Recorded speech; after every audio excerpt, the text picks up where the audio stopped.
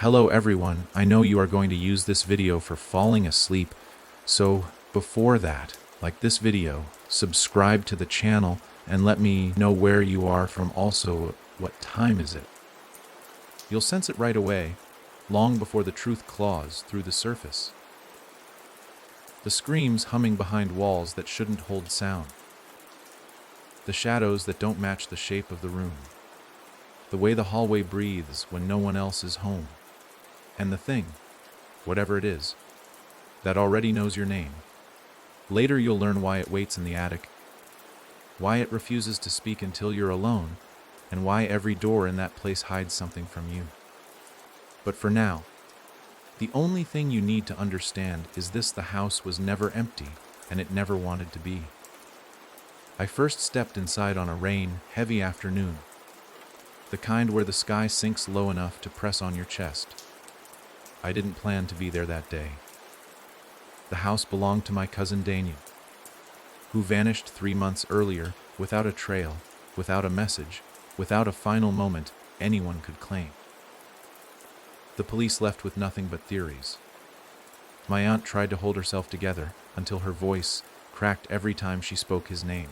And then there was me, the only one Daniel trusted with the things he never told anyone else. The things he always hinted at. Dreams, noises, that presence right above his room, but brushed off as stress. 2 days before he vanished, he sent me a voicemail at 3:14 a.m. A soft, shaky whisper: "Something's in the attic. I think it waits for me." Those 5 words replayed in my mind as I crossed the porch. The house sagged with age, but not the kind time creates. It felt strained, as if something pushed outward from the inside, pressing against its frame, testing the boards for weak spots. The windows reflected the world like tired eyes. Rain drummed against the gutters in an unsteady rhythm, almost like fingers on metal. The front door wasn't locked. That bothered me more than the voicemail. Inside, the air held a strange density, thick enough that my first breath felt like swallowing water. A faint smell, dust mixed with something faintly metallic, clung to every corner. I paused just inside the doorway, hearing nothing at first. No settling of old wood, no hum of appliances. Just silence so heavy it made the rain outside sound distant. At the far end of the living room, the attic door sat at the top of the stairs. That was the only part of the house that seemed untouched by dust, as if someone opened it recently, or as if something else opened it. I tried to push that thought aside. I didn't come here for ghosts or legends. I came because Daniel left pieces of himself scattered in this place. Scribbled notes, old photos. Maybe something that could explain the fear in his voice. But I should have known better the moment the door shut behind me on its own. The slam echoed through the room with a quiet finality. I spun around instinctively, heart hammering, but nothing moved behind me. No draft, no broken hinge, no reason. The air felt still, yet somehow charged, like the seconds before a lightning strike. I called out, "Hello." My voice bounced back at me in an odd, muffled way, as if the walls swallowed sound. I steadied my breath and stepped deeper inside. As I passed the dining table, I noticed a damp ring on its surface, a fresh one. Someone had set a glass there not long ago, but there were no dishes, no cups, nothing. Just that faint circle glistening, a chill traced down my spine. I tried to remind myself that houses hold memories, not spirits. But then why did the shadows beside the stairs bend slightly toward me, instead of standing still like they should? I didn't want to go upstairs yet. Something about that attic door felt aware of me, as if it recognized the sound of my steps. So I headed into the kitchen, hoping to ground myself with something normal. The kitchen was wrong. Not messy. Not abandoned. Wrong. Everything sat in perfect arrangement. Forks aligned, chairs tucked, counters wiped. But every drawer and cabinet stood slightly open, each by the same narrow gap, as if frozen mid-motion. When I brushed my fingers along one, expecting it to move, it didn't. It remained fixed, unmoving, as if held in place by something inside. The fridge door hung open by a sliver, I nudged it with my fingertips. It didn't budge. That's when the first sound reached me. A soft, slow scrape drifting from upstairs. Not footsteps, not shifting boards. More like something dragging lightly along the floorboards, circling the hall. I froze. The sound stopped the moment I noticed it. Like it knew I was listening. I backed out of the kitchen, keeping my eyes on the floor above. The attic door stood there at the top of the stairs, still shut, still too clean, its frame far too stiff for such an old house.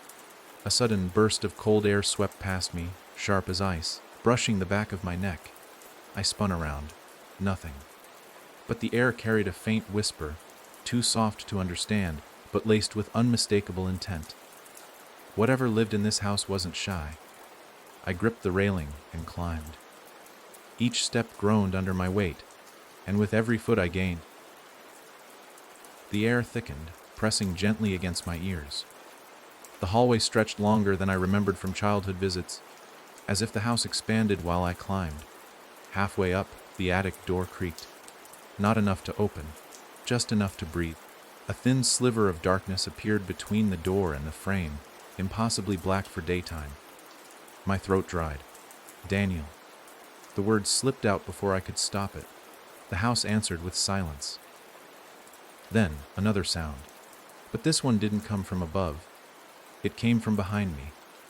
I whipped around to see the living room. The front door I had walked through now stood wide open. Not cracked, not hanging, open. Wind swept inside, swirling dust across the floor, and there, right in the center of the doorway, stood a figure. Tall, motionless, shrouded in the darkness of the storm behind it. I couldn't see its face, or if it even had one, but its head tilted, just slightly, as if examining me. The air around it rippled, bending subtly out of shape. I blinked, and in that split second, it vanished, gone without a sound. My breath stuttered. I shouldn't stay here, I thought. I should turn around, walk out, leave this house and never. A soft tap echoed behind me from the attic door. Once, twice, 3 times. Slow, deliberate, patient. Then a faint voice leaked through the crack above, "Don't go." My knees nearly buckled. It wasn't Daniel's voice. It wasn't anyone I knew. It sounded layered, as if spoken by several throats at once, drifting through a narrow tunnel. The door creaked again, opening just enough that a thin line of darkness met my eyes. My pulse pounded so hard the hallway blurred. Something in me cracked. Fear, yes. But also the memory of that voicemail. Something's in the attic, I think it waits for me. If I turned back now, I'd never know what happened to him. Gathering what little strength I had left, I climbed the remaining steps and pushed the attic door open. The stench hit first. A damp, stale odor with a sharp metallic edge. The attic stretched wider than it should have, lined with old boxes and forgotten furniture. Dust floated in the faint light filtering through a tiny window, but the air felt colder than any attic should be. In the center of the room lay a circle drawn in dark, dried streaks. A circle with lines branching out, curling around themselves, forming a sign I didn't recognize. And beside that circle sat a small, black recorder. My heart pounded so hard I felt it shaking my ribs. I stepped toward the recorder. Each footstep felt heavier, like the attic floor tried to anchor me. Something in the corner shifted, a small rustle, but when I glanced there, nothing stirred. The recorder blinked with a dim red light, low battery. The last thing Daniel ever recorded might be inside. I crouched, took a breath that tasted like dust and iron, and pressed play. Static filled the room. Then Daniel's voice emerged, soft, trembling, hoarse. It knows you're coming." My blood ran cold. More static. I thought it stayed in dreams, but it crawled out. It waits near the ceiling. It copies footsteps. It copies voices. It doesn't want the house. It wants whoever listens. If you're hearing this, don't turn around. I froze, every hair on my body lifted. My breath hitched. And behind me, right behind me, came the gentle creak of the attic floor. Slow, gradual, one step at a time. I stayed still, heart slamming against my ribs so hard it hurt. Daniel's voice cracked through the static again. It doesn't like when you know it's there. Another step sounded behind me. Closer, too close. My throat clenched. I couldn't move. I couldn't breathe. Then the floorboard behind me groaned as something placed its full weight onto it. Warm air brushed the back of my neck. Slow, uneven breaths. Like something learning how to breathe for the first time. Daniel's voice whispered through the recorder. It opens the door for strangers, but it opens itself for family. A cold spike of dread pierced my chest. Before I could turn, before I could even blink, a hand, cold, thin, shaking, landed on my shoulder. Then everything went black. Darkness didn't arrive softly.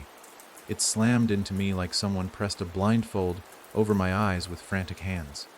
For a moment, I felt weightless, drifting through a void so thick it muffled even my own thoughts. My pulse thundered against my skull, the only sound in that swallowing black. The hand on my shoulder tightened, fingers stiff and cold, as if carved from old wood. They clamped with a strange tremor, not from weakness, more like excitement or hunger. I tried to pull away, but my muscles refused to obey. My body felt wrapped in invisible rope, every limb pinned under an unseen weight. Behind me, something breathed with careful patience. Each inhale and exhale brushed the back of my neck with unnatural warmth, the kind that felt wrong inside such a freezing space. The breaths had a faint quiver, as though whatever stood there practiced how to mimic human rhythm, but hadn't perfected it yet. Then the darkness thinned, not enough to show shapes, but enough to hint at faint shadows swirling like smoke in murky water. The recorder in my hand clicked, its final scraps of battery crackling one last time before silence filled the attic. The hand on my shoulder shifted slightly, resting 2 fingers near my collarbone, the touch unnervingly gentle, as if measuring me. When I found my voice, it scraped out of my throat in a whisper I barely recognized. Daniel. The name felt too small for the vast emptiness around me. The fingers paused, tightening just enough to warn me. A low groan, deep and strained, drifted behind me. It wasn't a word, not even a tone I could place, more like a throat learning how to form sound. The groan wobbled, stretched, then softened into something disturbingly familiar, the faint outline of my cousin's voice. A mimic, not perfect, like someone replaying audio through shredded speakers. "Don't turn," the voice behind me whispered. My heart seized. It spoke almost exactly like the recording, but the rhythm was off by half a beat, like someone repeating a phrase they only half understood. Another shaky exhale brushed my neck, hot and close. I felt it lean toward me, its presence towering despite its stillness. Then, without warning, the hand vanished. Cold air rushed over my skin where its touch had been, leaving my shoulder numb. The darkness peeled back slowly, like thin layers of shadow sliding away from my eyes. Shapes returned, uncertain at first, then sharper. The attic swam into view, bending strangely at the edges, as though the room stretched and twisted while I couldn't see. I sucked in a breath and spun around, ignoring everything Daniel's warning told me. Nothing stood behind me, but the dust on the floor was disturbed, dragged, smeared, as though something enormous shifted just seconds earlier. A faint depression in the boards marked where it stood, far too large for a human. A sudden thump echoed from the attic's far corner. I flinched, instinct screaming. My eyes darted there, empty, just crates stacked against the wall. Yet one crate rocked subtly, trembling like something inside nudged it. Before I could gather myself, the attic door behind me slammed shut with a deafening crash. I raced to it, grabbing the handle. It refused to budge. I pulled harder, muscles shaking, but it remained firm, as though held from the other side. The air around me chilled again. My breath clouded in front of me, fog dispersing slowly in the unnatural stillness. Then came the faint scuffle of movement above me. Something crawled along the ceiling. Light dust fell from above, gently drifting onto my shoulders as a series of soft scratching noises traced across the boards overhead. The sound skittered, sped up, stopped directly above my head, then resumed along the ceiling's edge. But it didn't sound like hands or feet. It reminded me of branches scraping a window, except faster, more coordinated, too coordinated for any animal. My chest tightened until breathing felt painful. As the noise circled, I caught sight of something near the window, a photograph pinned to the wall by a rusted nail. It fluttered slightly despite the air being still. The photograph showed Daniel standing in the same attic, but behind him, in the far corner, a black shape crouched among the shadows. No face, no outline, just a presence bent forward as if sniffing his back. The attic groaned slightly, as if shifting under weight. The scratching overhead stopped. A beat of silence followed, too long to be natural. Then something knocked, 3 times, right above the attic door. Sharp, measured, intentional. My breath caught in my throat. I stepped backward instinctively until I bumped into the crate that trembled earlier. The wood quivered under my touch as if something inside stirred at my contact. I jolted away from it, heart clawing at my ribs. Another knock, this time slower. Then a deep voice slipped through the ceiling beams. Daniel's voice, but warped, dragging syllables like broken tape. Let me out. Every part of me screamed to deny it. It wasn't him. It couldn't be him. But hearing his voice, even distorted beyond belief, cracked something inside me. I forced myself to speak. Where are you? Silence answered first, then a scrape.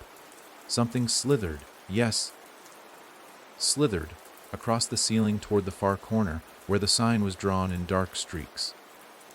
Dust fell like light snow, as whatever moved above pressed its weight into the boards. I backed away from the circle in the floor. Something inside it made the air vibrate faintly.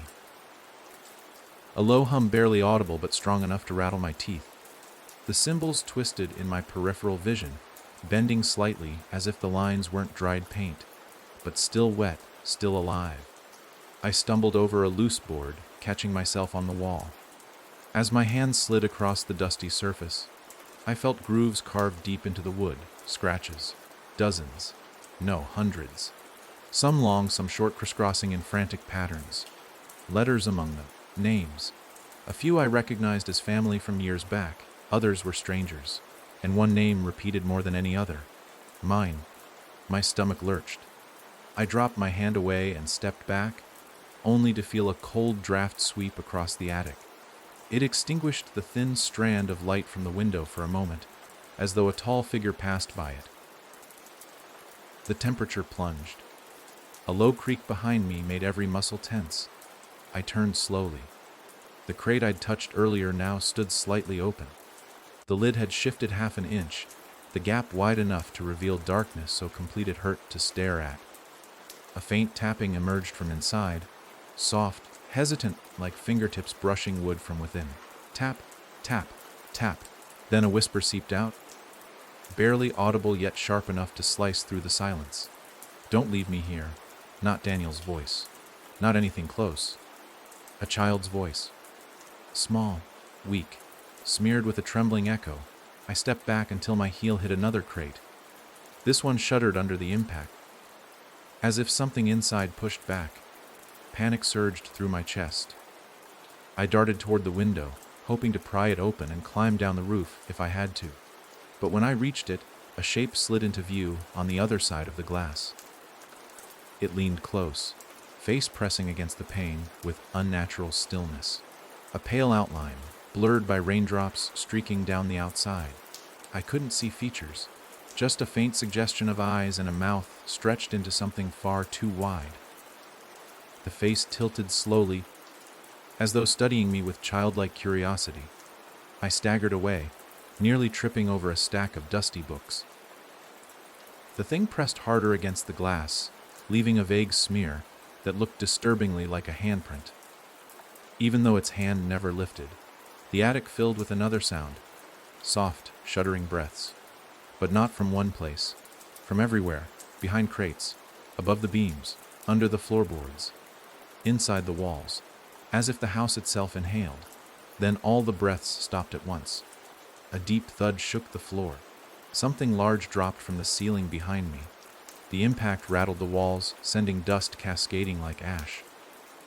I turned slowly, terrified of what I would see. At first, I saw nothing. Only the dim attic stretching ahead, warped slightly by the weak light.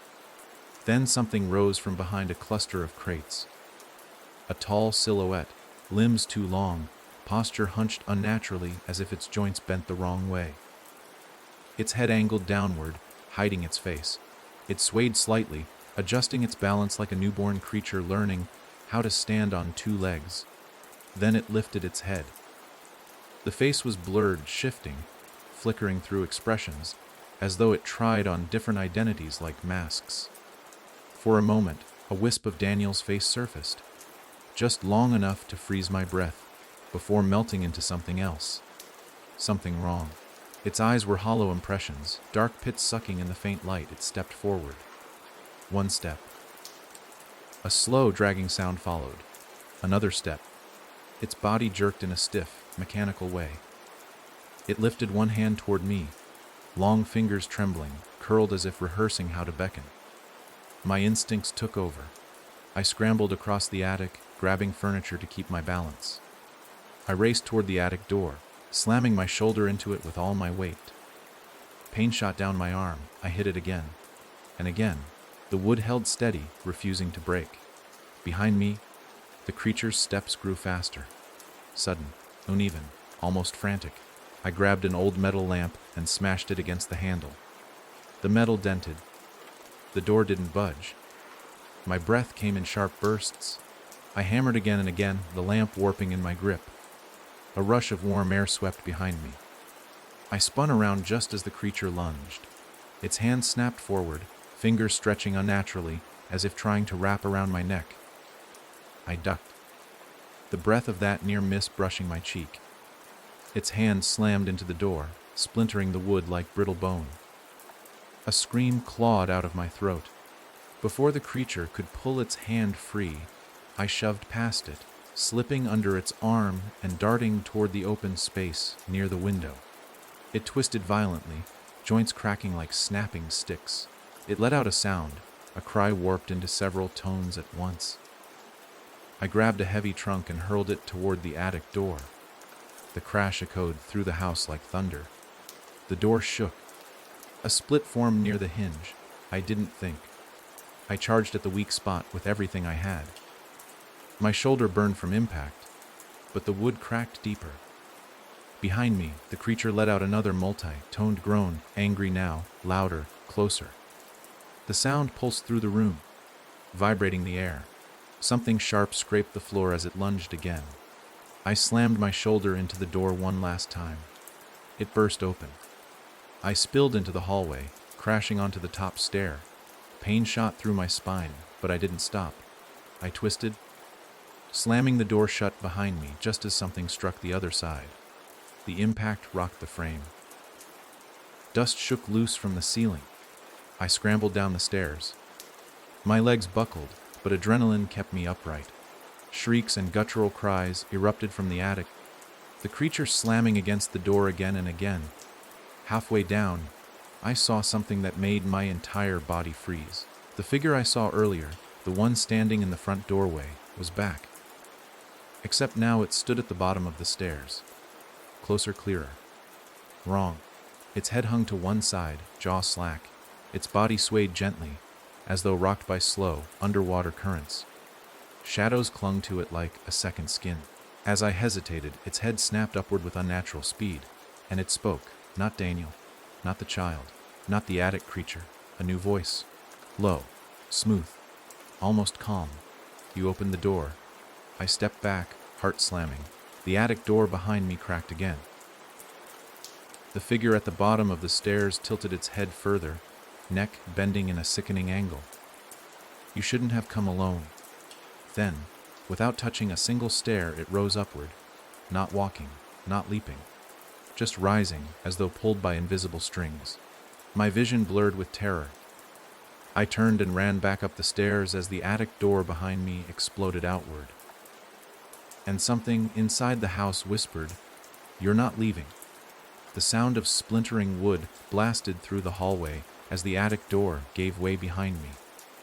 Shards rained across the stairwell, some skidding past my feet as I stumbled upward. I didn't think. I couldn't.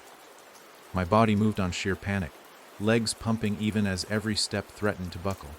Behind me, the thing that broke out of the attic released, a guttural cry that nearly drowned out my own breath.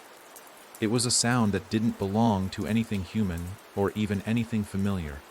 It throbbed like several voices mashed together, each one out of sync, each one fighting to be heard first. At the same moment, the figure that lifted itself from the bottom of the stairs floated closer. Its feet hovered inches above the steps, dangling limply, as if gravity forgot it. Its head stayed crooked, chin tilted upward in an angle that strained its neck, but its eyes, two black pits that swallowed light, never left mine. It rose without hurry, drifting toward me with eerie calm, as though fully certain I had nowhere left to run. The air around it shimmered faintly, warping the walls like heat waves from a scorching road. I reached the upper landing and spun, back pressed against the crumbling wall. The attic creature lunged through the shattered doorway, dragging its long limbs across the floor with frantic jerks. Its body snapped into angles that no spine should reach. Its head whipped toward the stairwell, spotting me. And the moment it saw me cornered between itself and the floating figure rising from below, a strange shift rippled through the air, like a silent agreement between predators. I had never felt so small. The creature from the attic crept forward with twitchy, irregular steps, its joints clicking faintly with each motion. Meanwhile, the floating figure glided closer, drifting inch by inch as if pulled by some silent magnet toward the place where I stood trapped. My breath caught between my ribs, refusing to release. My palms turned slick with cold sweat. My mind searched for anything to grab, throw, break, but the hallway offered nothing but cracked plaster and warped floorboards. The attic creature lunged first. A long arm snapped toward me, fingers stretching wider than any hand should. Its shrill multi-tone scream tore through the hallway. I ducked beneath its reach, feeling the wind of its strike whip past my ear. I planted my foot against the wall, pushed off, and bolted toward the only room nearby, the old guest bedroom where Daniel and I played as kids. I didn't stop to think. I just barreled inside and threw my weight against the door. The floating figure reached the top of the stairs. Just as I slammed the door shut, a soft thump sounded on the other side, followed by a long, slow glide as something brushed the doorframe. Then, silence. For a moment. The room around me stood frozen in time, dust thick enough to soften every corner. A bed leaned crooked, springs poking through torn fabric. A dresser slumped with one leg broken, drawers half open as if someone fled mid-search. The wallpaper peeled in strips, revealing dark marks underneath, elongated scratches, claw-like, etched deep into the wood. A faint, rotten smell hung in the air, sweet and nauseating at once. I pressed my back against the door, chest rising and falling in sharp, frantic bursts. My heart hammered so loudly I swore the creatures outside could hear it. My legs trembled uncontrollably as adrenaline surged like lightning through my veins. I strained to catch any noise from the hall, footsteps, breathing, scraping, but everything remained still. Too still. I reached for the dresser and dragged it toward the door, gritting my teeth as its weight scraped across the floor. Dust billowed. My arms shook from effort and fear, but I managed to wedge the dresser tightly against the door, just as something pressed gently from the other side. The wood groaned softly. Then a whisper seeped through the crack between door and frame. "You're not safe in there." My hands froze. It wasn't the attic creature's many-layered cry. It wasn't the floating figure's calm, unnatural tone. It was Daniel's, not broken, not warped, not mimicked, just Daniel. My throat closed. "Daniel," I whispered before I could stop myself. "Where are you?" A rough scrape answered, like a fingernail dragging along the outside of the door. Then his voice again, straining, desperate. "Open the door, please, it hurts." Everything in me wanted to believe him. That this nightmare ended with me pulling the door open and finding my cousin standing there alive, scared, maybe injured, needing help. But the memory of that photograph in the attic, the presence behind the glass, the way the house reacted at his name, every scrap of reason screamed it wasn't him. I didn't answer. The voice outside turned sharp, jagged. "Let me in." The floorboards trembled as something leaned its full weight against the door, causing the dresser to creak. I grabbed the top drawer for leverage, bracing myself to hold the barrier steady.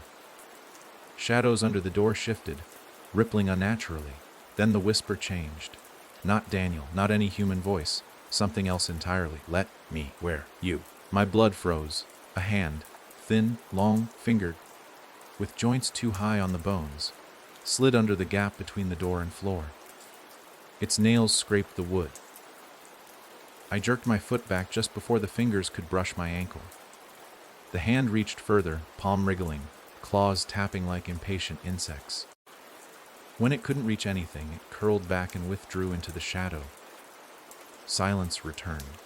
I backed away slowly, one step at a time, not daring to take my eyes off the door. My heel bumped the bed frame, making the weak metal groan. A faint chill crawled across the back of my neck. I turned toward the room's farthest corner and stopped cold. A tall mirror leaned crooked against the wall. My reflection stared back, pale and trembling. But something was wrong. My reflection wasn't centered. It stood slightly to the left of where I stood, at first by an inch, then 2, then 3. I stepped right. My reflection shifted slower than me, its motion delayed by a heartbeat. Then it bent forward slightly, though I didn't. The mirror glass rippled, like water disturbed by a dropped stone. My reflection smiled. I didn't. The grin stretched too wide, creating creases across the face that didn't belong to me. Its eyes darkened, swallowing my pupils until nothing but black remained. It lifted one hand slowly, palm facing the glass surface, pressing hard enough to distort the reflection. Then another hand appeared beside it. But not mine. This one was thin, unfamiliar, with long pale fingers and pointed nails tapping the inside of the mirror from the wrong side. I stumbled backward, nearly tripping over the broken dresser drawers on the floor. The mirror buckled inward like something pushed from behind it. Cracks spidered across the surface, thin at first, then branching, spreading outward with soft pops. My reflection remained, face frozen in that twisted smile even as fractures split through its features. Then my reflection mouthed a word. Open. Not spoken, just shape. Something slammed against the door behind me, so hard the dresser jolted. I leapt toward the wall instinctively, pressing against the peeling wallpaper. A second slam followed, louder, rattling the entire frame. The mirror across the room shook violently, its cracks pulsing as though something clawed at the glass from the inside. Open. My reflection mouthed again. The door behind me creaked under extreme pressure. A faint hiss seeped through the wood, like air escaping a punctured lung.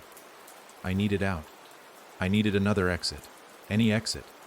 My eyes landed on the room's single window. The storm outside still raged, rain pelting the glass with relentless fury. The ground below was steep, sloping into thick trees and tangled undergrowth.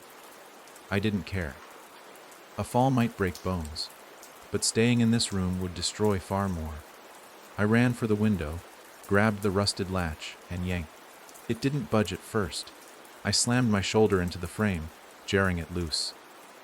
The window lifted halfway before sticking.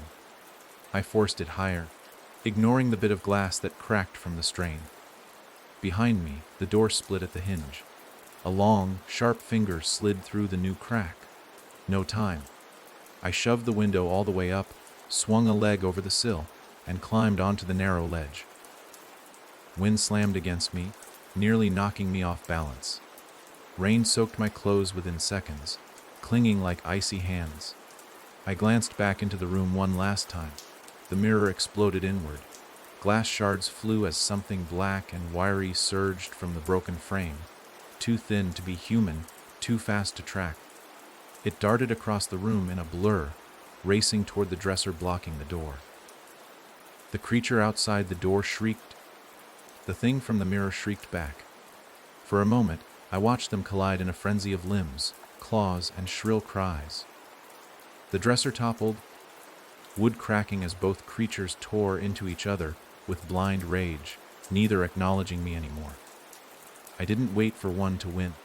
I swung my other leg over the sill and pushed myself away from the house. The drop wasn't far, but I landed badly, collapsing onto a patch of mud that softened the blow only slightly.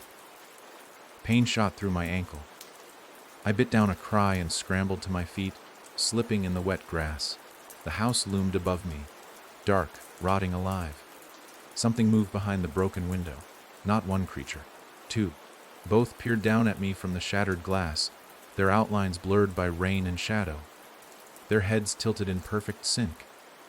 Then, from inside the house, somewhere deeper than any room I had entered, a low hum began to rise. Not mechanical, not human. The house exhaled. Lights flickered in every window. And then a whisper drifted down through the storm, carried by the wind yet clear enough to slice through thunder. You can run. Then another voice joined it, layered but strangely calm. We'll follow. I stumbled backward, heart pounding so hard it felt like it might burst. Then I turned and fled into the trees. The woods swallowed me before I could fully register the pain ripping through my ankle.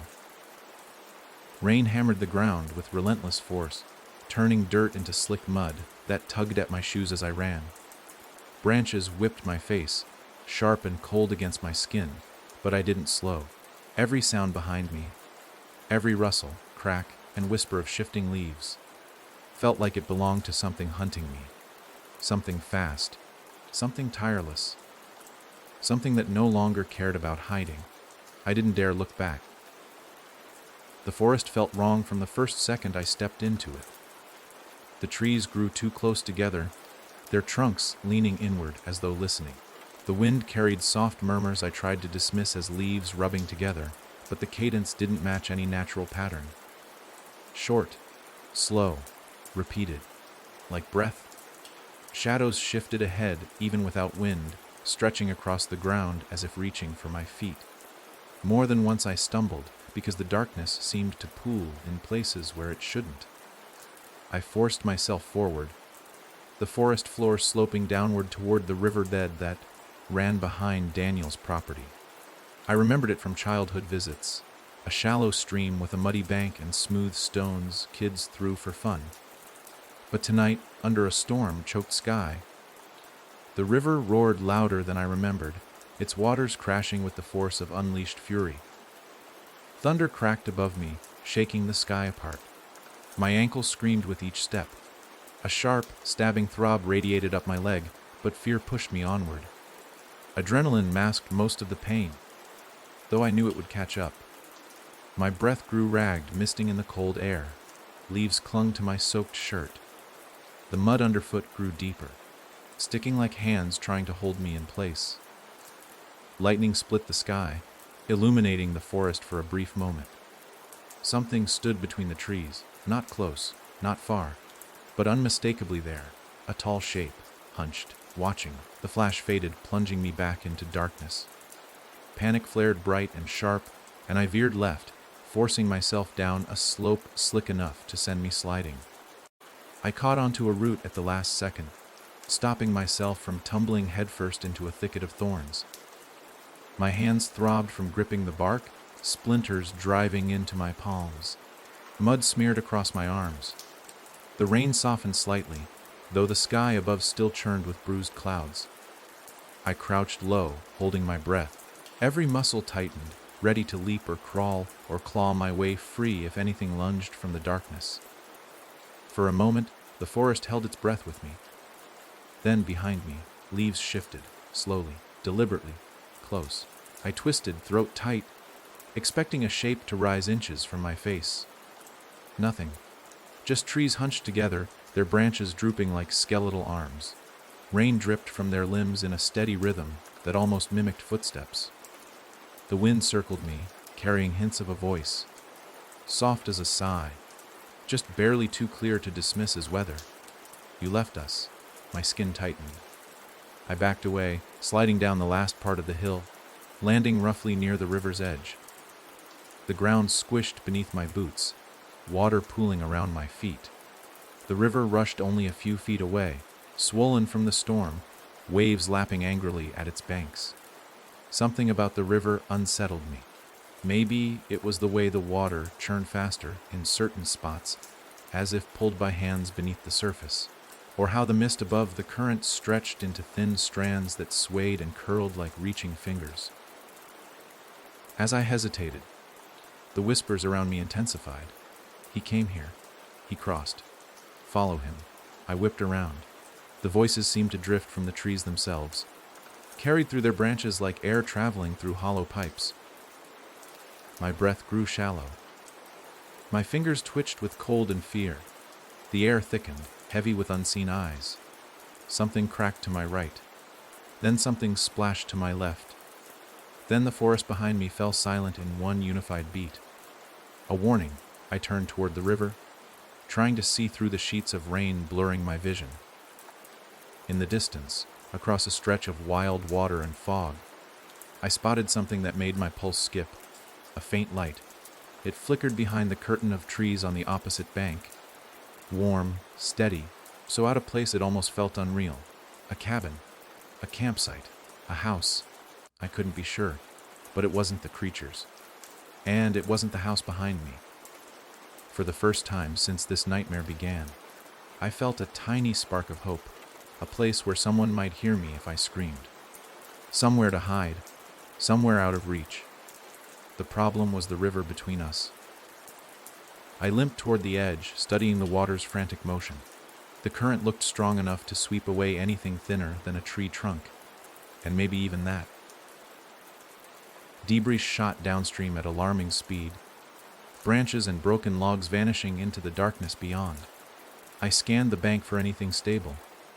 A fallen tree, a set of large stones. Anything to help me cross. Lightning illuminated the forest again. In the flash, something massive shifted in the brush behind me. A long arm slid between the branches. Fingers brushed bark. My chest tightened. No time. I forced myself into the water. Cold engulfed me like a vice. I gasped, muscles contracting so violently I nearly lost my footing.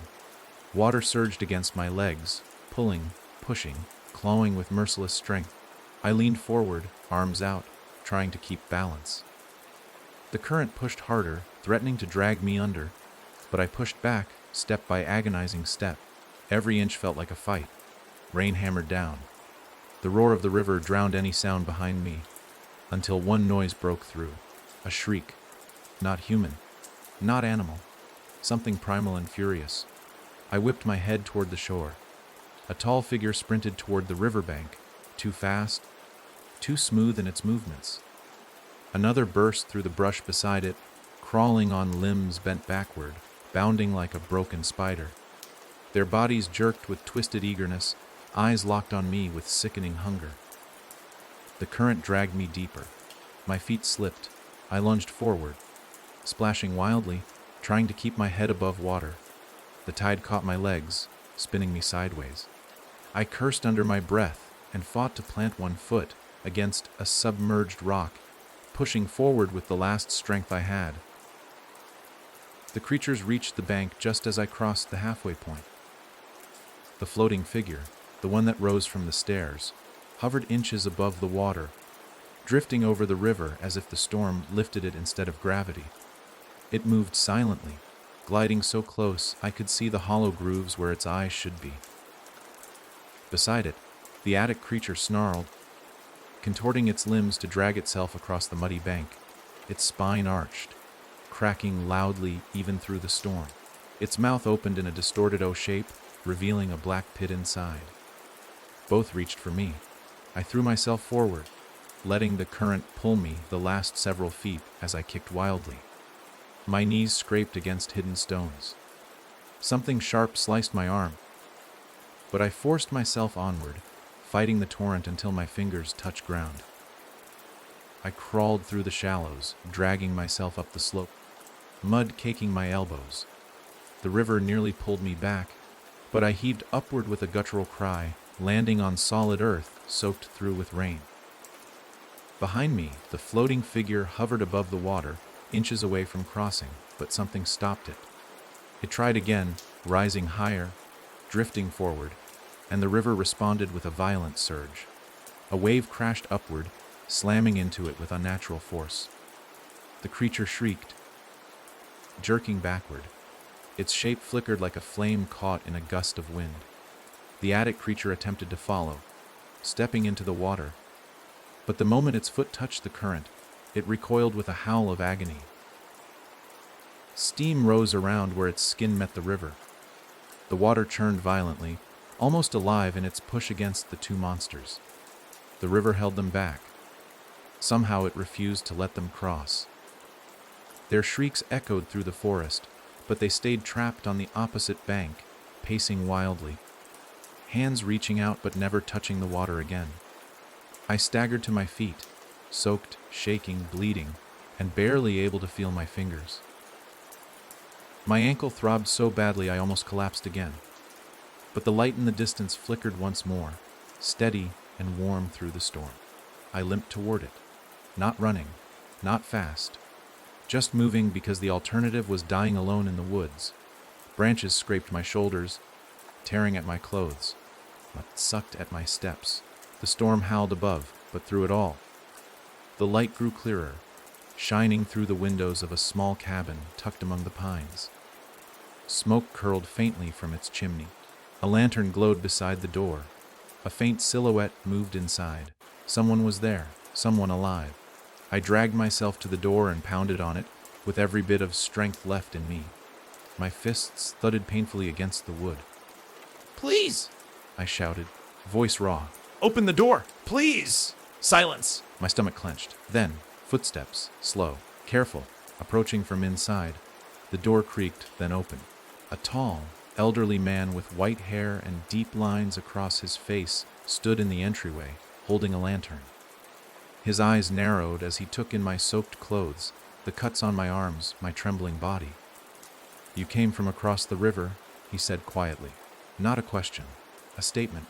I nodded, breath shaking. "Please let me in." He studied me for a long, tense moment. Then he stepped aside. But before I entered, he placed a hand on my arm. His grip was cold, his voice colder. "You shouldn't have crossed." The lantern flickered. Behind us, deep in the woods, something screamed. The old man's warning hung in the air like a blade suspended above my head. Rain hissed behind me, soaking the wooden porch as thunder rolled through the forest. I stared at him, trying to understand whether his words came from concern or something else entirely. His pale eyes didn't blink. His hand remained on my arm longer than felt right, lingering as if he weighed the choice to let me step inside. The grip wasn't forceful, but it carried an edge, an unspoken suggestion that whatever waited behind that thin threshold was not his only concern. Another scream carried through the trees. The old man flinched almost imperceptibly, then tugged me inside and shut the door with a firm thud. The sound echoed through the cabin like a final seal, cutting me off from the storm outside. The moment the door clicked shut, he bolted it with an iron latch, then slid another across the bottom. He added a thick wooden bar for good measure. I watched his hands move, quick, practiced, almost nervous. The cabin felt warmer than expected, lit by lanterns hung along the walls. The glow threw soft shadows across the furniture, revealing a modest setup, a table scarred with old burn marks, stacks of books with frayed edges, and shelves filled with jars of salt, herbs, and small objects wrapped in cloth. A thick rug lay near the fireplace where embers glowed faintly. A second room branched off through a half-open doorway, dark and silent. The old man finally released my arm and stepped back, lantern still in hand. His shoulders stayed stiff, as if prepared to react at the slightest noise.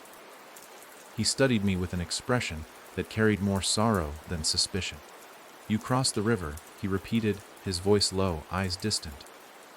"Nobody crosses unless the house pushes them." My throat tightened. "You know about that place?" His gaze sharpened instantly. "I know more than you want to hear." He turned away, setting the lantern on the table.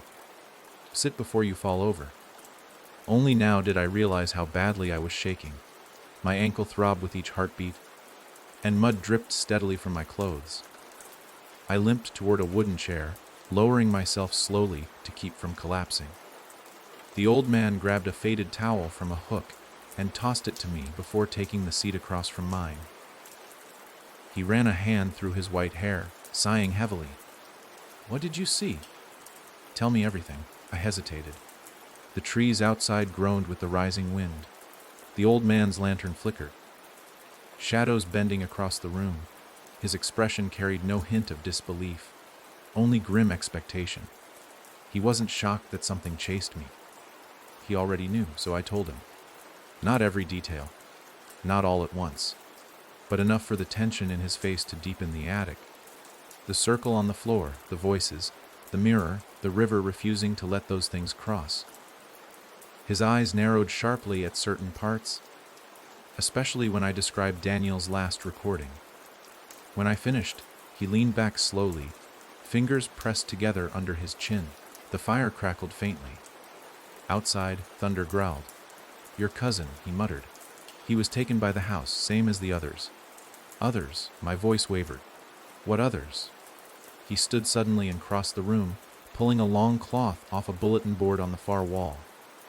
Underneath, dozens of photographs clung to the cork in crooked rows, families, couples, solitary figures. All taken in or around the same woods. All taken before they disappeared.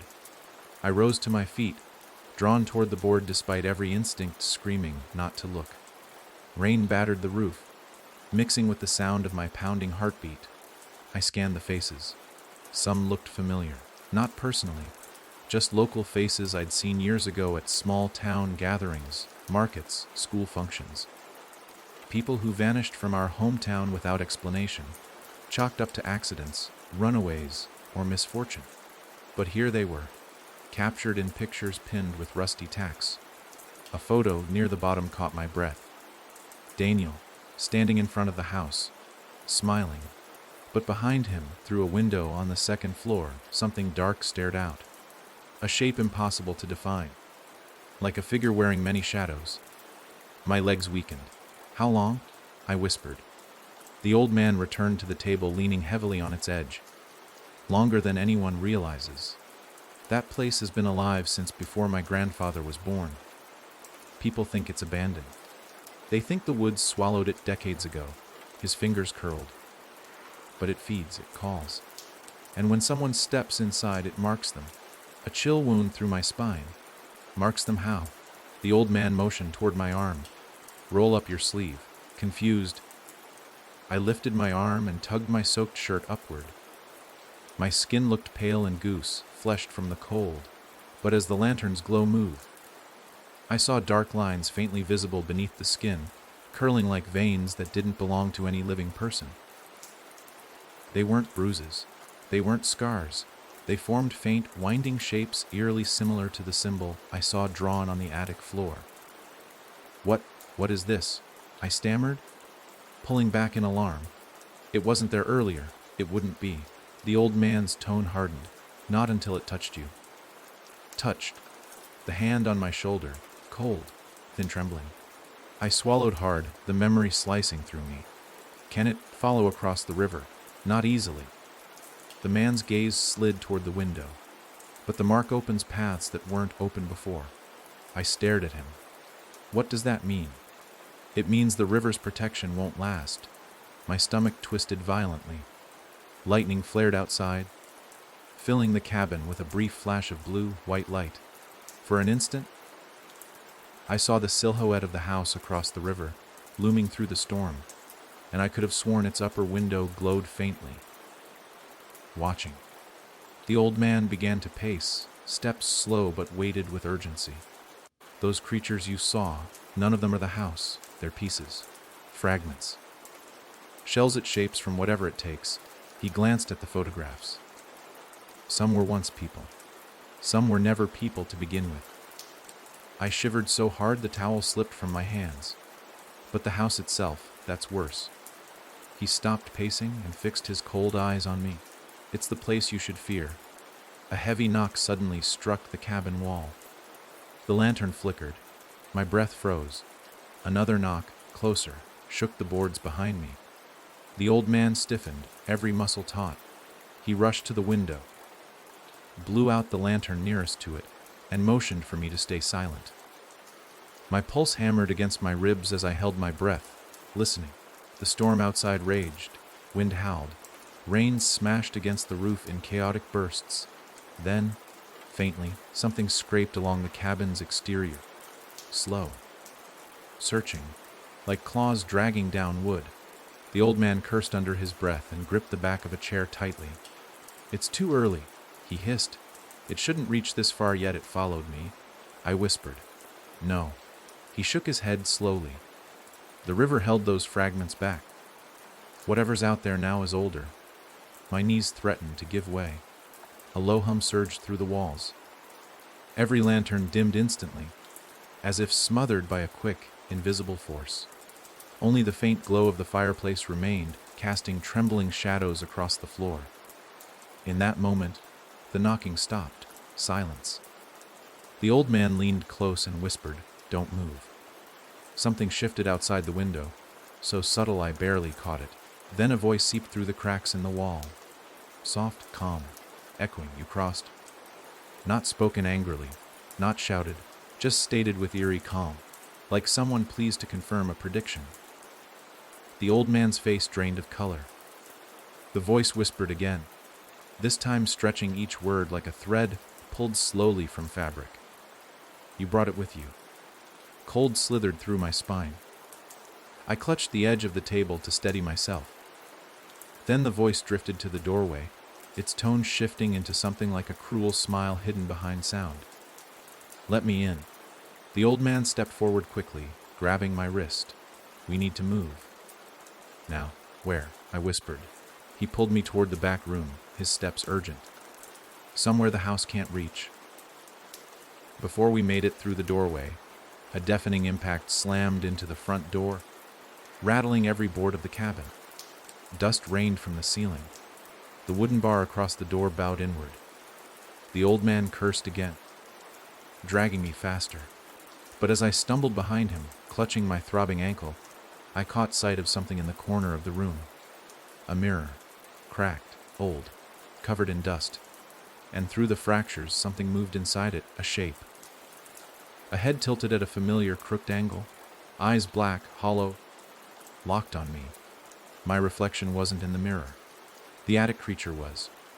Its hand pressed against the glass from the inside.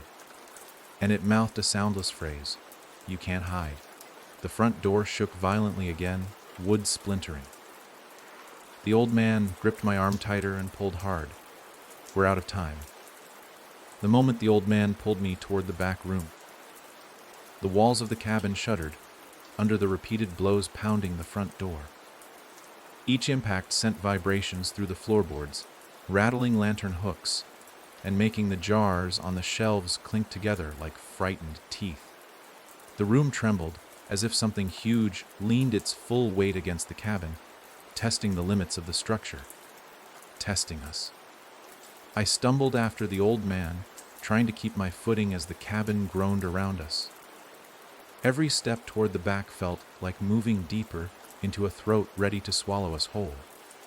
When we reached the narrow doorway, he kicked it open with surprising force for someone his age. Inside, the back room sat dimly lit by a single lantern bolted to the wall. The space held a bed frame with no mattress, stacks of dusty crates, and a massive wooden trunk pushed into the far corner. The air smelled like damp earth. The lantern's glow flickered nervously as we entered. The old man shut the door behind us and slid a bolt across it. He leaned his weight against the wood, listening to the thunder of blows still hammering the front of the cabin. His face stayed tight and pale, as though he already knew this barrier wouldn't hold long. "Move the trunk," he ordered, voice low and sharp. My ankle throbbed, sharp enough to make me wince, but adrenaline pushed me forward. Together, we shoved the heavy trunk aside. Dust swirled up, stinging my eyes. Beneath it, hidden under a layer of grime, sat a small trapdoor with iron rings bolted into the wood. Without hesitation, he knelt and pulled the door open. A cold draft surged upward from the darkness below, carrying a faint metallic scent. The lantern light fell into the narrow opening, revealing a ladder leading down into thick shadows. The old man raised the lantern and held it over the trapdoor, lighting only the first few rungs. Beyond that, nothing but pitch black emptiness. A violent crash echoed from the main room. The cabin shook so hard that the lantern nearly slipped from his grip. A sharp crack followed, wood splitting. The front door wouldn't last much longer. He thrust the lantern into my hands. "Go, quickly." My eyes widened. "You first?" "No." His voice held an unfamiliar strain. "It listened to you. It called your name. It didn't speak mine. You go first." Another strike slammed into the door outside the room. Plaster rained from the ceiling. The old man urged me again, frantic now. Down the ladder. With no time to argue, I swung my leg into the opening and grabbed the ladder. My wet hands nearly slipped, but I steadied myself and started climbing down. The rungs were cold and damp. The lantern illuminated only a small bubble around me, the walls dropping away into dark edges that seemed to shift as I descended. Above, the old man waited until I reached the bottom, then followed, closing the trapdoor behind him. The darkness swallowed most of his shape, leaving only the faint glow of the lantern. Once he reached the ground beside me, he shut the trapdoor with a quick pull. The moment it sealed, the sound from above became muffled, but not silent. Dull thuds shook dust loose from the ceiling above us. Scratching whispers seeped through the wood, layering over each other like overlapping breaths. The old man grabbed the lantern from my trembling hands and lifted it, revealing the chamber around us. A square room stretched outward from where we stood, carved entirely from earth and stone. The walls glistened faintly like they were wet. Strange carvings covered the dirt-packed surfaces. Lines, loops, symbols I didn't recognize, some deep, some shallow, all arranged with unsettling precision. My skin crawled the longer I stared at them, as if the shapes shifted slightly when I blinked. A narrow tunnel branched off from the room, leading deeper underground. "What is this place?" I asked, my voice barely above a whisper. "A refuge," the old man replied. "Of sorts." He walked toward the markings on the wall and ran his fingers along one of the carved lines. The grooves were smooth, as if shaped by countless touches before his own. His hand trembled slightly. "My father hid here, and his father, and the ones before them," he murmured. "This is the only place the house can't reach."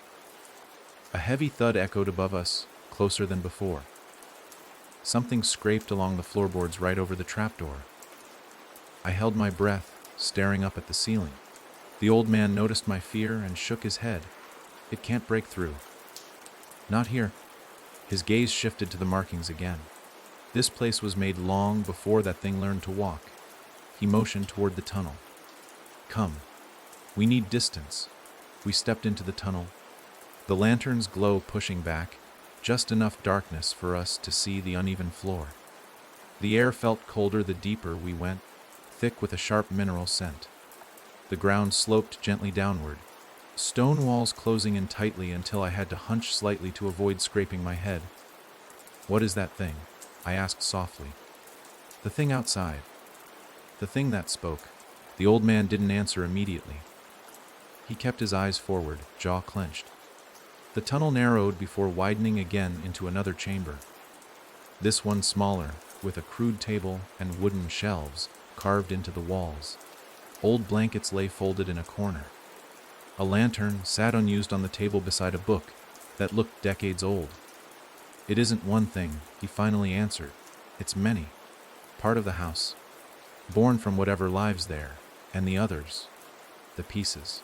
They're its shadows. When the house marks someone, it takes a part of them, shapes it, turns it into something loyal. His voice dropped. Your cousin didn't vanish. He changed. A cold weight settled in my stomach, changed into what I saw. He exhaled slowly. Not exactly, but close. A soft rumble sounded above. Dirt sifted down from the ceiling. The house hadn't left. It stalked above us, searching. The old man shot a nervous glance upward, but the ceiling held. He set the lantern on the table and motioned for me to sit. My legs wobbled as I lowered myself onto a crate. My ankle pulsed painfully now that I wasn't moving. I winced and rubbed it gently. The old man sat across from me and leaned forward. Tell me everything your cousin said. Everything he sent you. I repeated Daniel's last voicemail. As I spoke, the old man's eyes darkened with a grim certainty. He knew it touched him, he murmured. He just didn't know how far it spread. What does it want? I asked. Host, he replied. A body that remembers itself, a mind that dreams. He paused. Something stable. A chill shot through me. Stable. The old man nodded. Those things you saw, the tall one, the thin one, the one in the mirror, they're unstable. The house shapes them from scraps, pieces, leftovers. But it never stops trying to create something whole. And me? My voice cracked. Why me? His stare felt heavy. Too heavy. You went inside, he said quietly, and it touched you. My eyes drifted to the faint lines under my skin, the ones curling in dark patterns along my arm. They seemed slightly darker now, spreading with each passing minute. Panic clawed at my throat. Can you remove it? The old man didn't reply right away. He looked toward a shelf on the wall, then toward the tunnel, as if deciding between two grim options. Finally, he said maybe. But not here. What do you mean maybe? He stood slowly. The river bought us time. This place bought us more. But if the house wants you, it won't stop. That mark will deepen. Spread, it'll pull pieces of you away. You'll start hearing things. Seeing shapes in dark corners. Feeling breath on your neck when no one's behind you. I swallowed hard. I already feel that. He nodded, expression grave. Then we move soon, before it grows stronger. I looked toward the tunnel. Where do we go? He began rummaging through the shelves, gathering small jars and a coil of rope. To someone who knows how to break its hold. My breath hitched. Someone else knows about this. More than you think. His voice shook faintly. But reaching them won't be easy. That thing will try to stop you. It can't come down here, but the moment we leave, a deep groan echoed above us, louder this time. The earth vibrated. The old man froze. The groan came again. Then, quietly, almost tenderly, a whisper seeped through the soil. I found you. The lantern flickered violently. Dust drifted down in small clouds. The old man's face drained of all color. It shouldn't be able to find this room, he whispered. Another whisper followed, curling through the air like smoke. You're mine. I backed away until my shoulders hit the dirt wall. The cold lines under my skin pulsed. The old man grabbed my wrist. Run, he hissed. A crack split the ceiling, and dirt began to fall. The ceiling split with a violent crack that tore through the underground chamber like a bone snapping under immense pressure. Clumps of dirt rained down, thudding against the floor in thick, wet bursts. My heart lurched. The old man pulled me back toward the tunnel, his grip tight enough to bruise. Eyes wide with a fear that made my own chest tighten. Above us, the whisper rolled through the soil again, sliding through the cracks with an unsettling softness, as if the earth itself carried the voice. I'm close. The old man shoved me toward the narrow passage. Move.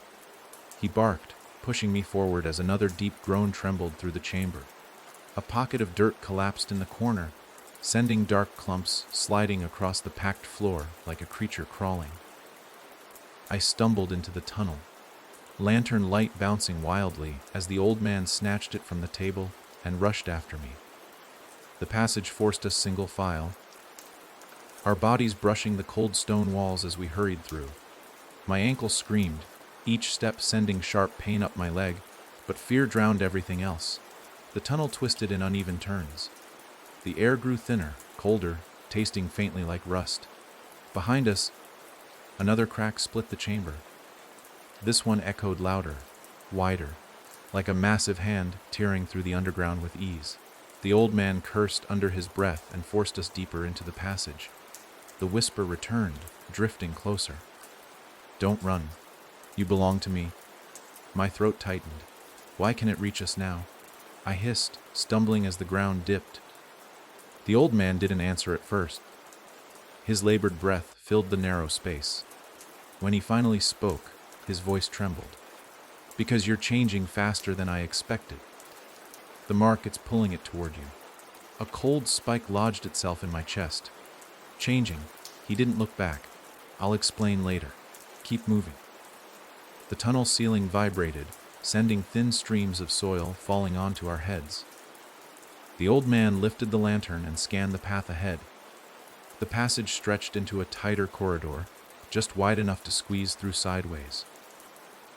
Beyond it, faint darkness hinted at another open space. A deafening crash thundered behind us. I whipped around. The chamber we'd left seconds earlier collapsed inward in a violent roar. Dust shot through the tunnel like smoke from a collapsing mine. The ground shook under our feet. Then, in the cloud of collapsing dirt, a shape pressed against the narrowing entrance. Something lean, something tall. Something forcing its way between stone and soil with slow, relentless strength. A hand slid through first, long, pale, fingers bending the wrong way as they clawed down the tunnel floor. The old man shouted, "Go!" We squeezed sideways through the tight corridor, shoulder scraping stone. The lantern's flame flickered violently, casting warped shadows across the walls. The creature behind us hissed, a sound low and sharp enough to stab my ears. The cramped space echoed its fury, amplifying it until the entire tunnel vibrated. As we burst from the narrow passage, we stumbled into another chamber, round, low, ceilinged, and lined with roots hanging like dead vines. A shallow pit sat in the center, filled with dark water still as glass. Old candles circled the pit, melted down to soft lumps of wax long abandoned. Symbols etched into the dirt floor surrounded the pit in tangled patterns. The old man wasted no time. He set the lantern on the ground, grabbed a rusted metal rod from a small alcove, and jammed it into a slot at the chamber's entrance. Help me! He shouted. I pushed my weight against the rod, sliding it deeper into the slot. Together we managed to lodge it firmly between two stone brackets, creating a makeshift barrier. A moment later, something slammed into the other side of the narrow passage. Stone cracked. Soil rained. The creature hissed again, closer now, its breath pushing through the tiny gaps between the rocks like cold wind. I backed away, trembling, as the old man repositioned the lantern and scanned the chamber. This won't hold long, he muttered. We need to use the pit. My stomach lurched. The pit? It's one of the few places the house can't see, he replied quickly. Not perfectly, at least, but it's dangerous. A massive crack split the entrance barrier. Pale fingers stretched through, bending in unnatural arcs, probing the air. The old man grabbed my arm. Into the water. Now, my feet refused to move. What will it do to us? Hide you, he said. If you stay above ground, even down here, it'll find you. The creature shoved half its hand through the gap between the stones, nails screeching against the dirt floor. Its fingers twitched eagerly, searching for contact. The old man didn't wait for my answer. He shoved me toward the pit. I slipped, catching myself at the rim. The water looked black and thick, like ink poured into a frozen pond. A cold vapor drifted from its surface, chilling my skin. No, I whispered. There's something in there. His eyes locked onto mine. Everything down here wants something from you. Choose the one that doesn't want your body. Before I could respond, the stones above us snapped apart. The creature's arm shot through the gap, long, thin, jerking as though pulled by strings. It scraped across the ground toward my leg. I plunged into the pit. The cold hit me like a shockwave. It swallowed me instantly, dragging breath from my lungs. The water wasn't just cold, it felt alive. Alive in the worst possible way. Something brushed against my ankle. Something soft. Something that moved away when I kicked. The old man dove in after me, lantern in hand, plunging it into the water. The flame hissed out, plunging us into suffocating black. Our only light vanished. For a moment I panicked, thrashing against the cold until the old man's hand clamped onto my shoulder. "Stay under," he whispered through clenched teeth. "Close your eyes." I squeezed them shut. Above us, the creature forced its way fully into the chamber, snarling with a rage that vibrated through the ground. I heard its footsteps circle the pit, slow and deliberate. Soil trickled into the water as it leaned over the rim. Its breath sounded inches above me. Suddenly, a strange shift passed over my skin. The same uneasy warmth I felt when it touched me in the attic. The mark on my arm burned, a dull throb pulsing through the water. The old man squeezed my shoulder harder, silently begging me not to surface. The creature sniffed, then it spoke, soft, quiet, almost amused. "I feel you." I bit my lip so hard I tasted blood. The creature's fingers dipped into the water, cold spread around me. Then, the water shifted. A ripple, slow, controlled, moved beneath us, as though something enormous swam through the darkness below. The creature above paused. Another ripple. This time stronger. The old man tensed beside me. Before the creature could react, a force surged upward from the bottom of the pit. Something struck its arm, hard. A shriek tore through the chamber. The creature staggered back, slamming into the dirt wall. I heard it scramble, thrashing violently as another surge burst from below, smashing into it again. Water splashed into the chamber. The creature shrieked louder, angry, desperate. Then it fled, dragging itself across the floor, hissing and snorting, and scrambling through the tunnel it had broken open. Its angry cries faded deeper and deeper, until only the dripping of water remained. Silence. The old man surfaced first, gasping. I followed, hauling myself up onto the rim of the pit, trembling violently. My skin was numb, lips blue. The chamber felt different now, still dangerous, but quieter, as if whatever lived in the pit had retreated back into its depths after saving us. The old man wiped water from his face, coughing. "It didn't follow us in," he muttered, relief breaking through his voice. "Good. What was that?" I gasped. "In the water." He shook his head. "Doesn't matter. It protected us for now." I stared at him. "You said it was dangerous." "It is," he answered. "But everything else is worse." He climbed out of the pit, dripping and shivering. He looked older, years older, than he had minutes ago. "We can't stay. This room won't hold forever. We have to reach the clearing." "The clearing," I repeated. He nodded. "Where the house loses its reach entirely. It's far, and the woods between here and there aren't safe." I gripped the rim of the pit, trying to steady my shaking hands. "Then how do we reach it?" The old man turned toward the broken entrance. Shadows clung to the tunnel like thick fog. "We go through the deep tunnels," he said quietly. "The ones that even the house fears." My stomach hollowed. Why does it fear them? He lifted the lantern, now relit from a small matchbox stored in his coat, and gave me a grim look. "Because the things in those tunnels don't belong to it." A faint whisper drifted from the broken passage. The creature's voice, closer than before. "Come back." The old man grabbed my wrist. "Move." And together, lantern trembling in his grip, we stepped into the deeper tunnels. The deeper tunnels felt like the throat of something alive. Cold, narrow, and pulsing with a faint tremor that traveled through the stone under our feet. Every few steps, the ground exhaled a thin draft that curled around our ankles, carrying the scent of damp soil and something faintly metallic. The lantern's glow revealed jagged walls, carved long before the cabin ever stood above them. Roots dangled from the ceiling like skeletal fingers, swaying slightly despite the still air. The old man held the lantern out in front of him, breathing hard, his soaked clothes clinging to his thin frame. He looked frail in the flickering light, but his eyes stayed sharp, scanning every crack in the stone. We moved in silence at first.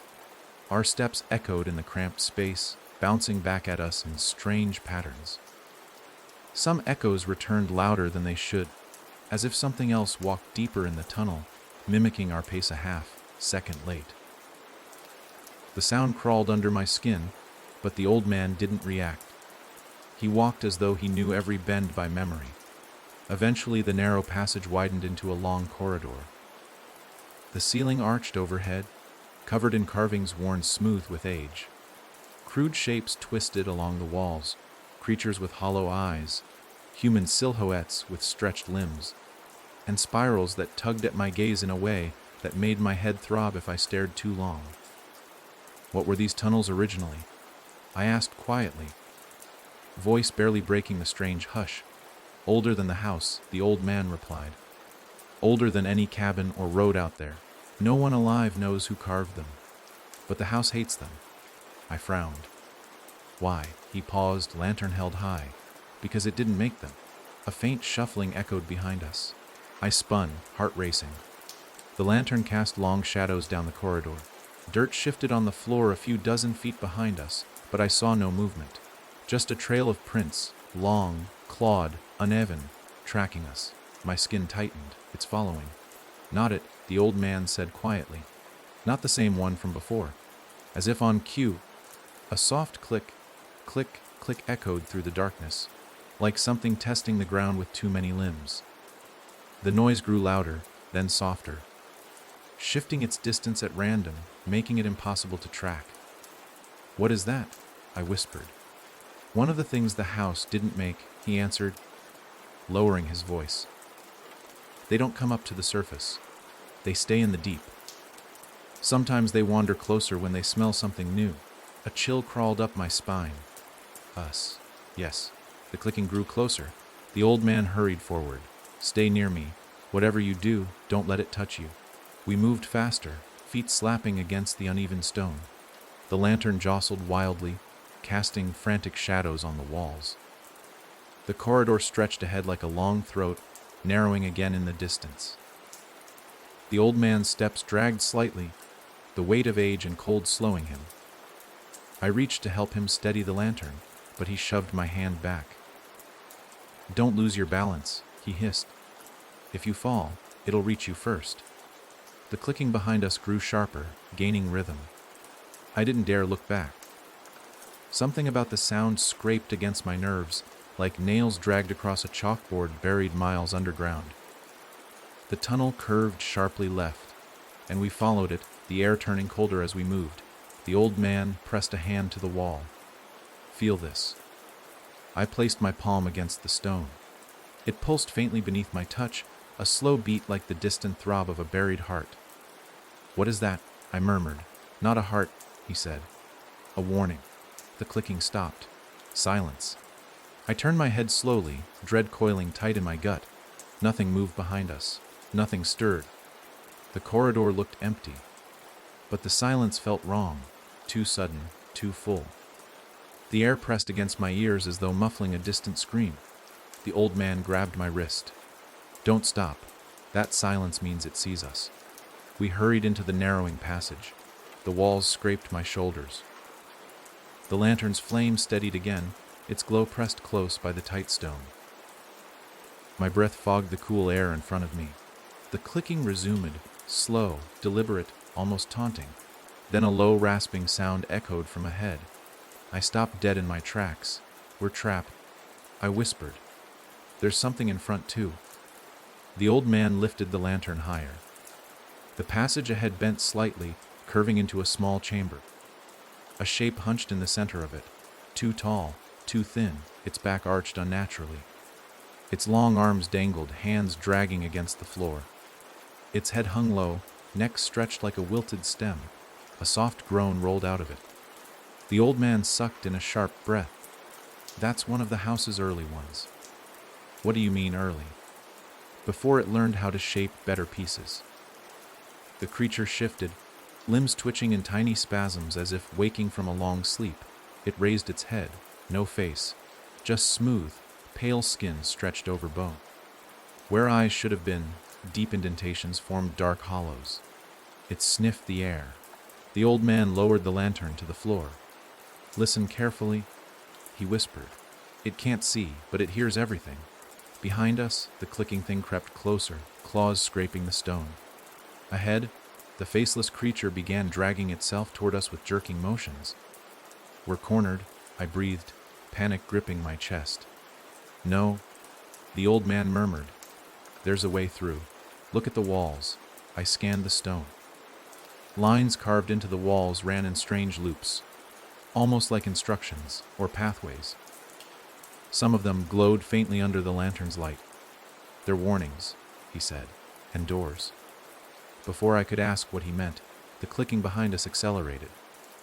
I felt vibrations run up my legs, like something huge skittered along the ground.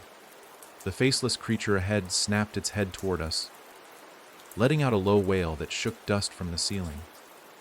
The old man stepped forward, grabbed my arm, and shoved me against the wall. "Push the symbol shaped like an open circle," he hissed. My eyes darted across the carvings. Hundreds of loops, spirals, and lines. None looked like circles. Panic rose in my throat. "Hurry!" he urged. The clicking grew closer, closer, until I felt the breath of whatever followed brush the back of my legs. I scanned the stone again, frantic. Then I saw it, barely visible under years of grime. A thin circle carved cleanly, its edges almost perfect despite the rough surroundings. I pressed my hand against it. For a moment, nothing happened. Then the stone shifted beneath my palm, sinking inward with a dull, grinding sound. The wall beside me cracked open. A hidden door. The stone slid aside just enough for a person to slip through. "Go!" the old man shouted. I fell through the opening, stumbling into a narrow shaft that extended downward. The old man shoved the lantern into my hands and slid through after me. As he pulled the stone door shut, I caught a final glimpse of the two creatures rushing toward each other. The clicking one skittering along the wall, the faceless one lunging with clawed arms wide. The door sealed just as the two collided. Darkness swallowed the tunnel. Only the soft glow of the lantern remained. The old man leaned against the wall, panting hard. Sweat mixed with the cold water dripping from his hair. "You saw how they fight each other," he murmured. I nodded shakily. "Why? Because they're not the same," he said. "The house hates anything it didn't create, and the things in the deep hate everything else." A chill settled over me, heavier than before. "So we're stuck between them." He shook his head. "No, we're almost safe. This shaft leads to the clearing." I stared at him. "What's at the clearing?" He hesitated. Then he answered in a whisper that made my blood run cold. "The place where the house was born." The lantern flickered. Far above us, through layers of stone and earth, the house whispered my name. The shaft sloped downward in a long, winding descent, the lantern's shaky glow stretching ahead in narrow slices of amber light. The air grew colder the deeper we moved, thick with a dampness that clung to my lungs and made each breath feel heavier.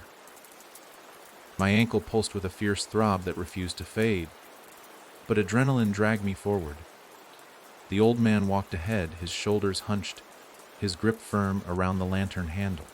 I watched his silhouette flicker as we traveled between rough stone walls that felt too close, as if they might close around us at any moment. Far above, muffled and distant, something scraped against stone. The house's voice carried down the passage like a dying breath. It stretched my name through layers of earth, soft but unmistakable. Every time I heard it, the faint markings under my skin tingled, crawling up my arm in tiny pulses. The old man never looked back, but his steps quickened when the voice echoed again, as if the very earth carried the sound all the way to him too. "This shaft," I whispered, my voice bouncing off the walls, "how far does it go?" "Far enough," he muttered without turning. "The clearing is above it. Once we reach the end, there's a climb." "A climb?" I repeated, biting back a frustrated laugh. "With all of this, you'll manage. You have no choice." His tone held no cruelty, only tired truth. We walked another several minutes in tense silence. The shaft curled like a spiral, twisting so gradually that it made me dizzy if I stared too long at the curve. The lantern cast long shadows behind us that swayed with the motion of the flame. At one bend, the light revealed strange carvings across the wall, smooth vertical lines paired with crooked horizontal marks. They didn't match the symbols in the other chambers. These looked rushed, almost frantic, like someone scratched warnings into the stone with their bare hands. I paused to look closer. The old man stopped too, lifting the lantern. The carvings depicted human shapes, stick-like crude but unmistakably people, running. Behind them stood a tall figure with stretching arms and rows of lines trailing behind it, like a dark cloud. The last carving showed something worse. The people weren't running anymore. They knelt, heads bowed toward a large circle drawn with deep, exact cuts that gouged the stone. What does that mean? I asked, my stomach tightening. It means others tried to reach the clearing before, he said quietly, and something found them, something from the house. He leaned in, eyes narrowing at the jagged lines. No, something older. Before I could press him, a sharp crack echoed behind us. Not close, but not far either. Stone breaking, earth shifting. We froze. Another crack followed louder. What is that? I whispered. The old man lifted the lantern, his hand trembling slightly. The deep things don't stay in one place. They move when the earth moves. Is one coming this way? He didn't answer. The shaft hummed faintly. Dust drifted from the ceiling. A cold draft blew from behind us, carrying the faintest smell of wet stone and decay. The old man turned abruptly. Move, he said. Now, we hurried through the narrowing shaft, the lantern swinging wildly as we climbed over uneven rock. The air behind us thickened with a subtle vibration that grew stronger each second. It felt like standing too close to a massive speaker, low, constant, and unsettling. Then I heard it, a faint clicking, faint but impossible to mistake, the same thing from before. I gasped, stumbling over a loose stone. Another one, the old man whispered. They always travel in pairs or more. My breath caught. How many? Enough? We picked up speed, moving in long, strained strides.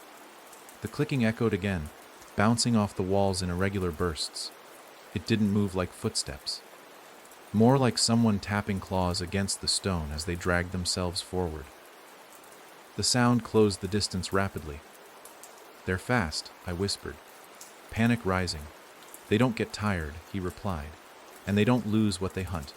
Ahead, the shaft widened into a chamber barely lit by the lantern. At the far end, a ladder made of ancient wood climbed upward into a narrow cavity carved through earth and rock. Roots hung down the opening like ropes. The climb looked endless. The old man reached the ladder first. Go. I stared upward, heart pounding. You go first. No time. He shoved me toward the rungs. If you hesitate, we both die down here. A loud crack resounded behind us, followed by scraping as something enormous dragged itself into the chamber. I grabbed the ladder and climbed. My hands slipped on wet rungs. My ankle throbbed with each upward push, but fear pulled me higher. The old man lifted the lantern one last time, aiming the glow toward the chamber's entrance. The clicking grew louder, then stopped. The old man stiffened. It sees us. My blood went cold. Climb! He hissed. I forced myself upward. The ladder groaned with each step. Dirt fell onto my head. The climb stretched longer than I expected, my arms burning as I dragged myself upward. Below, the old man gripped the ladder and began to climb behind me. A low growl echoed through the tunnel. Don't look down, he warned. I didn't. I focused on the rungs, each one slippery with moisture. My lungs burned. The walls scraped my shoulders. The roots brushed my back. The space closed around us like a coffin. Then a sharp snap sounded below, followed by a shriek that tore through the narrow shaft. The old man shouted. Climb faster! The shriek rose again, louder. A sound of claws scraping rock followed, mixed with something wet slapping the stone. Against my better judgment, I looked down. The lantern's dim glow revealed a nightmare, an elongated creature hauling itself toward the ladder on too many limbs. Its skin was pale, stretched thin over bones that jutted like jagged stones. Its eyes, if they could be called eyes, were clusters of dark pits dripping with some thick fluid. Its jaw hung low, swinging like a broken hinge. It reached for the ladder. It moved fast, faster than the old man. "Go!" he shouted again, voice cracking with effort. I pushed myself upward until my arms shook violently. My fingers slipped. I caught myself at the last second. The roots above shook as if something tugged them. My lungs burned with each breath. Below, the old man kicked at the creature's reaching limb, but it grabbed the rung beneath him and yanked, dragging itself closer. He shouted in pain but held his grip. I climbed in frantic, panicked bursts, scraping my elbows and shins on the rock. The opening above grew brighter, natural light filtering through thin cracks. Almost there. The old man cried out again. The creature had latched onto his boot, pulling with vicious strength. I reached the top and threw myself out of the opening into a cold breeze that tasted like pine and rain. The clearing. I collapsed onto soft earth, gasping. The sky above stretched wide and pale, the forest opening into a circular space free of trees. Grass flattened under my weight. Wind rushed through the tall pines beyond the clearing like a chorus of low, uneasy whispers. I crawled back to the opening and reached down, arm shaking. Give me your hand! I shouted. The old man looked up, face twisted with strain. He fought the creature, kicking wildly, his grip weakening. "Hurry!" I begged. The creature dug its claws into his leg. He screamed. "Take my hand!" I cried. His eyes locked onto mine, briefly. Then his expression shifted. Acceptance. "No," he rasped. "You need to run." "Don't say that. It's coming. The house will follow. You can't let it reach this place." A loud crack echoed below. The creature pulled him downward. "No!" I screamed, reaching farther. He released the ladder. The creature yanked him into the darkness. His scream echoed through the shaft, fading fast. I stared into the hole, trembling violently. Silence settled. The forest wind circled the clearing, lifting loose leaves and sending them spinning. My breath came in sharp bursts. The world around me blurred. Then, a soft voice drifted through the trees. Not the old man's, not the creature's. A calm, smooth whisper that curled around my name like smoke. "You found the clearing." My blood turned to ice. The house had followed, but it hadn't come alone. Across the clearing, someone stepped out from the tree line. A figure I knew. A figure I'd hoped was dead. Daniel.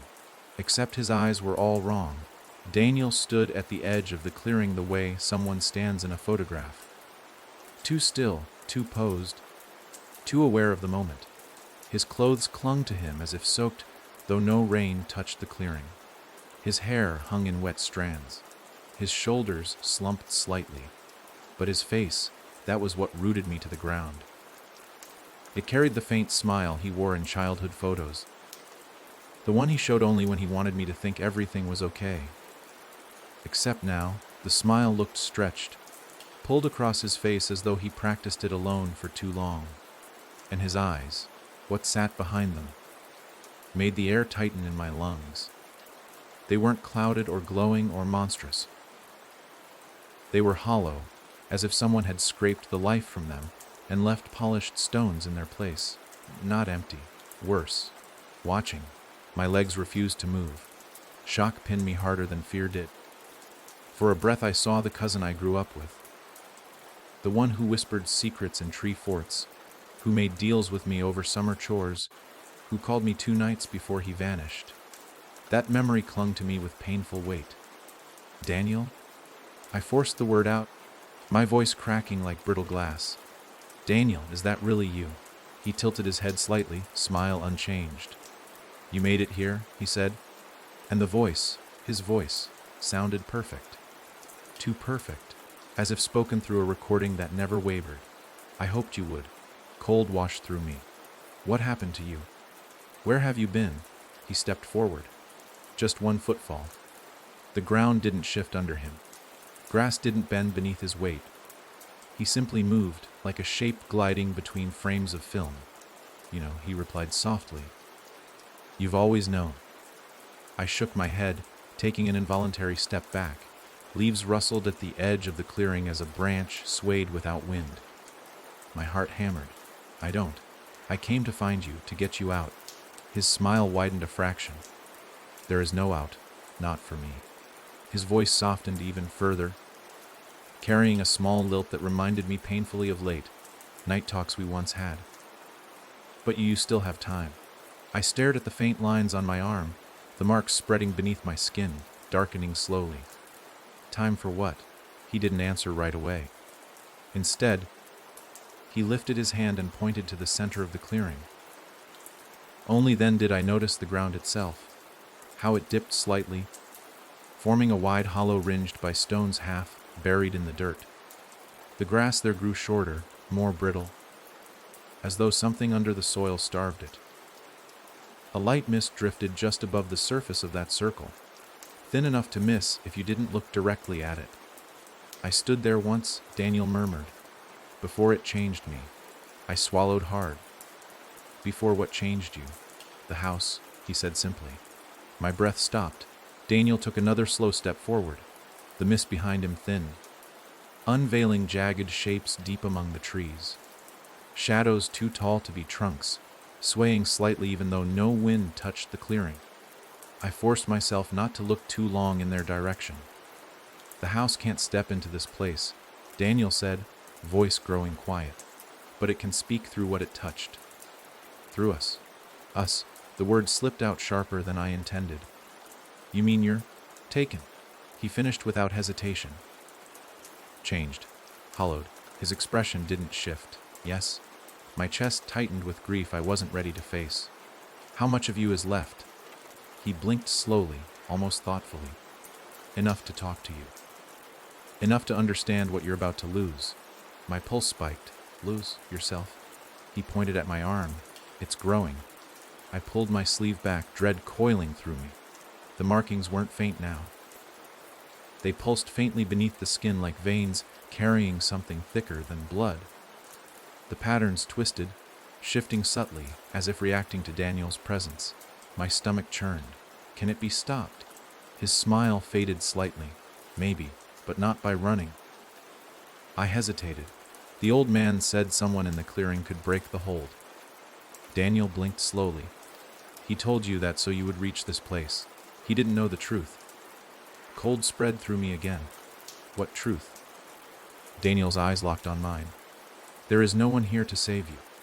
The clearing's air seemed to thicken at his words. A distant groan echoed through the trees, deep and low, like something enormous shifting its weight far away. My skin prickled. The shapes between the pines leaned forward, listening. Then why bring me here? I whispered.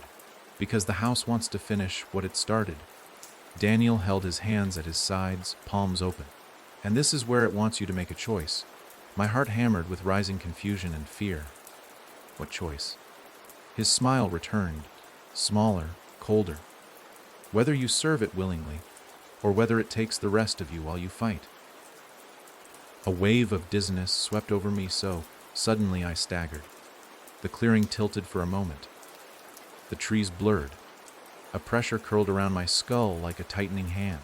Whispered phrases rode the breeze, crooked, layered, some in voices I recognized and others I didn't. You're almost ready. Don't resist. Let it in. You belong with us. No, I whispered sharply, clenching my teeth. No, get out of my head. Daniel stepped closer. You can't stop the voice. Not now. I will. I backed away, stumbling. I'm not letting that thing take me. Not like it took you. For the first time, Daniel's expression cracked, just slightly. A flicker of something behind the stone, like emptiness. Pain. He lowered his gaze. I didn't want to break. I tried to run too. But once it touches you, he looked back up. It leaves something in you. Something it can call back whenever it wants. I'm not giving up, I hissed. He shook his head slowly. It isn't surrender. It's survival. I backed farther until my heel struck one of the stones marking the clearing's center. My breath hitched.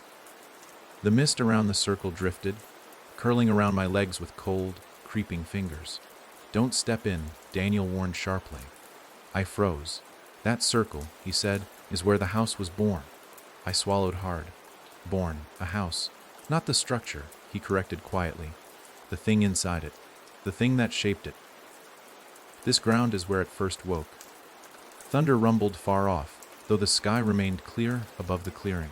A distant crack, like snapping wood, echoed from deep within the forest.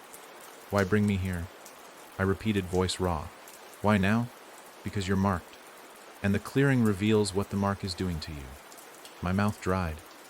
"And what's it doing?" Daniel stepped closer. The mist parted around him, like it recognized what he had become. He lifted his hand and pointed to my chest. "You haven't noticed it yet, have you? How the voice doesn't sound foreign anymore." I stiffened. "How the whispers don't make you flinch like the first time?" He continued gently. "How the air feels thicker only when you leave the house's reach." "No," I snarled. "No, you're lying. I'm not," he murmured. "You're beginning to breathe like it. Your pulse is sensing with it. And soon, you'll hear it even without the whispers." A deep hum rolled through the clearing. The stones at my feet vibrated. I clutched my chest, gasping, as warmth pulsed beneath my skin. It spread through me like a second heartbeat, stronger than my own. Daniel nodded. "There it is." Panic surged through me. "Get it out. Help me get it out." "I can't," he said with quiet resignation. "But you can keep it weak long enough to run. Long enough to find someone who might know how to break it." Where? I shouted, voice cracking. "Who?" Daniel's empty eyes softened, just a little. "Someone outside these woods. Someone who escaped once." "Escaped?" Before he answered, a violent shudder tore through the forest. The trees bowed inward. The ground trembled. A cold voice poured into the clearing, whispering from all directions at once. "Daniel." Daniel stiffened. "Bring him to me." My cousin's smile vanished entirely. His jaw clenched. "I don't want to," he whispered. "You don't choose," the voice hissed. I stepped back. Daniel's body twitched, once sharply, like something seized control. His head snapped upward, eyes blackening further. He whispered, voice strained and breaking, "Run." I didn't move. The ground split open behind him. Darkness poured out. "Run!" he screamed, this time sounding human, terrified, fighting whatever puppet strings jerked through him. The darkness lunged. Daniel lunged with it. And I turned and ran as the clearing shattered behind me. I tore into the trees without looking back, branches slashing across my face like grasping hands. Daniel's scream echoed through the clearing, a raw, human sound that cracked midway, dissolving into a guttural rasp that didn't belong to him at all. The ground shook as something massive burst upward from the earth behind him. A cold blast of wind hammered my back, filled with the scent of wet soil and rotting boards. The same stench that clung to every corner of that cursed house. Leaves whipped past me in frantic spirals. My heart pounded so violently it blurred my vision with each pulse. The forest closed around me with terrifying speed. Trees leaned in like a chorus of tall, silent spectators. The sky darkened without clouds drifting overhead, as if something squeezed the light out of the world. My legs burned. My ankle screamed with each frantic step, but fear pushed me forward. I needed distance. Anything to separate me from the clearing, from the darkness that clawed its way out of the ground, from whatever now moved inside Daniel's skin. Behind me, something thundered through the trees. Not running, not crawling, something in between. Something that didn't know which shape to settle into. Twigs snapped with sharp cracks. Tree trunks groaned under immense pressure. A chill slid down my spine. I didn't need to look back to know I wasn't outrunning it. Every shadow shifted as if pulled toward me, stretching across the forest floor like greedy fingers. A voice carried through the woods. Daniel's, but layered with something deeper. something that spoke through him rather than with him. "You can't hide." My breath faltered. I stumbled over a fallen branch and crashed into the mud, skidding several feet before slamming shoulder, first into the base of a massive fir. Pain tore through my arm. The world spun. The trees flickered in and out of focus. I pushed myself upright, gasping, shivering, trying to regain my footing. Branches above me trembled violently. I braced myself. Something dropped onto the forest floor behind me with a heavy, sickening thud, so close the vibration rippled through the ground into my bones. Cold air rushed against the back of my neck. My pulse seized. Slowly, terrifyingly slowly, I turned. A tall, twisted silhouette stood several yards away, half hidden behind a cluster of birch trees. It didn't move. It didn't breathe. It simply watched. Its outline jittered at the edges, as if its shape couldn't decide what it wanted to be. One arm dangled too long, the other hung stiff. Its head tilted at an angle that suggested it was listening to something only it could hear. DUI started, but the word died before it left my throat. The silhouette stepped forward, and the trees behind it seemed to bend away, as if bowing. Moonlight broke through the canopy for a brief moment, illuminating the figure's face. Daniel. But not. His features flickered like an image stretched across thin fabric. His eyes pulsed black, then gray, then hollow. The smile that had once been slight now reached too far, corners pulled almost to his ears. His jaw hung open wider than any human jaw should, revealing a darkness inside, deep, shifting, hungry. His skin sagged in places, then tightened, then sagged again. Like something wore a human suit and hadn't figured out how to keep the shape consistent. He moved again, this time without stepping. One moment he stood behind the birch trees, the next he stood only a few steps away, as though the distance between had simply vanished. I scrambled backward until my spine slammed against the fir trunk. Daniel tilted his head. The sound that slipped out of him wasn't a word, just a low croak that strained through his throat. Then, quietly, he spoke. "You shouldn't have run." My breath hitched. "Daniel, please. Fight it. You fought for me back there. You can still..." His head twitched violently, eyes flickering between shapes of color and darkness. A whisper escaped him, not to me, but to something inside him. "I don't want to." His voice, his real voice, shivered through the forest. Then his body stiffened, as if yanked by invisible hooks. The twisted smile snapped back onto his face. "I do," he said, "and I will." He reached out, fingers long and pale, joints bending too high along the bone. I lunged right, ignoring the pain in my ankle, and sprinted deeper into the forest. Branches snapped behind me. The air shifted. The ground trembled with each step he took, or each glide he made. I didn't know anymore. The world felt wrong. Everything moved wrong. Even time felt disrupted, stretching and snapping like a weak thread. I didn't look back again. I ducked under fallen logs, leaped over roots, pushed through thick underbrush. The forest grew darker as I ran, until it seemed the trees themselves swallowed the moonlight. My breathing turned ragged. My legs shook violently. But I didn't stop. I couldn't. The whispers followed me, weaving through the branches like drifting smoke. "Come back.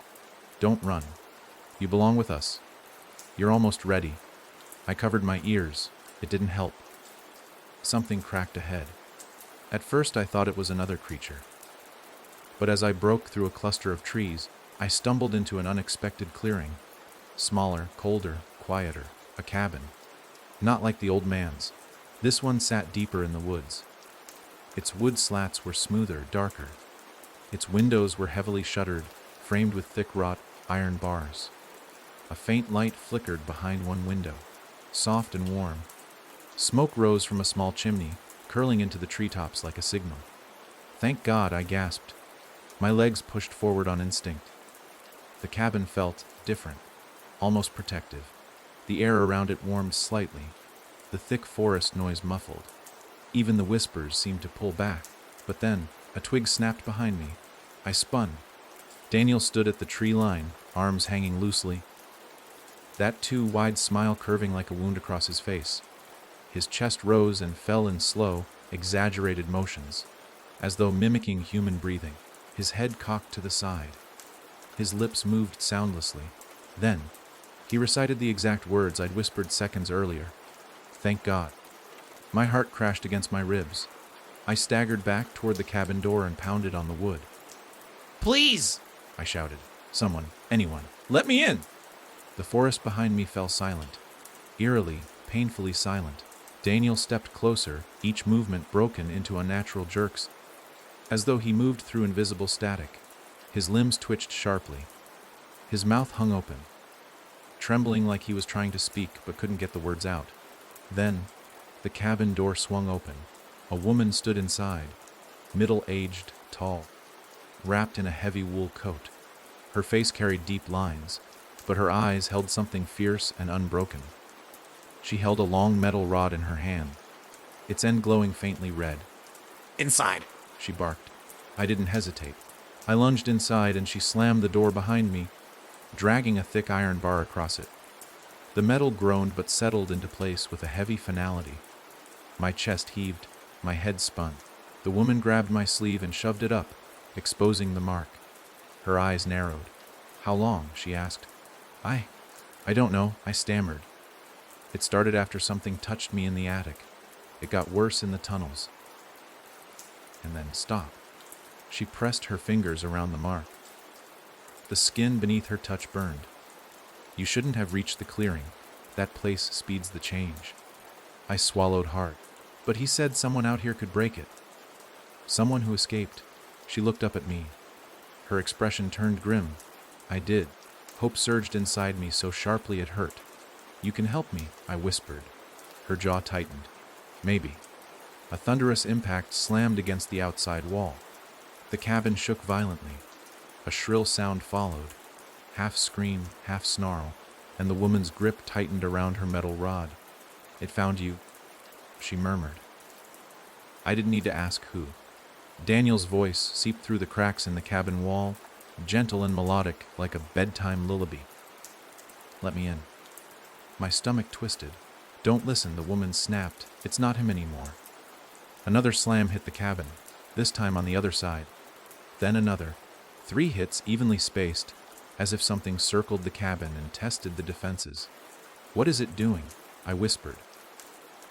Trying to smell where you are through the wood, she said. Trying to figure out the weakest place to break in. My throat tightened. Why does it want me so badly? The woman stepped back, studying the mark on my arm again. Because she already knew. Because you're becoming one of its own, she said softly, and it wants the final piece. A chill raced through me. The final piece of what? She met my eyes. Of you. Outside, the voice whispered again in perfect imitation of Daniel's childhood tone. Playful, pleading, familiar. Let me in, it sang. She lifted the glowing metal rod like a weapon. Stay behind me, she said. This cabin keeps things out. Another slam hit the wall, so powerful that dust rained from the ceiling.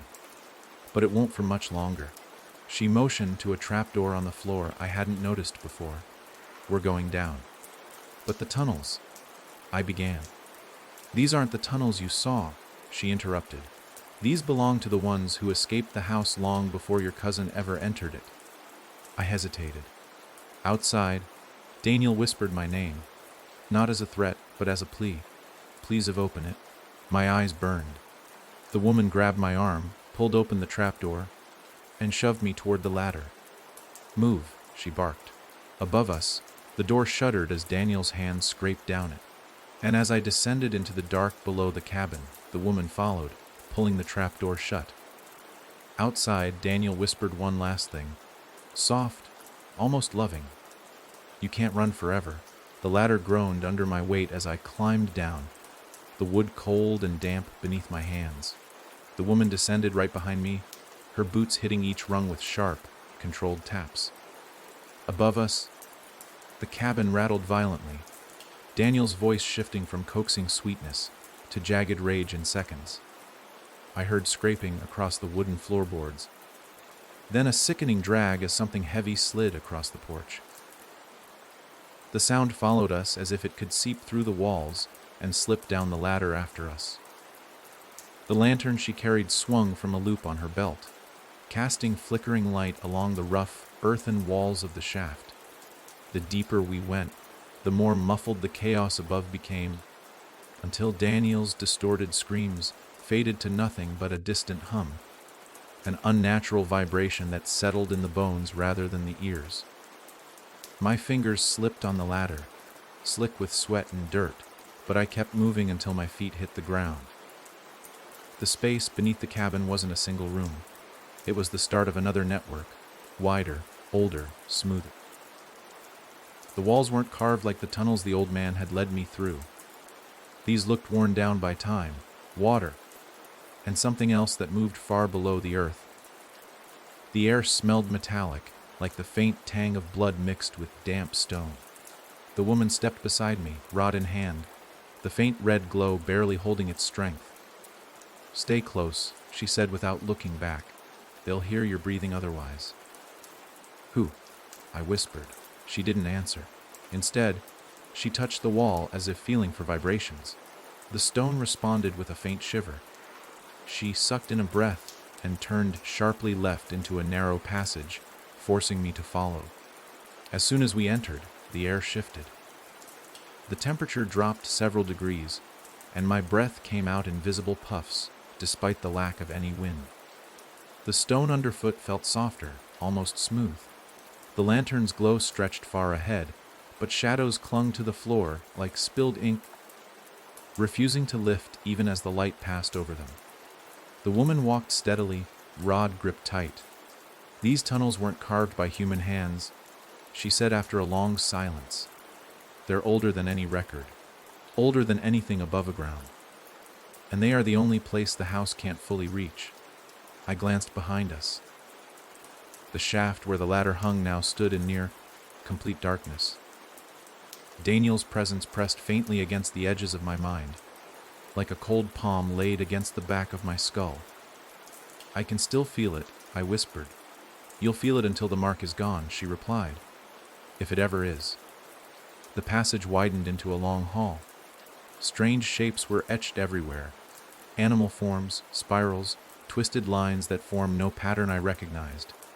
My eyes tried to follow the curves, but each time they did, dizziness washed over me. The woman raised the rod slightly, holding the glow closer to one symbol, a jagged triangle with 3 lines slashing through it. "That," she said softly, "is a warning." "For what?" She didn't answer that either. Instead, she kept walking, though her pace slowed as though listening for something I couldn't hear. The stone hummed faintly under my boots. My ankle throbbed so fiercely I had to brace myself against the wall for a moment. She noticed. "How bad is the leg?" "Manageable," I lied. Her gaze dropped to the mark on my arm. The dark lines had spread farther, curling along my shoulder, creeping toward my collarbone like an infestation under the skin. "That's not the leg I'm worried about," she muttered. A sudden echo tore through the corridor, sharp and metallic, like something tapping a blade against stone deep in the dark. My pulse slammed into my ribs. The woman froze. Then she muttered, too soon. "What?" My voice quivered. "They're awake." "Who?" "The ones who built this place." My stomach tightened. "You said they escaped." "They did. But not by leaving." She lifted the glowing rod higher as the tapping echoed again, closer and clearer. A second tapping answered from deeper in the tunnel, then a third. The rhythm circled us like ringed ripples traveling outward. "They listened to the house once," she whispered, "just like you're listening now." I touched my temple instinctively. The faint hum of Daniel's voice pulsed at the edge of my thoughts, softer but persistent. "They heard it," she continued, until they couldn't hear anything else. The tapping stopped. Then the ground beneath us trembled. I staggered, grabbing her shoulder. She steadied us both. The rod's glow flickered violently. A low groan, as deep as the earth itself, rose from beneath our feet. Dust drifted from the ceiling. The woman pulled me backward. "They're walking," she whispered. I glanced down at the floor. Thin cracks formed beneath the stones like veins spreading across skin. A faint, dull glow pulsed under the cracks, slow and rhythmic, not unlike the pulse I felt under my own. "They hear you," she said, "because you're marked." Panic shot through me. What do they want? Her eyes hardened. To finish what the house started. The floor bulged upward in several spots, as if something pushed from beneath. The woman grabbed my wrist with startling strength. Move! We sprinted down the hall, the walls narrowing until they scraped our shoulders. Behind us, stone cracked. A shape rose from the floor, gray, tall, twisted, its limbs bending like brittle reeds. Another shape followed, dragging itself into the tunnel with slow, scraping motions. Their faces, or what remained of them, were stretched and warped, features melted as though softened by heat. My mind churned with nausea. Those were people. I gasped. "Yes," she snapped. "They're alive." "No," she said. "Not anymore. Just awake." They moved in jerky bursts, dragging long fingers across the stone, leaving faint glowing trails that pulsed in time with the cracks on the floor. "What do they do?" I asked, breath shaking. "If they catch you," she said, voice cold and flat, "they'll pull the mark deeper. And once that happens, the house won't need to speak to you anymore. It will move you, like a puppet." Terror clawed at my throat. I ran harder. The passage broke into a fork, two narrow corridors stretching into blackness. The woman didn't hesitate. She veered right, pulling me with her. The glowing rod hissed as she tapped it against the wall, leaving a faint red smear. "What does that do?" I panted. "Distracts them." "How?" Before she could answer, one of the gray shapes slid into view behind us, its body stretching unnaturally to peer around the corner. Its jaw hung open, revealing a cavity filled not with teeth, but with shifting darkness. The woman didn't slow. Don't look at it! I tore my gaze away, forcing my legs to move even as dread crawled under my skin. The second shape joined the first. Together, they began to move, silent, in perfect unison, gliding forward without lifting their feet. "They smell change," she muttered. "Yours." We sprinted deeper into the labyrinth of tunnels. The hall narrowed again until we had to twist our bodies sideways to slip through. Stone scraped against my ribs. Roots brushed my back. The woman pushed forward, breath ragged. The corridor opened into a wide chamber, its ceiling soaring high enough to vanish into darkness. Tall pillars carved from the same gray stone supported the space. Strange symbols circled the floor, glowing faintly at our approach. In the center of the chamber stood a massive stone archway, its shape rounded, its surface pulsing faintly with pale light. It felt wrong, as if staring at it too long would melt understanding into madness. "What is that?" I whispered. "The exit," she said, voice quick. "Of sorts."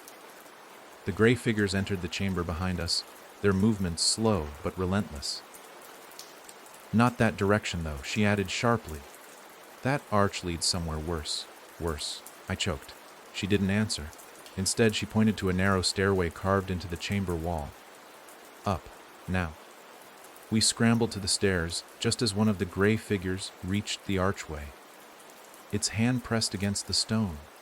The arch responded with a pulse of white that surged up the creature's arm, twisting its form.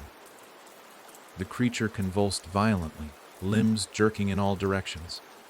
I watched in horror as it melted into the floor like wax meeting fire. What just happened?" I whispered, voice trembling. "The arch isn't a door," she said. "It's a warning." The second figure turned away from the arch and glided toward us, limbs elongating with sickening cracks. Its body matched my steps as if sensing my panic. "We're almost there," she urged. Keep going! The stairway wound upward in tight curls. The air grew warmer. My pulse hammered against my temples. The woman pushed faster, rod in hand. The creature followed, its scraping limbs echoing below. As we climbed, something new hit me. A faint pressure against my mind, like fingers brushing the inside of my skull. A whisper. Not Daniel's, not the house's, older.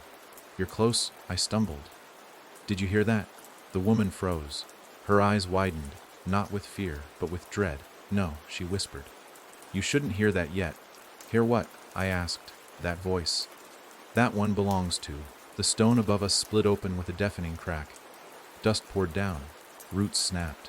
A long, pale hand reached through the new opening, followed by a face I recognized. Daniel. Only now he wasn't smiling. He was screaming. "Don't go up," he cried, voice breaking. "They're waiting." The woman grabbed my arm. Move! She yelled. But he's not real anymore. Movie! Daniel's face twisted backward as if yanked by unseen hooks. His jaw stretched open into a silent shriek. The hand reached farther, claws scraping down the stairwell wall. I tore myself away from him and sprinted up the remaining steps. The woman followed, shouting over the roar of breaking stone. Almost there. The stairway opened into a narrow gap where faint daylight filtered through cracks in the rock. Freedom, fresh air. I shoved myself upward, then froze, because someone stood at the exit. A tall figure wrapped in cloth from head to toe, face entirely hidden, hands folded calmly, and it spoke in a low, steady voice. "You brought the mark here." The woman jerked to a stop beside me, her face drained of color. "No," she whispered. "Not you. Not now." The figure bent its head toward me. "You don't belong above ground anymore." My heart stopped, because the change has already started. The figure blocking the exit didn't move. Not an inch. Not a shift of fabric. It stood like a statue set in the narrow slit of daylight, preventing even the smallest path through. The cloth that covered it wasn't smooth. No. It hung in heavy folds that draped down like strips of skin peeled from something long dead. No face showed beneath the dark wrappings, yet the sense of being watched punched straight through me. My throat closed.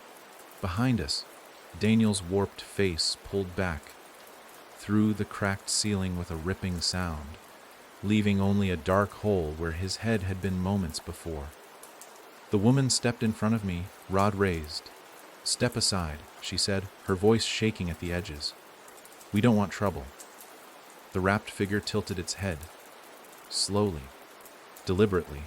The motion sent a tremor through the narrow passage, as if the stone itself reacted to it. "You brought the mark," the figure repeated, lower this time, the voice vibrating from somewhere deep inside the folds. "The mark opens the path, and paths bring danger." My breath hitched. I didn't choose any of this. The figure lifted one covered hand.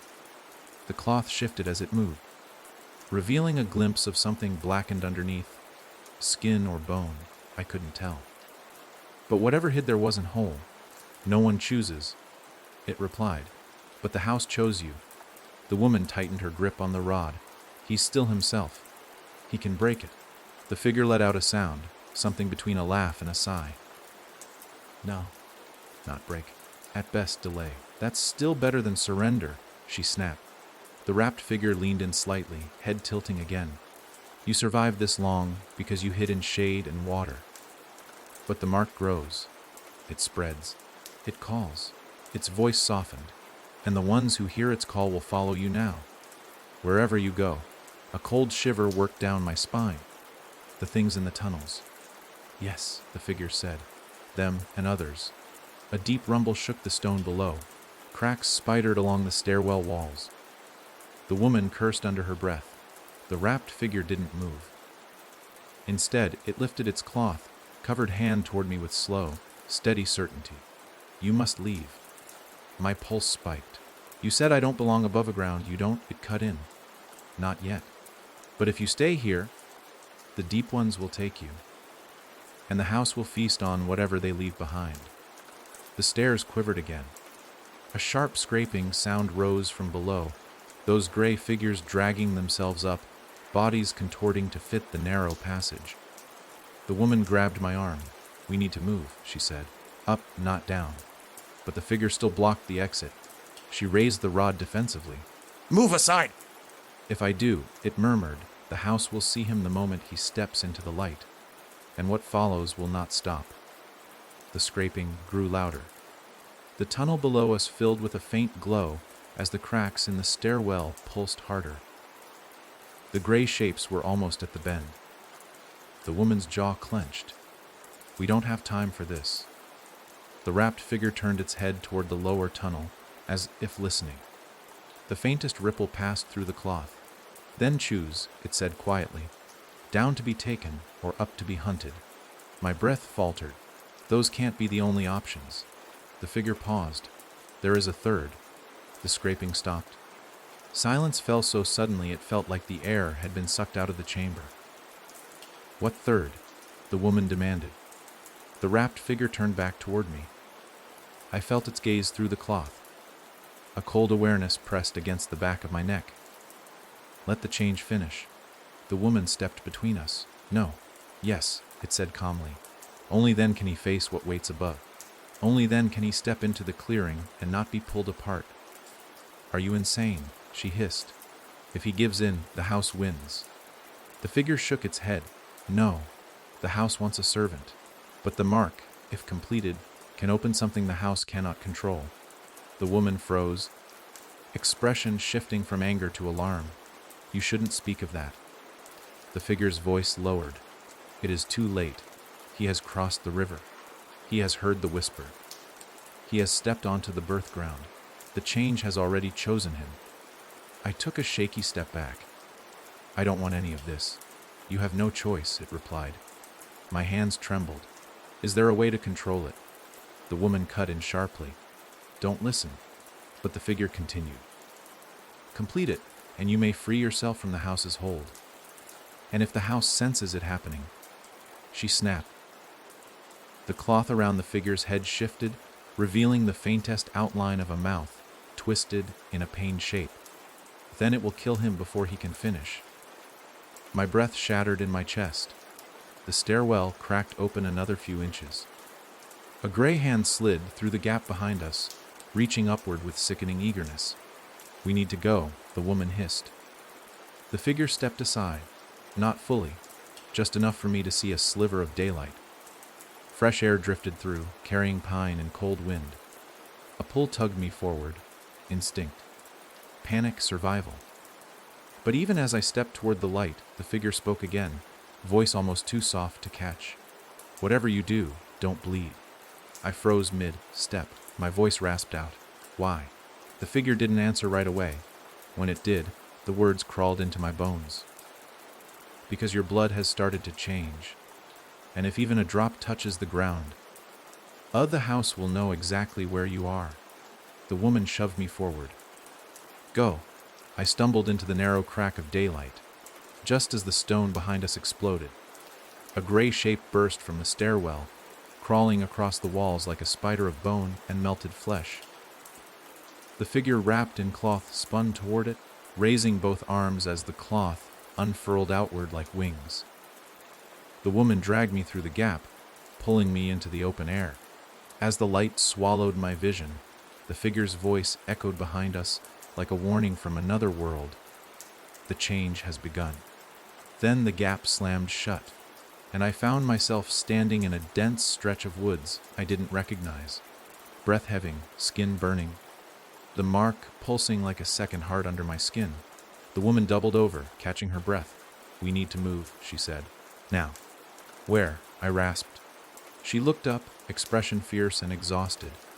To someone who can explain what the wrapped one just said, my stomach dropped. Who? She met my eyes. The woman who escaped before I did. Where is she? The woman pointed deeper into the forest, toward land soaked in fog and shadows. At the old ranger station, she said, where this all began. My breath halted. The place where Daniel first disappeared. The woods beyond the stone gap felt different, still, but not peaceful. The air carried a strange thickness, as if every tree held its breath. Fog twisted slowly between the trunks, clinging close to the forest floor like pale smoke rising from unseen embers. The woman moved ahead of me with purpose, each step cutting through the silence. Her boots pressed into the soil without sound, almost as if the forest refused to acknowledge her weight. I followed close, every nerve sharp, waiting for Daniel's voice to return, waiting for the forest to shift again, waiting for the ground to pulse under my skin the way it had in the tunnels. But nothing moved. Nothing called. Nothing whispered. That silence was worse than anything. What did that wrapped thing mean? I finally asked, pushing through a cluster of low branches. About the mark, about finishing it. She didn't slow. Forget it. I can't forget it, I said, breath shaking. It said finishing the mark could free me. She shot me a glare over her shoulder. Free you. Nothing touches the house and comes out free. If that's true, I snapped, then why are you alive? The woman stopped walking. The fog coiled around her legs, stirring as though reacting to her stillness. She turned slowly, face tight with deep caution. I'm alive, she said softly, because I ran before it noticed me. But the wrapped one said you escaped. I escaped its reach, she said, correcting me with a sharp edge. Not its eyes, and not its memory. My skin crawled. What does that mean? It remembers every face it ever touched, she whispered. Every voice it ever heard. Even if you run across the world, it will know you're breathing. A chill drifted down my spine. So you're hunted too. Always. She gave a small, humorless huff. But the mark on you, that's worse. You aren't just hunted. You're being shaped. We continued walking. Fog parted for her and closed behind me, brushing my back like cold fingers. I kept glancing over my shoulder, expecting Daniel to appear, or one of the gray shapes from below to rise out of the ground. What about the ranger station? I asked after several heavy minutes. Why go there? Because she's the only one who survived longer than I have, the woman replied. And she knew Daniel before the house took him. That stopped me. She knew him. She was the one who first noticed he'd gone missing. She saw signs in the woods before anyone else. What signs? The woman paused at a fallen log, stepping over it before resting a hand on the trunk. You don't want to know. I do, I insisted. She hesitated, then finally spoke. She saw him twice. A knot twisted in my chest. Twice. The woman nodded slowly. First when he was alive, second when he wasn't. I swallowed. Hard. My throat felt too tight to speak for several steps. What did he look like the second time? She lowered her gaze. A message. A message. I repeated, confused. He came out of the woods carrying something. What was it? A warning carved into his own chest. My vision blurred a little. I had to steady myself on a branch. What did it say? That she was next. Silence crushed the air around us. She continued walking. I forced my legs to follow, but my body felt hollow, numb. The fog grew thicker as we pressed deeper into the forest, swirling between tall pines and skeletal birches. The ground sloped downward, leading us toward a valley choked with mist so dense it looked almost solid. How far is the station? I asked as the cold seeped through my clothes. Close, she said. 2 more ridges. I blinked through the fog. You've been there recently. Yes. Why? She didn't answer at first. The only sound between us was the faint rustling of leaves overhead as a thin gust of wind brushed past. Finally, she said, because she stopped answering. A branch snapped far behind us. We froze, scanning the fog. Another snap, closer. The woman grabbed my arm, pulling me behind a thick pine trunk. Her breathing stayed shallow and controlled. Mine did not. Through the fog, a dark figure drifted between the trees, not walking, not gliding, but moving in uneven, jerked motions, as if tugged by strings. I felt the mark on my arm pulse once, painfully. The figure paused, its head cracked to the side. Daniel. His voice crept through the fog, softer than mist, colder than the air. You're nearby. The woman stiffened. I covered my mouth with both hands. Daniel's silhouette turned slowly in place, scanning the air like an animal catching scent. Then he moved again, further into the woods, away from us. His steps made no sound. The woman waited a full minute before motioning for me to follow her again. Why didn't he come straight here? I whispered. Because something else caught his attention. That's good, right? She shook her head with a grim expression. No, that means something worse is walking. My chest tightened. Worse than Daniel? She didn't answer. That was answer enough. We continued, moving faster. The fog thickened until the trees faded into blurry silhouettes. My breath formed sharp white puffs. The ground underfoot turned softer, wetter, as though the forest floor had soaked up too much rain and too much blood. We reached a steep incline. At the top, a faint outline broke through the fog, a square structure rising from the trees. Only part of it showed. A slanted roof, an antenna bent at an unnatural angle, a porch with broken railings. The ranger station. But something was wrong with it. It wasn't abandoned. It wasn't worn down. It wasn't rotting. It was blank. The wood looked smooth, untouched by time, like a building drawn onto the fog rather than built on the land. It didn't belong in the forest. It sat there the way a memory sits in a dream, real enough to stand on, unreal enough to vanish if you blinked too long. The woman didn't seem surprised. She marched straight toward it. "What happened to it?" I asked, breath shaking. "It changed," she muttered. "Everything the house touches does. But the house isn't here. Not now." She paused at the bottom of the porch stairs. But it left its shadow. A chill crawled up my spine. "There's something inside." "Yes," she said. "And it's not the woman we're looking for." She glanced at me long enough for me to see the fear she tried to hide. "No," she confirmed. "It's something that stayed behind when she ran." The fog swirled around the porch as she stepped onto the first stair. The wood didn't creak. It didn't even bend. It simply accepted her weight like water accepts a stone. I grabbed her arm. "Before we go in, tell me something." She looked back cautiously. "What?" "Why help me?" Her face softened. Not with kindness, but with exhaustion. "Because if you don't survive this, none of us will." I didn't understand. Not fully. But I followed her up the steps anyway, the fog curling behind us like the breath of something watching, waiting. We reached the door. It was open by a crack. No wind had moved it. The woman raised her glowing rod, and together, we stepped inside the ranger station, into a silence so absolute it felt like the world outside had died. The door of the ranger station drifted open, just enough for us to slip through, its hinges silent, its wood unnervingly smooth beneath my fingers. Inside, the air felt thick and stale, as if the room hadn't breathed in years. Dust didn't float here. There was no dust at all. No scent of mold, no smell of damp wood, no hint of old paper or forgotten coffee mugs. Nothing. It was a blank, hollow silence that swallowed everything the moment it entered. Even my footsteps seemed to fade a moment too soon, dying before they should. The woman's boots made no noise at all, as though the station refused to acknowledge her presence entirely. The station's interior stretched out in dim, washed-out colors. The wooden floors gleamed without reflection. The walls stood bare except for faint outlines where maps and charts once hung, their paper long removed or erased. A row of windows lined the far side, each one clouded with frost despite the mild forest air outside. When I exhaled, my breath didn't fog. The cold belonged only to the glass.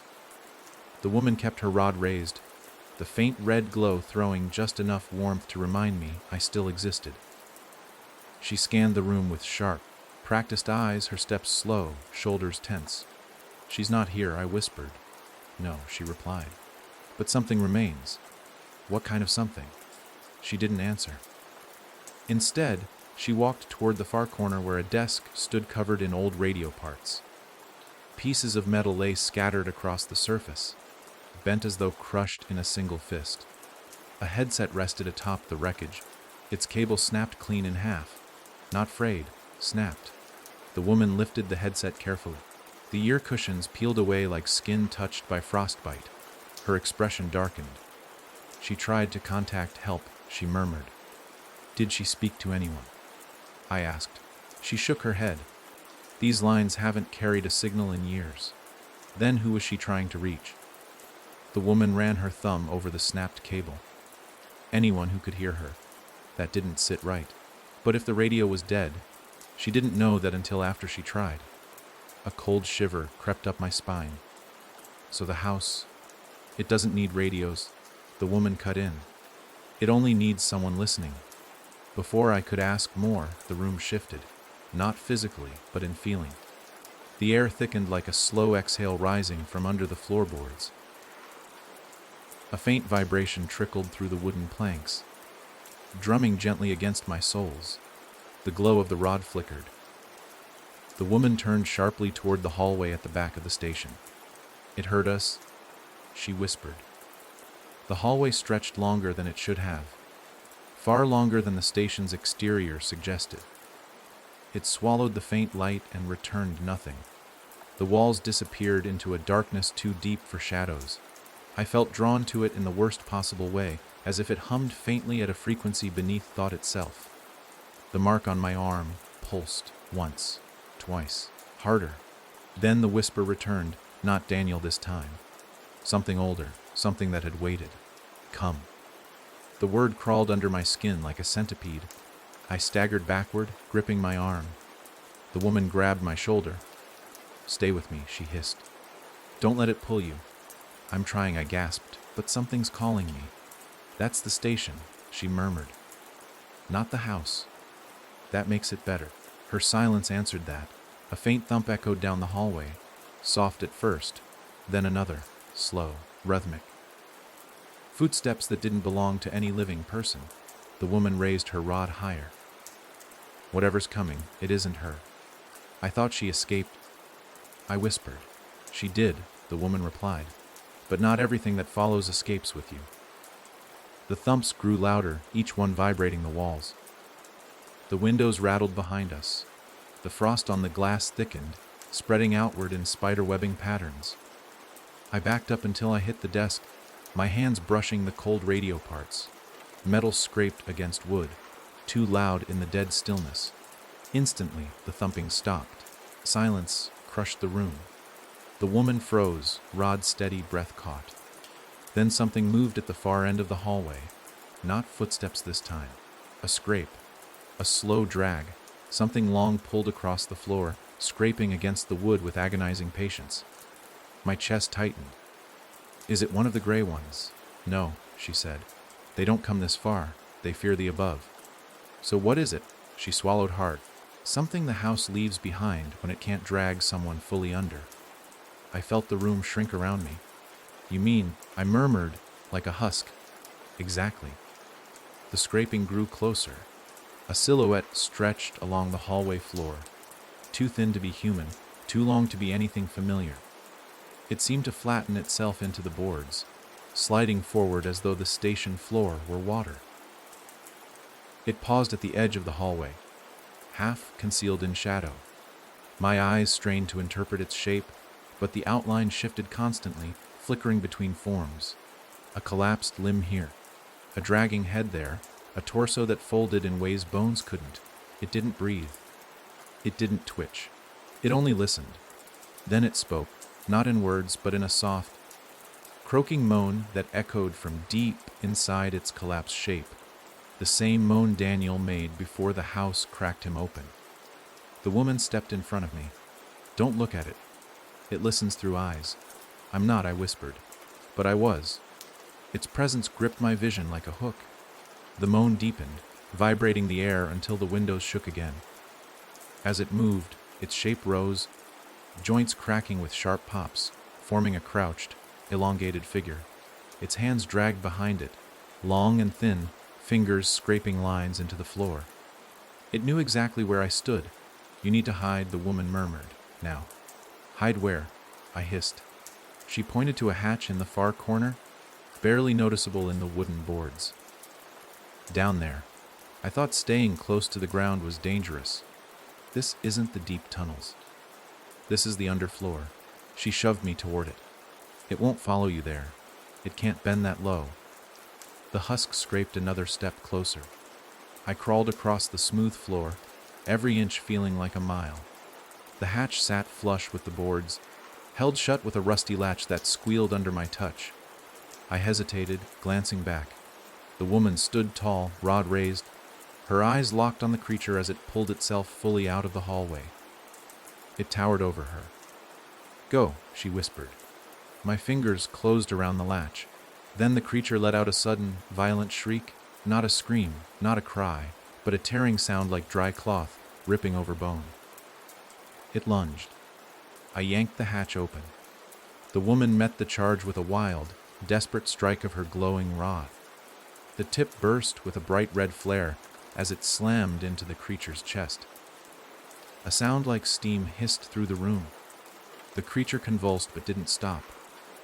The woman shouted, "Gyo!" I dropped into the hatch. Darkness swallowed me as the door slammed shut above. Something crashed against it a second later. Then again. Wood splintered.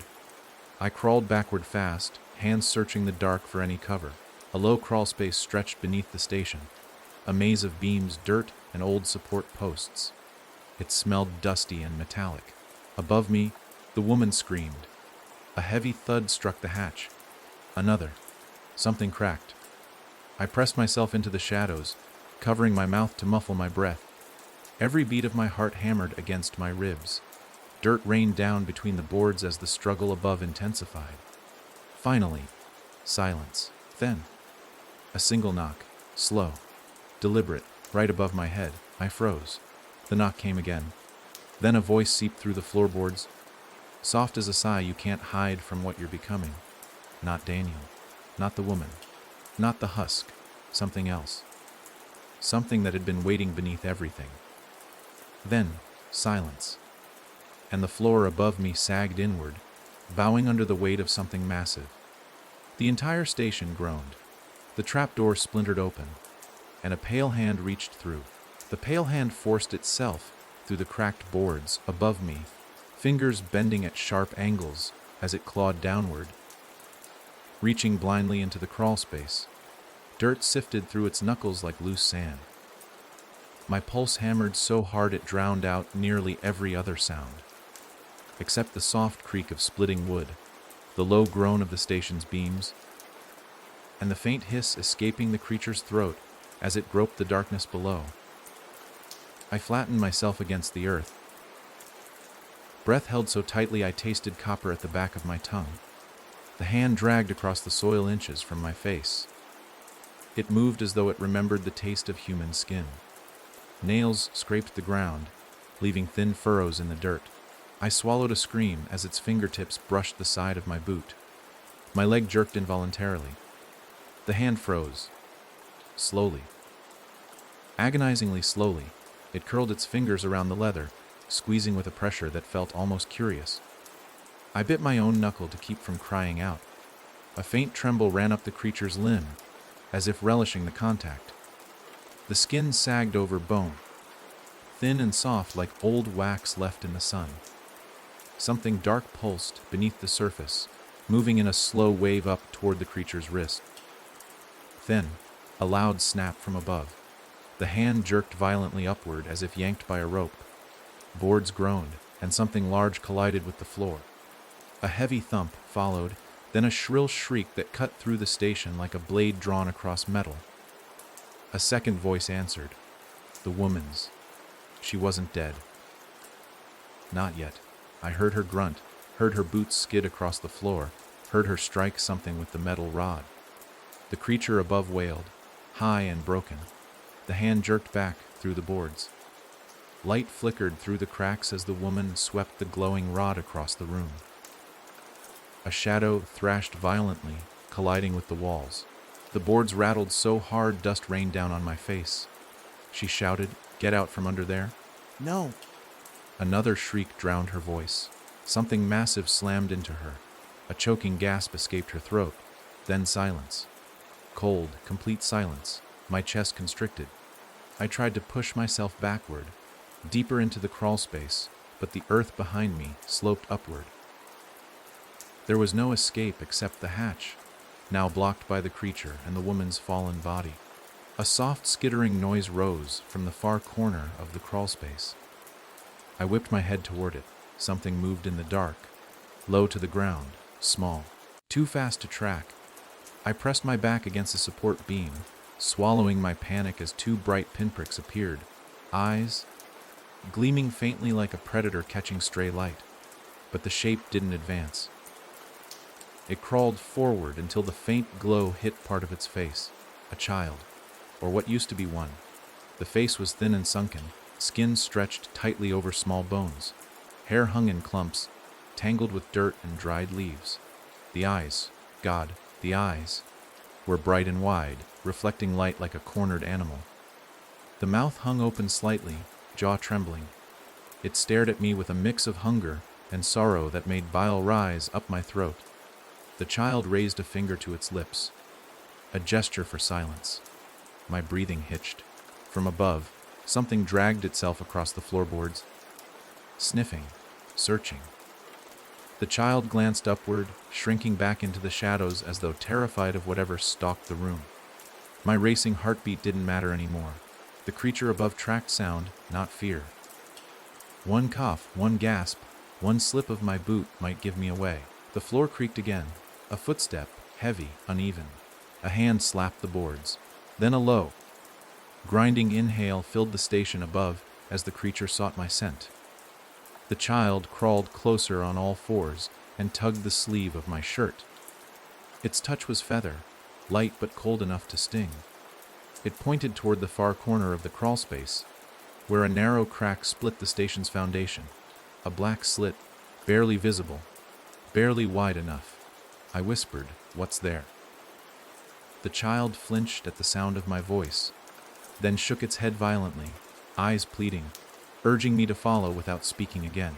It crawled toward the crack, body folding in unnatural angles to squeeze through. I hesitated. The space looked impossibly narrow, but staying under the station meant death. The creature above stomped closer. Boards sagged inches from my face. Something dripped through, a thin line of gray fluid that sizzled as it touched the earth. My stomach twisted. I didn't have another choice. I crawled toward the crack, dragging myself through the dirt. My chest scraped the ground. My shoulders caught at the edges. The space tightened around me like a coffin closing. The earth pressed against my ribs until I could barely draw breath. Behind me, something in the station roared. The child reached back, thin fingers brushing my knuckles, pulling me deeper into the crack. I shoved myself forward. Dirt packed under my nails. Stones dug into my elbows. My heart pounded so hard it hurt.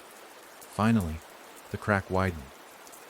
Just enough for me to spill out onto a sloping underground passage. The child stood ahead, crouched low, eyes fixed on the narrow opening behind me. Then it pointed downward. I followed its gaze, and froze. A massive pit stretched below, circular and deep, carved directly into the earth. But this wasn't like the pit in the tunnels near the old man's cabin. This one pulsed faintly like a giant, buried heart. Its walls glowed with a soft, sickly hue, and thin, root-like tendrils wreathed just beneath the surface like veins under skin. The child backed away from the edge. I whispered, "What is this place?" The child lifted its hand slowly, trembling, and pointed not at the pit, but at my arm. The mark. It pulsed a deep, angry color. The child's gaze filled with fear. Before I could speak again, a thundering crash shook the station above. Wood splintered. A shrieking cry echoed through the floor, followed by a brutal thump. I flinched as dust poured down through cracks in the ceiling. The child seized my wrist with surprising strength and whispered, so faintly I barely caught the sound, "Don't let it drink you." A deafening boom followed, something falling through the floorboards. The creature had found the hatch. The child released me, scurried into a side passage I hadn't noticed, and vanished. I scrambled after it, desperate for escape as the pit pulsed harder, reacting to the mark. My skin burned. Something behind me crashed into the crawl space. I crawled faster, dirt tearing at my palms. The tunnel ahead widened, and I spilled into a chamber lit by a single torch wedged between rocks. A voice spoke from the shadows. "I knew you'd come through the floor." I spun, heart seizing in my chest. A woman stepped out of the dark, not the one who helped me, not the one from the cabin. Another. Her clothes were torn, hair tangled, eyes bloodshot, but alive. "You're looking for me," she said. My jaw slackened. "The one who escaped," I breathed. She nodded once. "And you've brought the mark right to my door." She stepped forward. Let me see it. The woman stepped closer, her bare feet almost soundless on the dirt floor, though the chamber itself seemed to listen to her approach. She looked gaunt but steady, as if years of hiding underground had burned away everything fragile. Her hair fell around her shoulders in matted strands, streaked with mud and ashes. Her clothes hung loosely off her thin frame, torn at the sleeves and patched with scraps of fabric that didn't match. Yet her eyes, dull gray, ringed with exhaustion, held something fierce, something alive, something untouched by whatever had claimed Daniel. "Show me the mark," she repeated, extending a trembling hand. I pulled back on instinct, covering my arm. She didn't flinch. "If you hide it from me, it'll only spread faster." I exhaled shakily and raised my sleeve. The markings had deepened since I last checked. Thin black lines swirled beneath my skin like ink swimming in water. The patterns shifted faintly with each heartbeat. Some lines climbed my shoulder toward my neck. Others wrapped around the forearm, weaving together into a larger shape, something I didn't dare interpret. The woman sucked in a sharp breath. "How long since it touched you?" she asked. I don't know. "A day? Maybe less." "A day?" She recoiled as though I'd spat poison. "Then this shouldn't be so far along unless what?" I pressed. She hesitated, studying the dark tendrils pulsing beneath my skin. "Unless it didn't touch you once." My chest tightened. "What does that mean?" "It means something else drew it deeper. Something sped it up. Images flashed unbidden, the creature in the attic, the river, the house reaching for me through cracked walls, Daniel screaming in the clearing, the tunnels pulsing under my steps, the wrapped figure whispering warnings, and the pit beneath the second cabin, pulsing like a buried heart. It reacted down there, I admitted. The pit. It felt like it wanted something." She leaned in. "Did you step into it?" "No." "Did you bleed in it?" "No." "Good. Then you still have time." My pulse steadied slightly at her words. "You can stop it." She didn't answer immediately. Instead, she motioned for me to follow her deeper into the chamber. A narrow archway led to another room, this one lined with shelves carved directly into the stone walls. Strange objects filled the shelves, small jars of crushed roots, dried herbs tied with old twine, chipped metal tools, and tiny stones etched with faint symbols. A single table stood in the center, covered in scattered notes written on scraps of torn fabric. "This is where you've been hiding?" I asked. "Hiding?" She gave a hollow smile. "No, surviving." She shifted through the jars until she found one filled with dark green paste. "The house doesn't reach this far," she said, spreading the paste across her fingers. "But the mark does." She moved toward me slowly, gripping my wrist with surprising strength. The paste smelled sharp, earthy, something like crushed moss mixed with iron. "This will slow it," she murmured. The cold paste touched my skin. Instantly the mark twitched. A flash of pain tore up my arm, sharp enough to make me grit my teeth. The woman tightened her grip. "Hold still, it burns," I hissed. "It's supposed to," she replied. "If it didn't, I'd be more worried." The black lines reacted violently, writhing beneath the skin like drawn roots recoiling from flame. My breath left me in quick, panicked bursts. "Why is it doing that?" I gasped. "Because it's hungry." I froze. "Hungry?" My voice cracked. She nodded. "The house feeds on people, but the mark feeds on fear, memory, pain, anything it can twist. The more you give it, the faster it grows. So it's trying to take me over." "It already started," she said quietly. I swallowed hard. "Can it be reversed?" "No." She paused. "But it can be slowed. Contained." "Redirected," I didn't like the sound of that word. "Redirected how?" She wiped her fingers on a strip of cloth. "By tying it to something stronger than the house." "What could possibly be stronger?" A look crossed her face, fear mixed with grim certainty. "You." I blinked in stunned silence. "Me?" "Yes." I'm barely holding myself together. "How can I be stronger than that thing?" "You're stronger because it chose you," she said slowly. "And because you're fighting it. Most people don't." She stepped back, narrowing her gaze. but you walked away. Twice. I shivered. Only because someone helped me. And yet you lived long enough to meet me, she replied. That alone means your mind hasn't broken. Her eyes drifted toward the ceiling. Not yet. Up above, the floorboards creaked faintly. Something heavy shifted above the chamber. My heart stuttered. What happened to the other woman? The one who came down here with me. She didn't answer right away.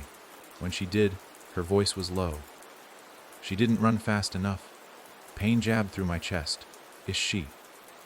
Gone, the woman said. Don't think about her now. Think about what's coming. Another creak above. Louder this time. The woman grabbed a long shard of metal from her table. It looked like a broken piece of a saw blade, sharpened at one end. Take this, she said. I shook my head. I don't know how to. You don't need skill, she snapped. Just instinct. I reluctantly took the blade. Its weight felt wrong. Too light, too cold, almost vibrating in my hand. She lifted the torch and moved toward another passage on the far side of the room. Where are we going? She looked over her shoulder. To the place where I broke free. I hesitated. The air pulsed in the direction she pointed, subtle but unmistakable. You mean the place where the house tried to take you? Yes. A beat, and almost succeeded. I swallowed. Why would we go back? Because your mark isn't random, she said. It's shaped for something. And if we don't find out what that something is, it'll use you the way it used me. My blood ran cold. Use how? She didn't turn around as she answered. To open doors it can't open itself. A deep rumble echoed above us. Closer now, shaking a shower of loose stones from the ceiling. The woman pulled me into the deeper tunnel, just as the boards above splintered. But before the crashing sound erupted fully, a voice slithered through the narrow passage, a voice that made my blood freeze. Daniel, soft, broken, almost pleading. Don't trust her. The woman grabbed my arm, dragging me faster. Don't listen, she hissed. It's not him. But it sounded like Daniel. More than before. More human. More real, he whispered again. Closer, like he stood inches from my neck. She's lying. The woman pulled me deeper. But the whisper followed. She brought you here to finish it. I stopped dead in the tunnel. The woman froze. My breath turned sharp. Finish what? I whispered. Daniel's voice answered, your change. And behind us, the ceiling collapsed. The ceiling above us gave way with a roar that sounded too alive to be falling stone. It crashed open like ribs splitting under enormous pressure, sending planks, dirt, and chunks of old foundation thundering into the chamber behind us. Dust exploded through the tunnel in a choking cloud. A shockwave slammed into my back, throwing me onto my hands and knees, scraping my palms raw against the packed earth.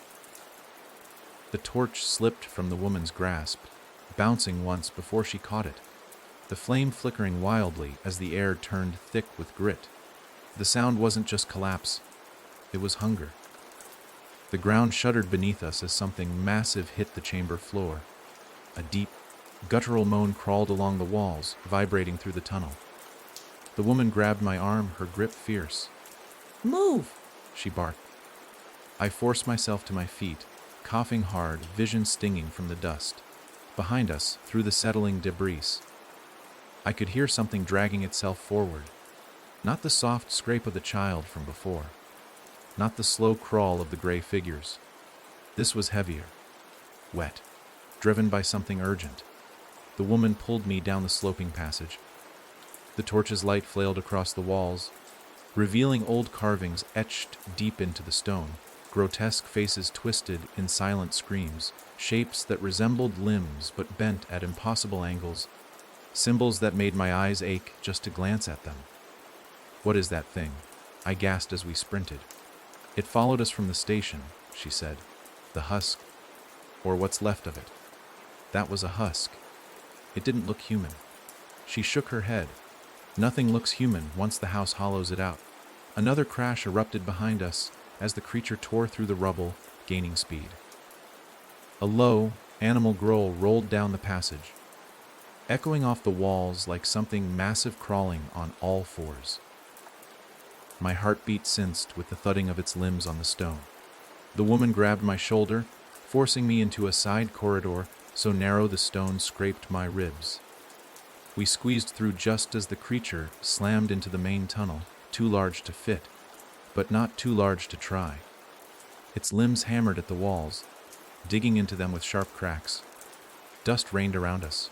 A long, warped limb shot through the gap, claws stabbing the stone only inches from my throat. I flinched, nearly falling backward, but the woman yanked me deeper into the tight passage. The creature screeched in frustration, a sound so sharp it felt like a blade scraping the inside of my ears. Then came a wet, heavy thump as it slammed its head against the stone, forcing the gap wider. We can't outrun that!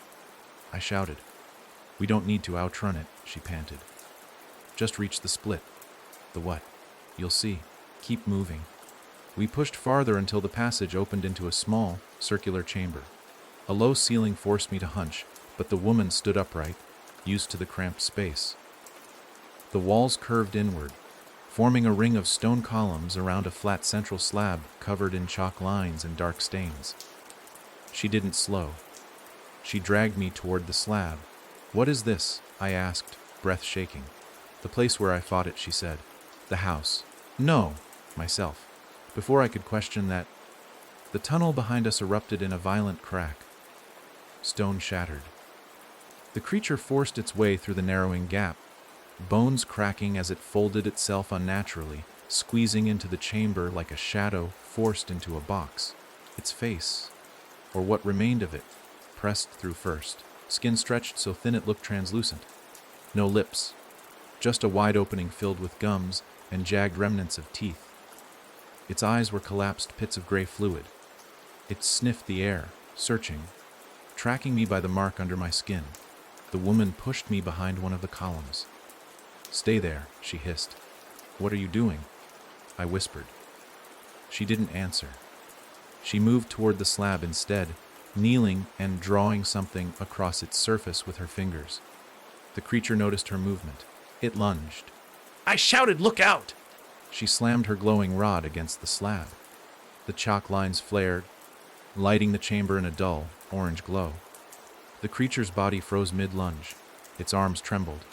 Its torso twisted violently. A sound rose from deep inside it.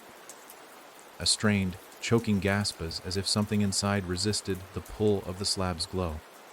The woman's eyes widened. It still works, she breathed. What works? I demanded. She grit her teeth. This place binds the mark. It binds what? That thing. No, she snapped. You. My pulse froze. What do you mean, me? The creature screeched, body spasming as the glow crawled across the slab, spreading across the chamber. It thrashed, limbs cracking against the stone columns. The woman reached for me. The mark reacts to whatever has touched the house. This room focuses it. It's why I came here when I escaped. It let me slow the spread for years. I stared at her, horror creeping through my veins. You used this place on yourself. Yes. And you want to use it on me. I have to. You're changing faster than anyone I've ever seen. If we don't bind you now, you'll become the house's doorway. And there it was. The thing Daniel tried to warn me about. The thing the wrapped figure hinted at. The thing the woman from the cabin feared. You're lying, I whispered. Her face twisted in frustration. I'm not. Behind her, the creature slammed itself against the glowing slab, each hit sending cracks through its warped bones. The light burned its skin, melting it in dripping sheets. I stared at the woman, anger rising like fire in my chest. Daniel said not to trust you. He's not Daniel anymore. Then why does he still sound like him? Because the house uses whatever voice will make you listen, she snapped. The creature shrieked again, the sound splitting the chamber's air. The glow flickered under the strain. She grabbed both my shoulders. You have to choose. Let me bind you, or run, and become exactly what the house wants. My throat tightened. If I let you do this, what happens to me? You'll hurt, she said.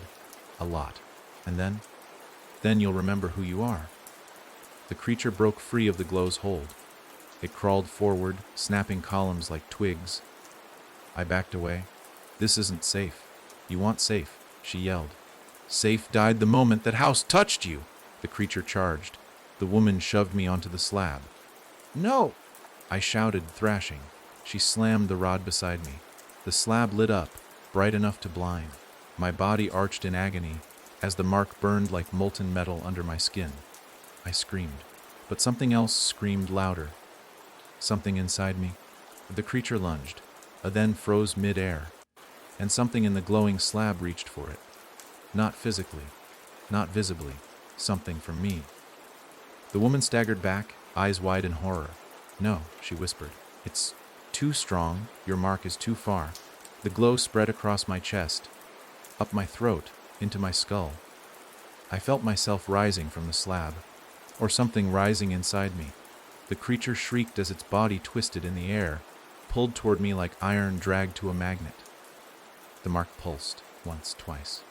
Then, the creature's body folded inward, collapsing into itself as if crushed by invisible force. Its limbs snapped, its torso bent backward. Its mouth tore open in a last, silent scream. Then, it vanished. Gone, as if swallowed. The glow around me dimmed. I fell back onto the slab, trembling uncontrollably. The woman stared at me as though seeing a ghost. That wasn't the binding, she whispered. That wasn't the slab. She pointed at my chest. That was you. And the mark pulsed again, more alive than ever. For several seconds I couldn't breathe. The air tasted metallic, thick, as though I'd swallowed smoke and cold iron. My body twitched on the stone slab, nerves firing in sharp bursts that made my vision blur at the edges. The chamber lights faded slowly, retreating from the walls until the room returned to the dim, torch-lit gloom. The woman stood several steps away, pressed against one of the remaining columns. Her posture wasn't defensive anymore. It was shaken. She stared at me like I'd just stepped out of a nightmare that didn't match the rules of the world. She thought she understood. Her hand trembled around the torch, the flame jittering and casting warped shadows across her face. Don't move, she whispered, though fear crept into her voice like a crack spreading across ice. I'm not doing anything, I croaked. My throat felt raw, scraped from the scream I barely remembered making. My heartbeat pounded like it belonged to someone else, someone heavier, someone more monstrous.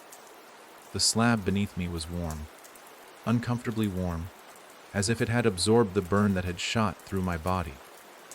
My fingers dug into the stone on instinct, but the surface felt softer than before, almost pliable, as if it had been heated from within.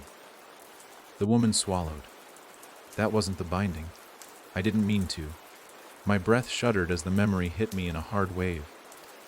The creature suspended in the air, its limbs twisting, its body pulled into a point like it was being sucked into a tiny, hungry mouth. Then the nothingness, the vanishing. I didn't do that. I couldn't have. You did, she said, voice low, and the mark responded to you. Not the slab, not the old runes. You. My heart thumped once, an oddly deep beat that echoed faintly in my ears. My skin crawled. What does that mean? I whispered. It means, she said slowly, the house picked you for something larger than a simple tether. Larger than a door. It picked you for a vessel. I sat up too fast and pain slashed through my ribs. No, I'm not. The mark pulsed again, a slow throb that spread warmth up my neck. She pointed to my arm. You feel it, don't you? The hunger.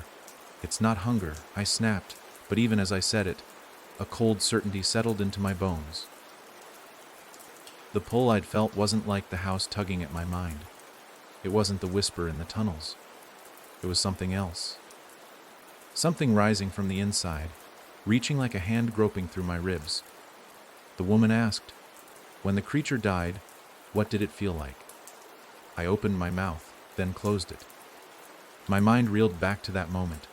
The bright flash, the unbearable heat, the rush of something pulling inward. For a split second, I'd felt full, not satisfied. Full. Like inhaling a breath too large for my lungs. I don't know, I muttered. You do. She took a hesitant step toward me. Tell me. A distant rumble drifted through the tunnels, barely audible but steady, like a slow heartbeat inside the earth.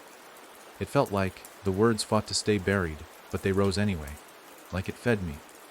The woman exhaled shakily. Then you're worse off than I thought. I pushed myself off the slab, legs unsteady. The room tilted. My fingers pressed against the wall to keep myself upright. I'm not letting that thing, whatever's in the mark, control me, I said fiercely. I'm not becoming another puppet. Then we move fast, she replied. We find out what shape it's taking. Before the house takes the rest. She didn't wait for my answer. She turned toward a narrow passage behind the torches, one I hadn't noticed until now. This way. I followed, though my steps felt off balance and heavy, as if the mark dragged an invisible chain behind me. The air shifted when we entered the passage. Warmer. Damp, thick with the scent of something old and rotten. The earth walls pressed close on both sides, brushing my shoulders. Roots hung down like ropes. Some twitched when my sleeve brushed them. She held the torch high. Stay close. This tunnel is older than anything near the clearing. It leads to something the house lost a long time ago. What did it lose? Her face darkened. Control. We moved deeper. The passage curved downward sharply, forcing us into a near crawl. The earth grew softer, sinking under our palms. Strange shapes jutted from the walls. Bones, maybe, but too twisted to identify. A cold breeze brushed past our faces from the darkness ahead. Why did you come down here after you escaped? I asked, my voice shaking more from fear than exhaustion. Because I thought I could outlast it, she said. That if I hid deep enough, far enough, the mark would fade. She brushed a hand over the faint scar on her shoulder. I was wrong, but you survived, for now, she grimaced. The only reason I'm still alive is because the mark grew weak over time. It lost direction. But yours is directed. What does that mean? It has a purpose. My skin prickled. Don't talk about it like it's alive. She shot me a strange, hollow look. It is. We reached another chamber, much smaller than the last but colder, almost freezing. The torch dimmed when she stepped inside, the flame shrinking under an invisible pressure. The walls of this room weren't raw earth. They were shaped stone, covered in carvings far older than anything in the upper tunnels. Each symbol looked half erased, scratched through by claws or knives. In the center of the chamber, a large circle was carved into the ground, filled with dark, dried streaks. This is where the house first tried to claim me, she said, voice hollow. This is where I broke it. I stepped closer. How? By refusing to finish what it began. A faint whisper rippled through the room, so soft I thought it was wind at first. Then I realized the woman hadn't heard it. The voice came again. Finish. My pulse jumped. I pressed a hand against my temple. Did you hear that? She turned sharply. Hear what? The voice. My breath quickened. It's telling me to finish. Her expression hardened. Don't listen. I'm not trying to. I snapped. It's in my head. The whisper grew clearer, slithering through my skull like a thin, cold blade. You're almost ready. I stumbled backward. The room dimmed. My knees buckled. The woman grabbed my shoulders before I hit the floor. Fight it. I'm trying, I gasped. It's stronger now. I know. She pressed her forehead to mine, forcing me to meet her eyes. Listen to me. The house isn't calling you right now. Something deeper is. What does that mean? I choked out. It means the house isn't the only thing with its claws in these woods. The ground vibrated beneath our feet. My heart froze. A howl rose from far down the tunnels. A sound that didn't belong to any creature born from blood or bone. It echoed through the chamber, shaking dust loose from the ceiling. What was that? I whispered. She didn't answer. Her eyes widened in terror, real terror this time, the kind that strips away every layer of bravery. Another howl followed, louder, closer, vibrating the air with a low, grinding rumble that made my teeth rattle. I clutched her arm. Tell me what that is. She swallowed. It's what the house fears. The whisper inside my skull pulsed again, sharper now, almost commanding. Run. For the first time. The voice didn't sound like Daniel. It sounded like something else entirely. Something older, something buried, something aware. The woman yanked me toward another corridor. Move! We can't stay here! We sprinted into the narrow tunnel as the chamber behind us shook with a deep, thunderous crack, the air filled with the smell of cold stone and something foul rising from below.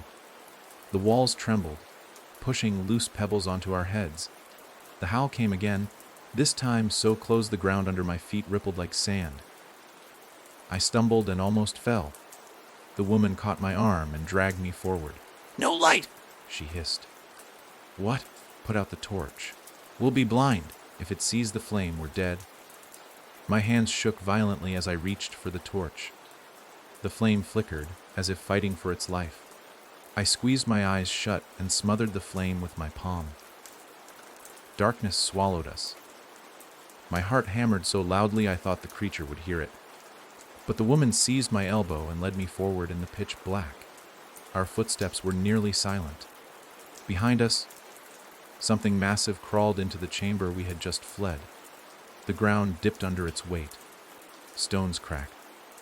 Air rushed toward us as if pulled by an enormous lung. The woman whispered so quietly I barely heard her. Don't breathe. I pressed a hand over my nose and mouth. A heavy sniffing sound filled the tunnels behind us, sharp inhales that dragged the air from the very walls. Each sniff rattled my ribs. It was searching for me, for the mark, for whatever the house wanted to claim. And then it spoke, a voice like gravel scraping against bone. Found you. The woman shoved me forward. Raren. We ran in darkness, so complete it felt like a thick cloth pressed against my eyes. The woman's grip around my wrist was the only thing anchoring me to any sense of direction. My feet slammed against uneven ground, stumbling over roots, jagged stone, and pockets of soft earth that swallowed my steps like sand. Behind us, the tunnel shook with slow, heavy movement, an approach too calm, too certain, like something huge crawling forward with the confidence of a hunter who already knows its prey has no escape.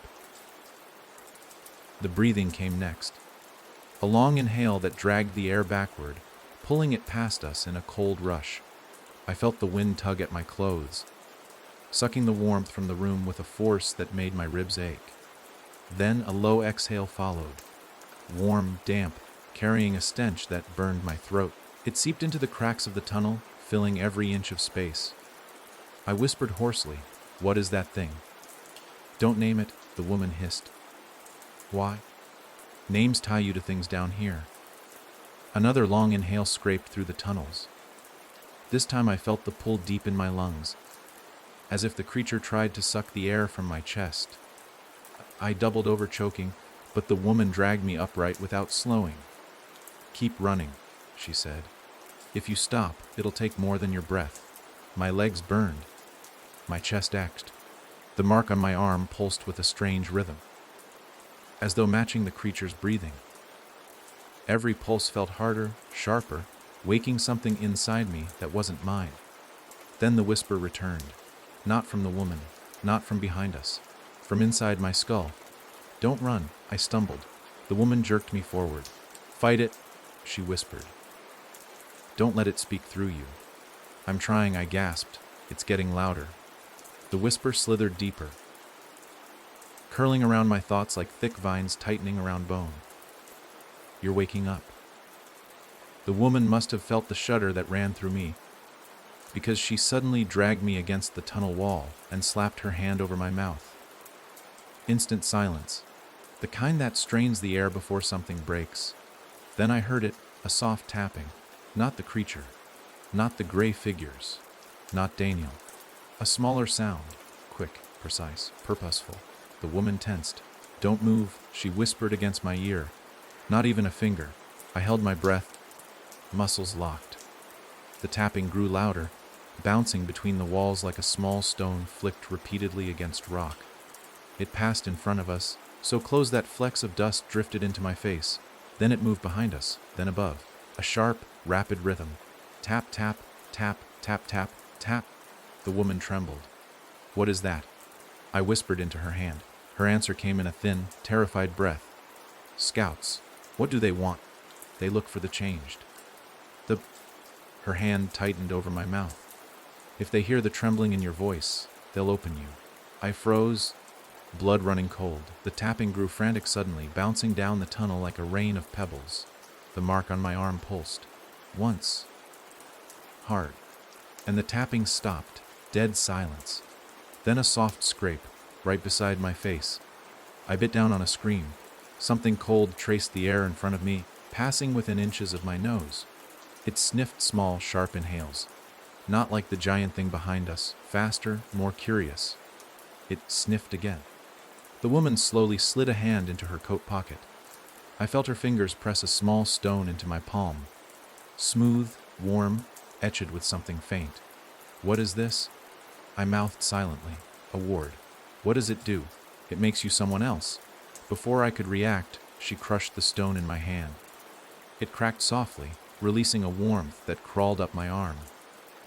The mark reacted instantly, twitching, contracting like a heart squeezed too tight.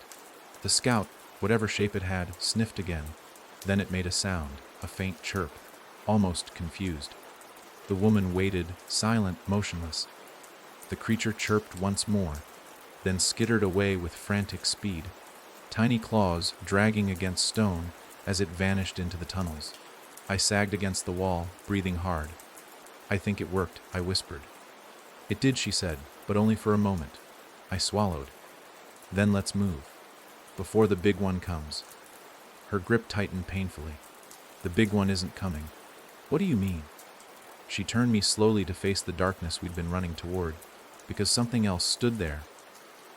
Not a creature, not a husk, not Daniel, a silhouette, tall, still, human-shaped, but wrong. It didn't move, it didn't breathe. The woman raised her torch slightly, even though its flame was nearly gone, and the faint, dying glow revealed enough. Its head was wrapped in cloth. I recognized the posture immediately, the wrapped figure, the one who blocked the exit, the one who knew too much, the one who warned me not to bleed. He stood in the darkness with perfect stillness, like a boundary marker placed at the edge of the earth. The woman stepped in front of me. Stay back. But the figure didn't move. It only spoke. You shouldn't have come deeper. The woman spat. We had no choice. There is always a choice, the figure replied. But few make the right one. I mustered strength to speak. What's down here? What's chasing us? The figure tilted his head slowly. Not what, who. My blood iced. Who? I whispered. The figure lifted his hand and pointed. Not behind him, but behind me. I turned slowly. The darkness behind us shifted. Then something climbed into view, massive limbs pulling across the stone, dragging a body too large to walk upright. Its outline was impossible to understand. Limbs where they shouldn't be, joints bending backward, a torso stretched thin like it had been pulled on a rack. Its mouth was too wide, its breaths too slow. Then it spoke, not in the gravel voice I'd heard before, not with the hunger of a beast. It spoke with my voice. Come back. The woman grabbed my hand and tried to run, but the wrapped figure raised his palm. Running won't work. Not from that. I stared, frozen, throat closing. What is it? I whispered. The wrapped figure's cloth shifted. You. The tunnel shook violently as the creature lunged forward, and every torch flame in the corridor died at once. Darkness swallowed everything. The darkness hit like a wave, thick, immediate, alive. I couldn't see the woman, the wrapped figure, or the thing wearing my voice. I couldn't see my own hands. I couldn't even see the faint outline of the torch. It was as though the shadows swallowed light itself the instant it flickered. The air felt tighter too, dense enough to press against my chest. I gasped for breath, and the darkness seemed to move with each inhale, flowing in and out like it had its own lungs. Somewhere ahead, the creature scraped its limbs across stone. I heard joints bending in slow, deliberate clicks. Then came the breathing, deep, steady, matching the rhythm of my own heartbeat as though sensing itself with me. The sound wrapped around me in a steady circle, echoing from everywhere at once. The woman reached for me blindly, her fingers brushing my sleeve. I clutched her wrist before the dark could pull her away. The wrapped figure's voice floated through the tunnel. Calm despite the horror closing in on us, you made the mistake of running. The woman hissed, "Don't listen to him. He needs to listen." The wrapped figure said, "It's the only thing that can save him now." The creature took a slow step forward. I didn't see it. I felt it. The ground pulsed under its weight, sending a faint tremor through my bones. Something brushed the wall near my ear. A slick sound like wet skin dragging across stone. "Stay behind me," the woman whispered. But the wrapped figure spoke again, closer now. "She cannot shield you. Not from yourself." A cold pressure pressed against the back of my neck. It wasn't a hand. Not fully, but something shaped like one. Something long, jointed, too many fingers. The weight sent a shiver up my spine, and for a moment my limbs refused to move. The woman yanked me forward. "Move!" Her voice jolted me out of the frozen daze. I stumbled blindly, reaching out, searching for her hand again, but all I caught was empty air. The wrapped figure's silhouette glimmered faintly in the distant dark, then disappeared again. The creature let out a deep, low moan that carried a strange familiarity, like hearing my own voice echo through water. I turned toward the sound instinctively, fear twisting my stomach. "Don't look," the woman warned. "I can't see anything anyway," I whispered. "That's how it gets in. Through attention, not eyes." Something warm dripped onto my shoulder. My breath caught. I reached up and touched it. Thick, sticky. The smell hit next, metallic, sharp. Blood mine. A small cut opened along my neck without pain. But the warmth slid down my collarbone in a thick trail. I clamped my hand over the wound on instinct. But that was exactly what I shouldn't have done. The wrapped figure's voice sliced through the dark with sudden urgency. "Don't bleed here." Too late. The ground under us vibrated, reacting to the drop like a creature tasting something familiar after years of starvation. The tunnel air changed instantly. It grew hotter, then colder, then still again. Every sound, breathing, scraping, footsteps, stopped at once. The creature froze. The woman cursed under her breath. "You just brought it closer," she whispered, voice thin with panic. "But I didn't mean. It doesn't matter. Blood is scent. Scent is memory. And memory is how it finds its shape." A faint glow appeared ahead of us, barely there, like a pulse beneath thin skin. It grew brighter slowly, then faded, then brightened again in a strange rhythm. The wrapped figure stepped into that faint glow, his cloth-covered head turning toward me. "It mimics you because the house poured a part of you into it," he said. "That thing isn't hunting, it's returning." "Returning what?" I breathed. "You." Before I could speak again, the creature lunged. The tunnel shook as it crashed forward, its huge hands slamming into the stone floor. The impact sent dust raining over us, filling the air with choking grit. The woman shoved me aside, pulling me against a narrow groove along the wall, just as a massive limb swept through the space where I'd been standing. A hot gust of air blasted past, its breath carrying the rotten scent of decayed wood and wet soil. The creature roared, and the roar sounded like my voice cracking under unbearable strain. The wrapped figure elongated, stretching tall in a way no human body could, blocking the creature's path for the briefest second. It wasn't a fight, it was a delay. "You can't confront it," he called to me. "You have to claim it." The woman screamed back, "He's not ready!" The creature shoved the wrapped figure aside like it weighed nothing. The cloth-wrapped body hit the wall with a sickening crunch, sliding downward until it collapsed in a heap. The darkness around us trembled. The woman dragged me down another passage, her grip iron tight. "We need to lose it. You said we can't outrun." "Not outrun. Confuse." "How?" "We go where it can't remember your shape." My pulse slammed in my chest. "Where is that?" "A place your mind has never walked." The tunnel floor sloped downward sharply. The wrongness in the air thickened. The darkness gained weight. My ears popped like we crossed a pressure wall. Behind us, the creature let out a furious roar, clawing at the tunnel walls to track us by sound. The woman grabbed my face in both hands. "Listen to me," she whispered. "Box your thoughts. Don't picture anything familiar. Don't remember faces or places or names. Empty your mind. Now. I can't." "You must." Her voice broke in a way that told me she wasn't trying to scare me. She was begging. The creature's hands slammed into the tunnel behind us, massive fingers clawing at the ground. A sharp sting shot up my arm, the mark reacting again, vibrating under my skin. The woman shoved me forward. Go. Don't think move. I ran blind. Disoriented, my thoughts pounding at the edges of my mind, begging to be recalled. Daniel, the clearing, the attic, the house, the river. No, empty, empty. But emptiness has its own shape, its own voice. And in that moment, something else rose inside me. Not the house, not the creature, not the whisper, something buried. A word formed on my tongue. Not in my mind. A name. I didn't recognize it. Didn't know where it came from.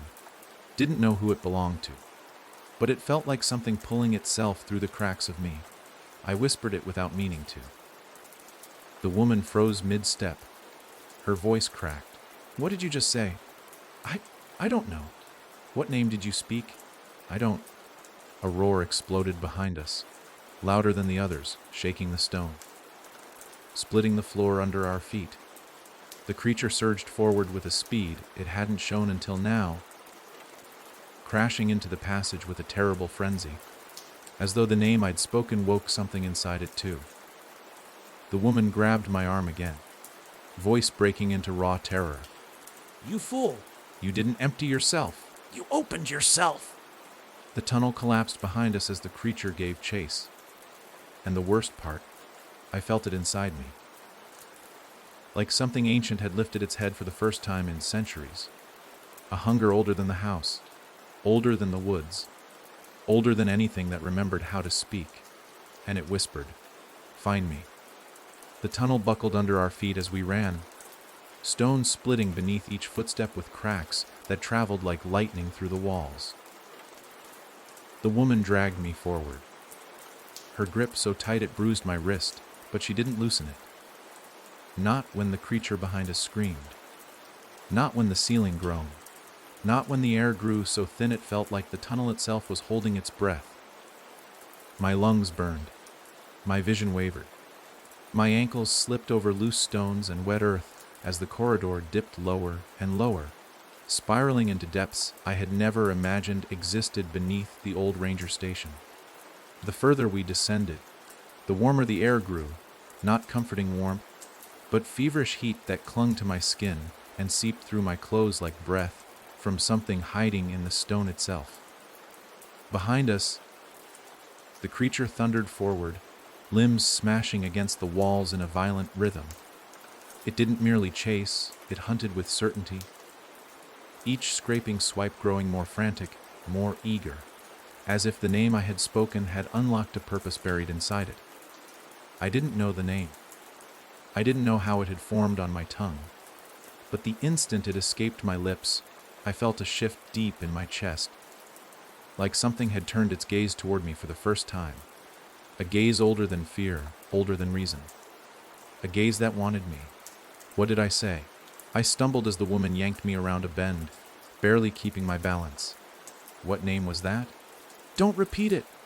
she snapped, pushing me so hard my shoulder slammed into the wall.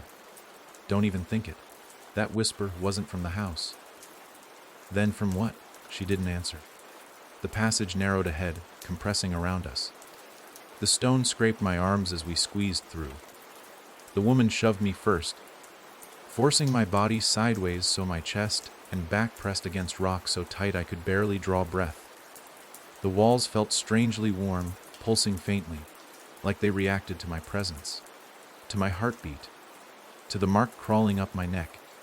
She pushed herself through behind me, panting as the creature's roar burst through the tunnel again, followed by the violent crunch of stone yielding, under its crushing limbs. "It's close," I whispered, terrified the sound of my own voice might draw it. "Keep moving," she said. "This narrow part will slow it down. It was never meant to fit through here. But it's bending itself," I said, voice cracking. "It bends like it has no bones." "It does have bones," she whispered. "Too many." A chill crawled down my spine. Each pulse of the mark seemed to answer the creature's movements, like the two were connected by a thread I couldn't see.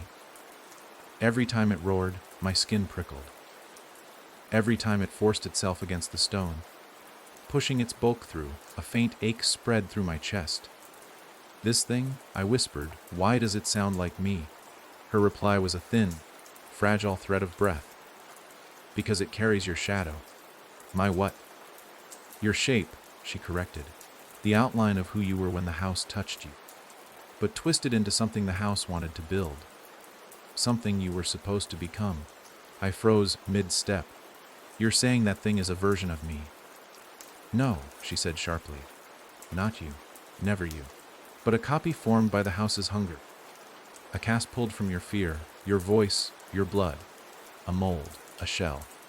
Something meant to hold the part you haven't unleashed yet." I wanted to vomit.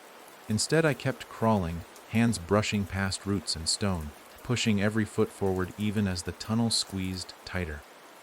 Behind us, the creature forced its head into the narrow gap. Bone cracked like dry branches. Its growling gurgle echoed directly behind my neck. The entire tunnel shook as it tried to lunge forward but wedged itself. Its limbs scraped violently against the stone, widening the gap bit by bit. "Hurry," the woman hissed. The tunnel widened at last, releasing us into a chamber so vast the ceiling swallowed sound. The space was black, extending far beyond the reach of the faint light from the dying torch.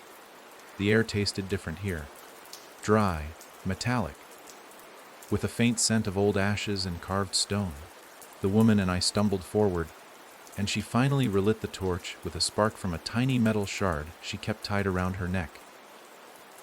The flame rose weakly, revealing a floor covered in deep carvings. A circular design stretched across the chamber, gouged into the stone like claws had etched it long ago. The carvings spiraled inward toward a sunken pit that sank into darkness deeper than any tunnel we'd come through. She grabbed my arm before I could step forward. "Don't walk on the center. It wakes things." "What things?" I gasped. "Things the house tried to bury." A loud crack echoed from the narrow passage behind us. The creature's head and shoulders finally forced through, tearing stone like soft clay. Dust and pebbles showered onto the chamber floor. The woman spun me around, shoving me hard. "We have to cross. Keep to the outer ring. Step only where the stone is smooth." The carvings were jagged, uneven, forming a pattern I couldn't decipher, but they glowed faintly beneath the torchlight, as though veins of something alive ran through them. She stepped carefully along the edge, avoiding the central spiral. I followed, placing each foot exactly where she placed hers. The creature crashed into the chamber behind us. The floor trembled under its weight. Its distorted body unfolded into the open space, each limb bending too far backward. Its torso twisted unnaturally, its chest heaving with a slow pulse that matched, horrifyingly, my own breath.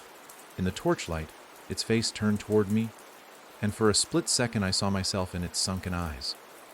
Then it spoke again, and hearing my own voice come from that thing made something in my mind crack. "Come back." The woman caught my arm as I staggered toward the carvings. Don't let it pull you! "It mirrors your instincts. It copies your fear. It wants you to walk to the center." "What's in the center?" I whispered. "The beginning," she answered, "of your worst possible ending." We skirted the edge, but the creature's bulk blocked the way behind us. It lunged forward, slamming a massive hand down on the carvings. The moment its flesh touched the spiral, the lines began to glow brighter, pulsing like something waking under the stone. The creature froze, its limbs trembled.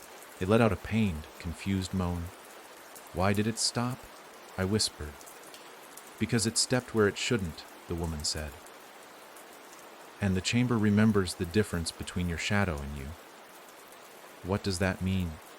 It means it can be slowed here, she said, but not stopped. The carvings under the creature began to shift, literally shift, as though pushing up against its body. Sharp stone ridges rose, piercing into its limbs. The creature howled, but instead of pulling back, it lifted its head and screamed my name. Not my voice, not even human. A warped, elongated version. A cry that stretched my name out until it became something monstrous. My ears rang. My chest tightened. A shocking realization spread through me. It wasn't calling me. It was summoning something else. The spiral in the stone glowed brighter. Heat radiated from the pit in the center. Thin lines of smoke trickled upward. The air filled with a soft hum. Not from the creature, not from the woman, not from the tunnels. From the pit itself. The woman's face drained of color. It's waking. You need to move. Now. What is waking? She grabbed my face, forcing me to look at her. The first one. What? You? She shoved me toward a narrow exit on the far side of the chamber. The creature spotted the motion and lunged again, but the carvings held it just long enough for us to run. The roar from the pit rose, no longer distant but alive. The ground shook. Heat poured outward. Shapes shifted beneath the stone. The woman yanked me through another tunnel, this one carved with smoother walls, almost polished, as if thousands of hands had brushed them over centuries. The tunnel sloped upward. The air grew cooler. I ran with everything left in me. My throat burned. Sweat stung my eyes. The mark pulsed wildly, frantic, as if terrified of what had woken behind us. The woman checked over her shoulder once, and the terror in her face told me she'd seen something she never hoped to see again. At last, the tunnel split into two branches. She dragged me into the left corridor without hesitation. This leads away, she panted. We can lose it here. What was that thing? The first one. She didn't answer. Not until the tunnel leveled, and we reached a shaky wooden platform above a vast cavern filled with dozens, maybe hundreds, of small, flickering torch lights far below. Only then did she stop, turn to me, and speak in a broken whisper. The first one is what the house was before it found walls. I stared, chest heaving. She continued. Before the house was a place. Her voice cracked. It was a person. The platform shook. A distant rumble rose from the tunnel behind us. The first one was coming. The wooden platform trembled beneath our feet as the distant rumble tunneled through the stone corridors behind us, vibrating the air like a drum hit by something enormous. The woman steadied herself against the railing, though calling it a railing felt generous. It was nothing more than old rotten planks nailed together decades ago, trembling under the slightest touch. Below us lay a cavern vast enough to swallow towns. Torches burned in scattered clusters, their flames flickering as if disturbed by the same tremor rolling through the ground. The cavern ceiling stretched so far overhead that it dissolved into blackness, too high for the torch glow to reach. The floor below teemed with shapes, some human, some too twisted to name, moving with slow, shuffling steps, weaving through the lights. The sound of their movement rose in a soft chorus, not voices exactly, but steady breaths, sighs, and faint scraping.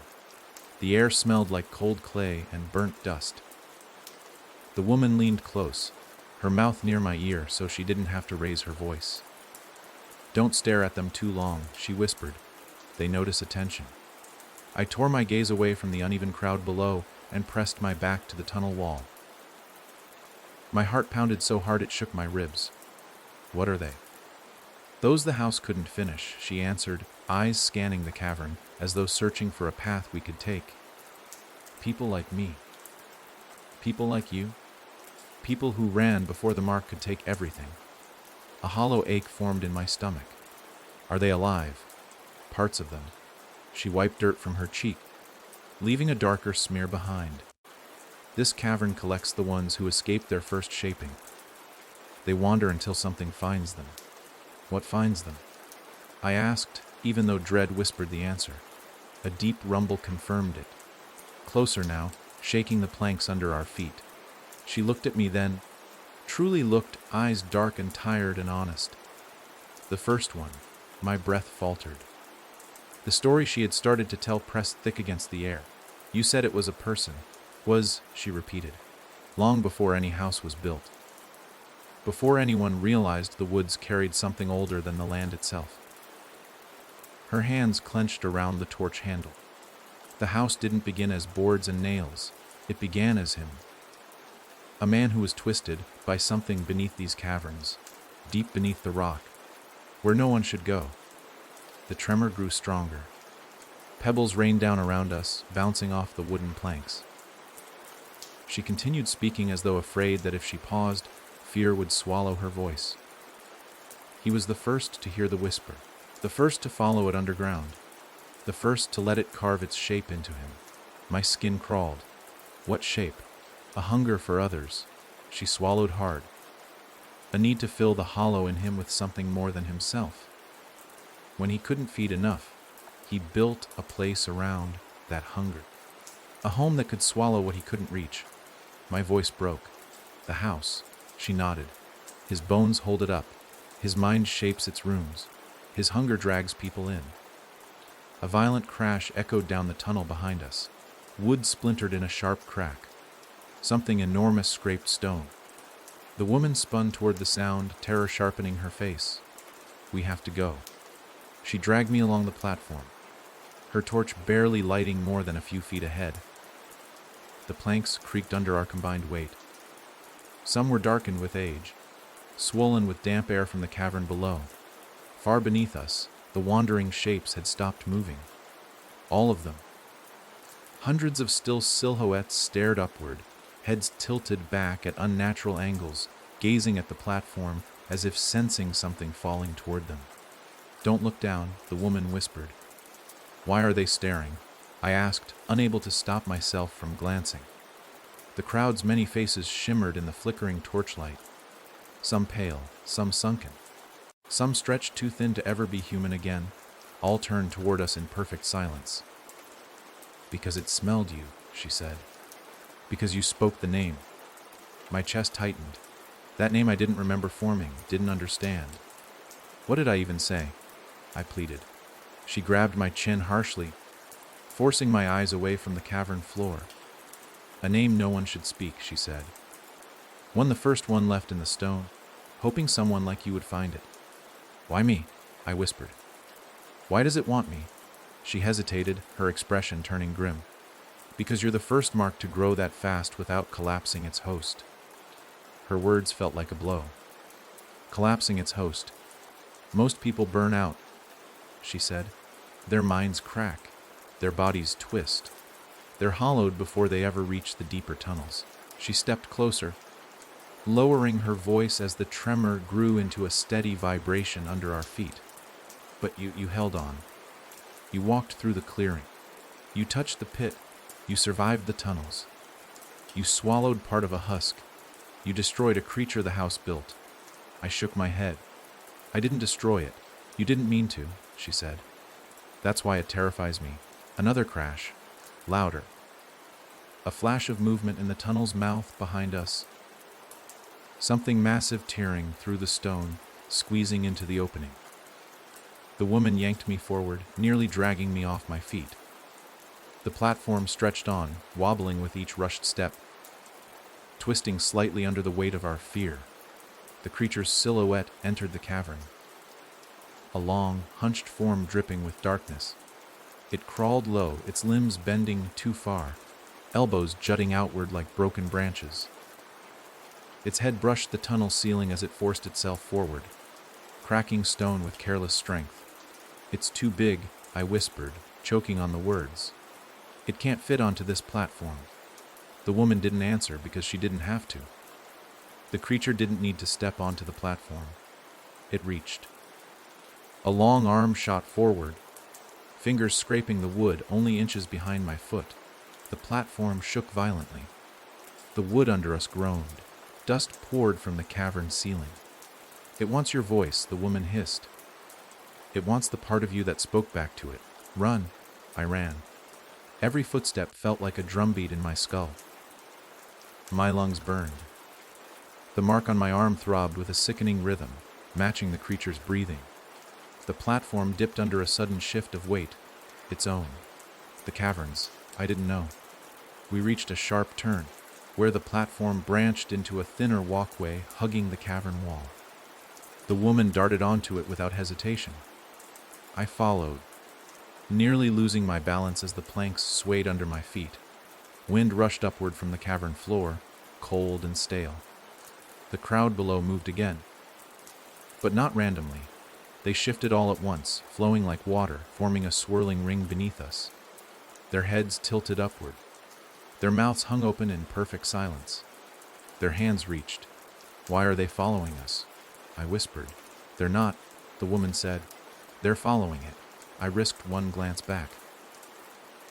The creature's head shoved out of the tunnel entirely, its jaw unhinging in a horrible stretch, as though dislocating itself, just to scream in a pitch that wasn't meant for voices.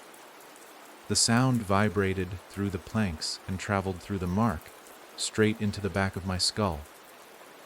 I staggered, clutching the railing. Pain exploded behind my eyes. My knees buckled. The woman caught me before I fell. Fight it! She yelled over the roar. Don't let it fill you! It already is! I cried. I feel it pulling.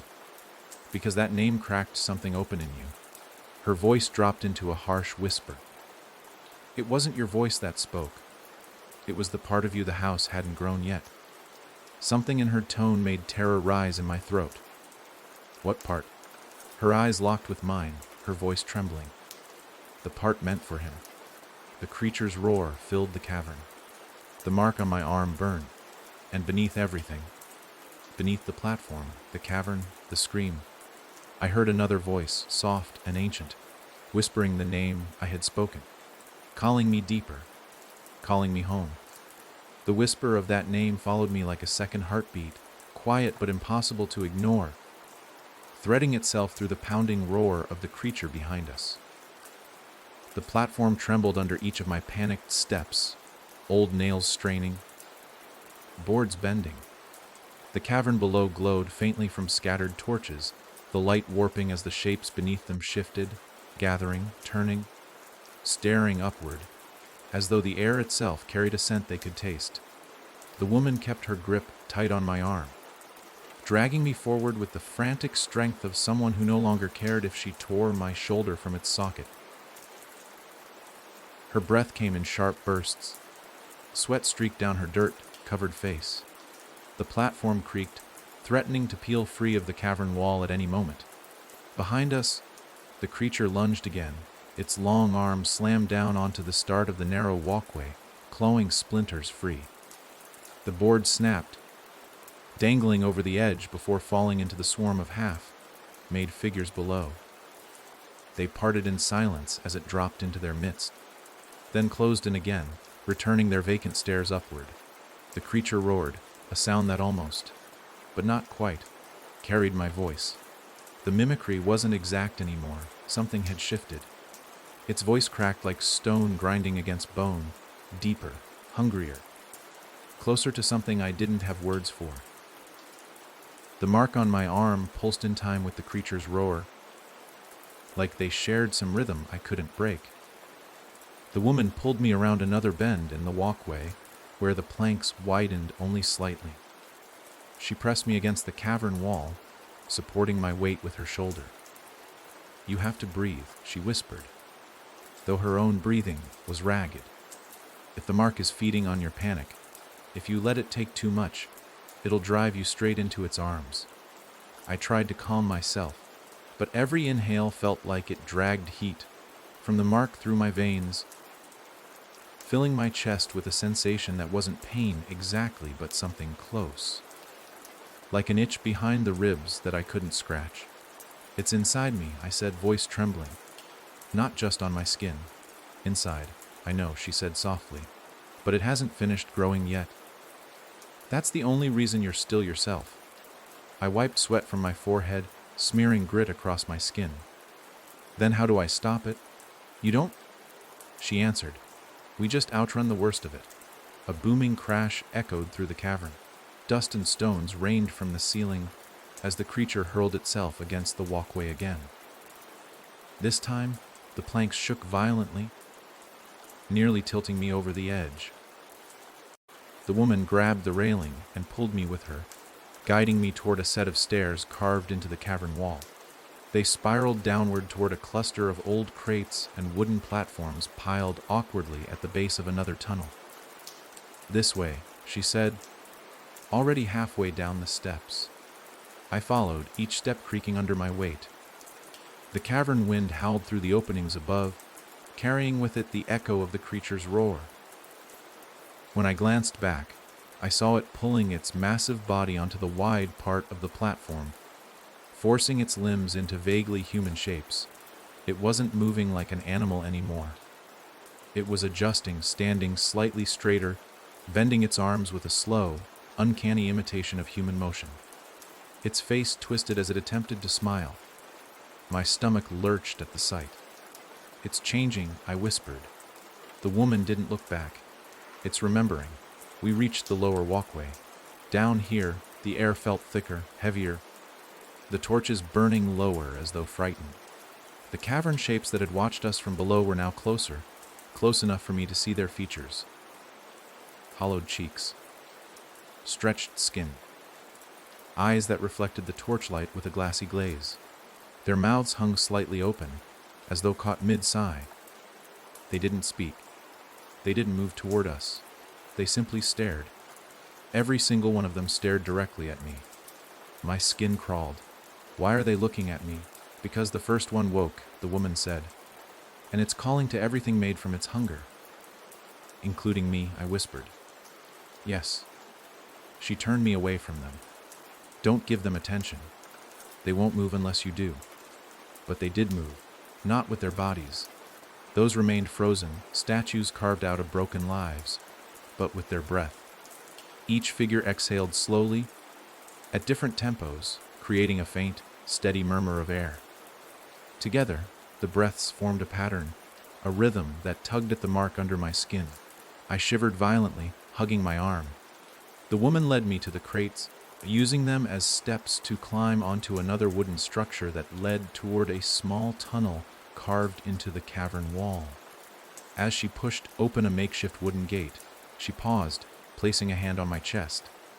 "Once we enter this tunnel," she said, "nothing behind us matters.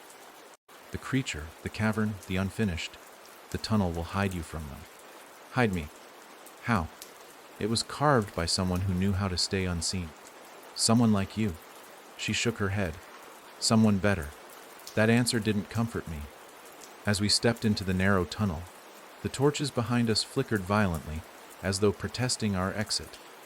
The cavern fell into near darkness, but the wooden gate we'd passed through shut itself behind us with a soft thud. The air inside the tunnel was warmer, almost humid, tinged with the faint, sweet scent of sap and smoke.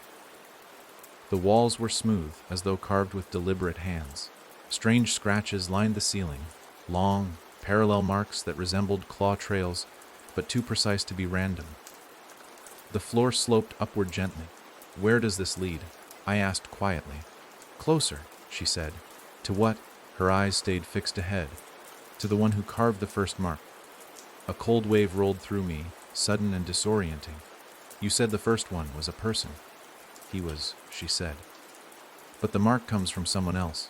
Before I could ask more, a distant howl echoed through the cavern behind us. The creature had found the gate. The wood didn't break. Instead, the howl changed pitch, turning into something like a low moan of recognition. It whispered my name again, but distorted, stretched like wet cloth pulled too thin. The walls trembled faintly. I pressed myself against the tunnel wall, panic rising. "It's coming." "It can't enter here," she said firmly. "This tunnel belongs to the one who fought it." "Fought who?" "The first one," she said, "the original hunger." The torchlight cast her face in half shadow, her features drawn tight with memories she didn't dare speak. "Someone found him long ago," she continued, "and tried to stop him before the house was ever built. They failed." I swallowed hard. Then why come here? Because even failed efforts leave clues, she said. Sometimes the mark's weakness lies in the one who tried to break it, not the one who made it. That didn't make sense, but my mind was too full of fear to untangle her meaning. We followed the tunnel deeper. The air grew warmer still, the smell of sap thickening, mixing with an underlying scent of burnt cloth. The walls curved inward, as though the tunnel was narrowing with each step, squeezing us forward into the dark. Ahead, a faint glow appeared, soft, golden, flickering like candlelight behind a curtain. The woman slowed her pace, lifting her torch but not stepping into the light. "You must stay behind me," she said. "This place remembers every footstep. If it recognizes yours too early, it may see you as part of him." "Him," I whispered. "The first one," she nodded. "Or worse, the version the house wanted to make from you." My chest tightened. The mark throbbed hard enough that my vision blurred. Something deep in the tunnel whispered my name again, but softer this time, gentle, coaxing. The voice didn't sound like the creature's voice, or Daniel's, or anything else I knew. It sounded familiar in a way I couldn't place, like a memory from childhood I forgot I had. I stumbled backward, pressing my palm over the pulsing mark. "It knows me." "Of course it does," the woman said quietly. "It shaped your shadow before you were ever born." "That's impossible." "Not here." She stepped toward the golden glow, but before we entered, she turned to me with an expression I hadn't seen on her face before. Fear mixed with something like sorrow. "What you see in the next room may try to speak to you. Don't answer. Don't even nod." "Why? Who's in there?" Her voice dropped. "The first one carved part of himself out to keep here, a scrap of who he used to be. A memory that thinks it's still alive." My breath caught. "A memory?" "Yes," she said. "A memory of the man he was before he became hunger." I felt the mark pulse again, stronger this time, pulling toward the light. The whisper came again, tender, almost pleading. "Come home." The woman grabbed my arm. "Don't listen. It sounds like my voice broke. It sounds like me." She closed her eyes. "That's because he shaped the mark you carry, and the mark shaped a place inside you for him." I staggered, the truth landing like a stone in my chest. "You mean he's inside me?" "Not yet," she said, "but he wants to be." The golden glow brightened. The whisper grew clearer, and as we stepped forward into the chamber, I saw a figure sitting calmly in the center of a stone room. Quiet, still, hands folded in his lap, his face lifted slowly toward us. He looked exactly like me, but older and smiling. He smiled with a calmness that didn't match anything around us. Not the trembling torches, not the hum of the cavern walls, not the distant roars from the creature behind the gate, not even the woman's shallow breathing as she stepped in front of me, like she expected the figure to leap up and tear me open. His face was older than mine, but perfectly intact, untouched by the cracks, the rot, the shadow that clung to everything carved by the house. No sunken cheeks, no stretched skin, no mark crawling under his flesh. His eyes were steady and strangely warm. He sat on a carved stone chair, shaped like a ribcage turned upright, fingers interlocked. Posture relaxed as if waiting for someone who had been late by decades. The golden glow came from candles arranged in a circle around him, each flame bending slightly toward his body, as though drawn by some unseen gravity. The woman raised her torch higher. Her tone hardened to something sharp and guarded. "Don't step closer to him." Her warning echoed dully off the chamber walls, swallowed quickly by the thick air. I took a half-step back, but my gaze remained locked on the figure's face. He looked so much like me that my mind refused to make sense of the sight.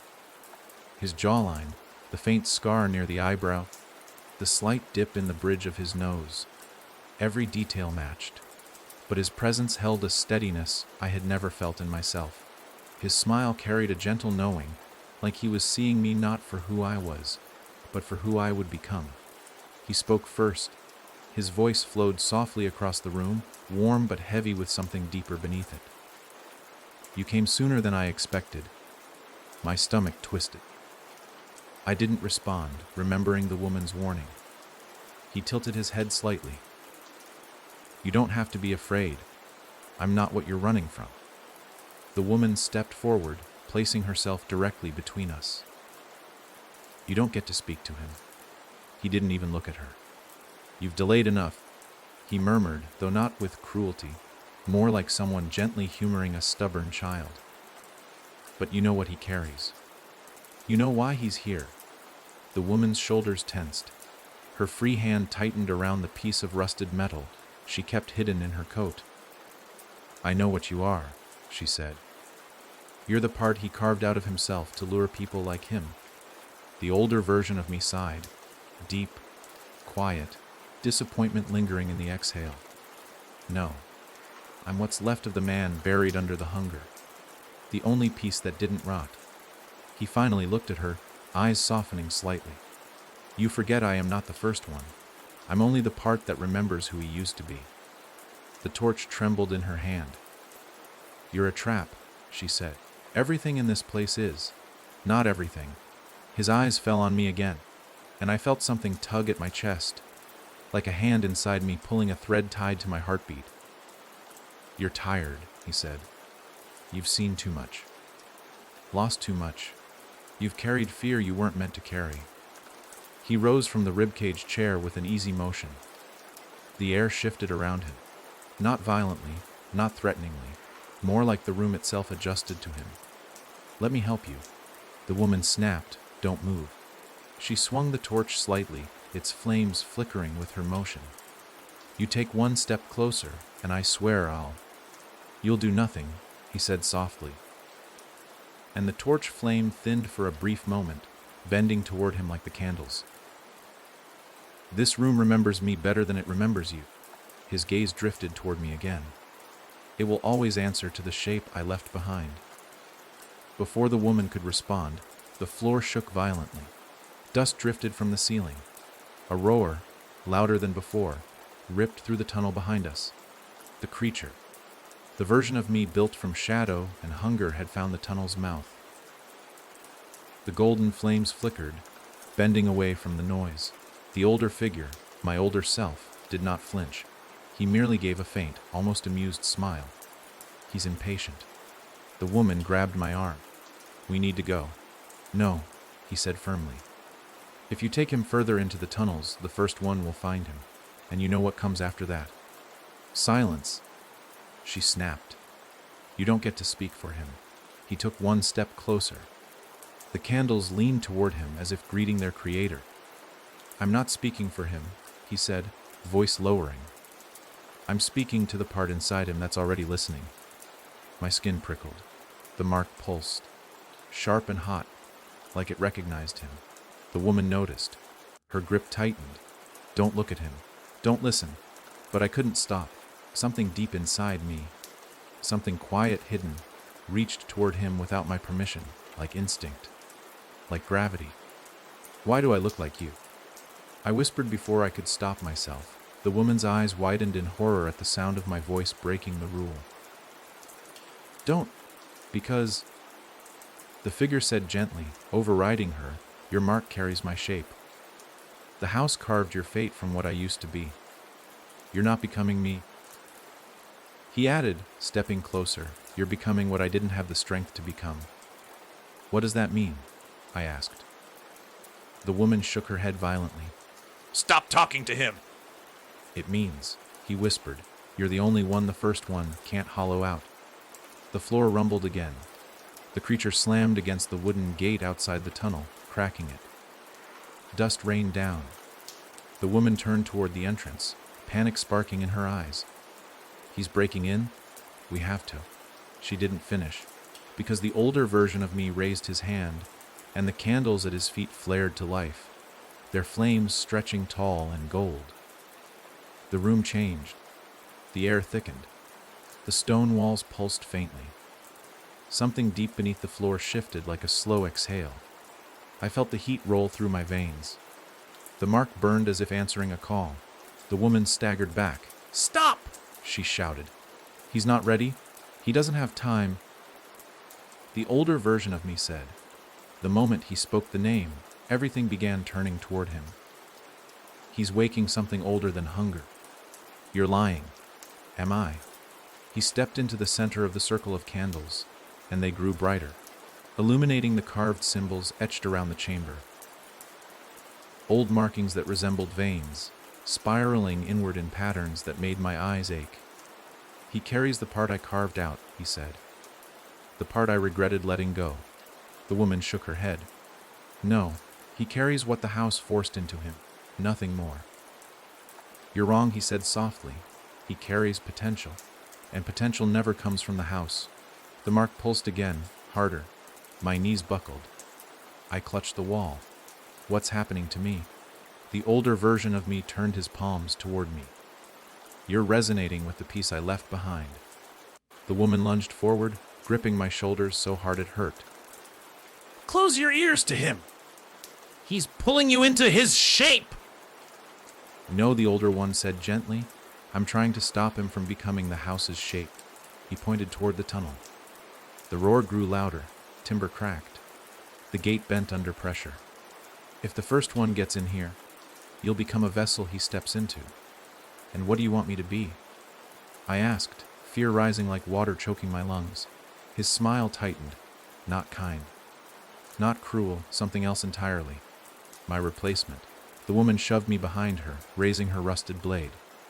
Enough! You won't take him. I'm not taking him, he said, eyes steady. He's already halfway here. He lifted his hand. The mark on my arm blazed, lighting under my skin in branching patterns that crawled up toward my neck. Pain stabbed into my ribs. My breath caught.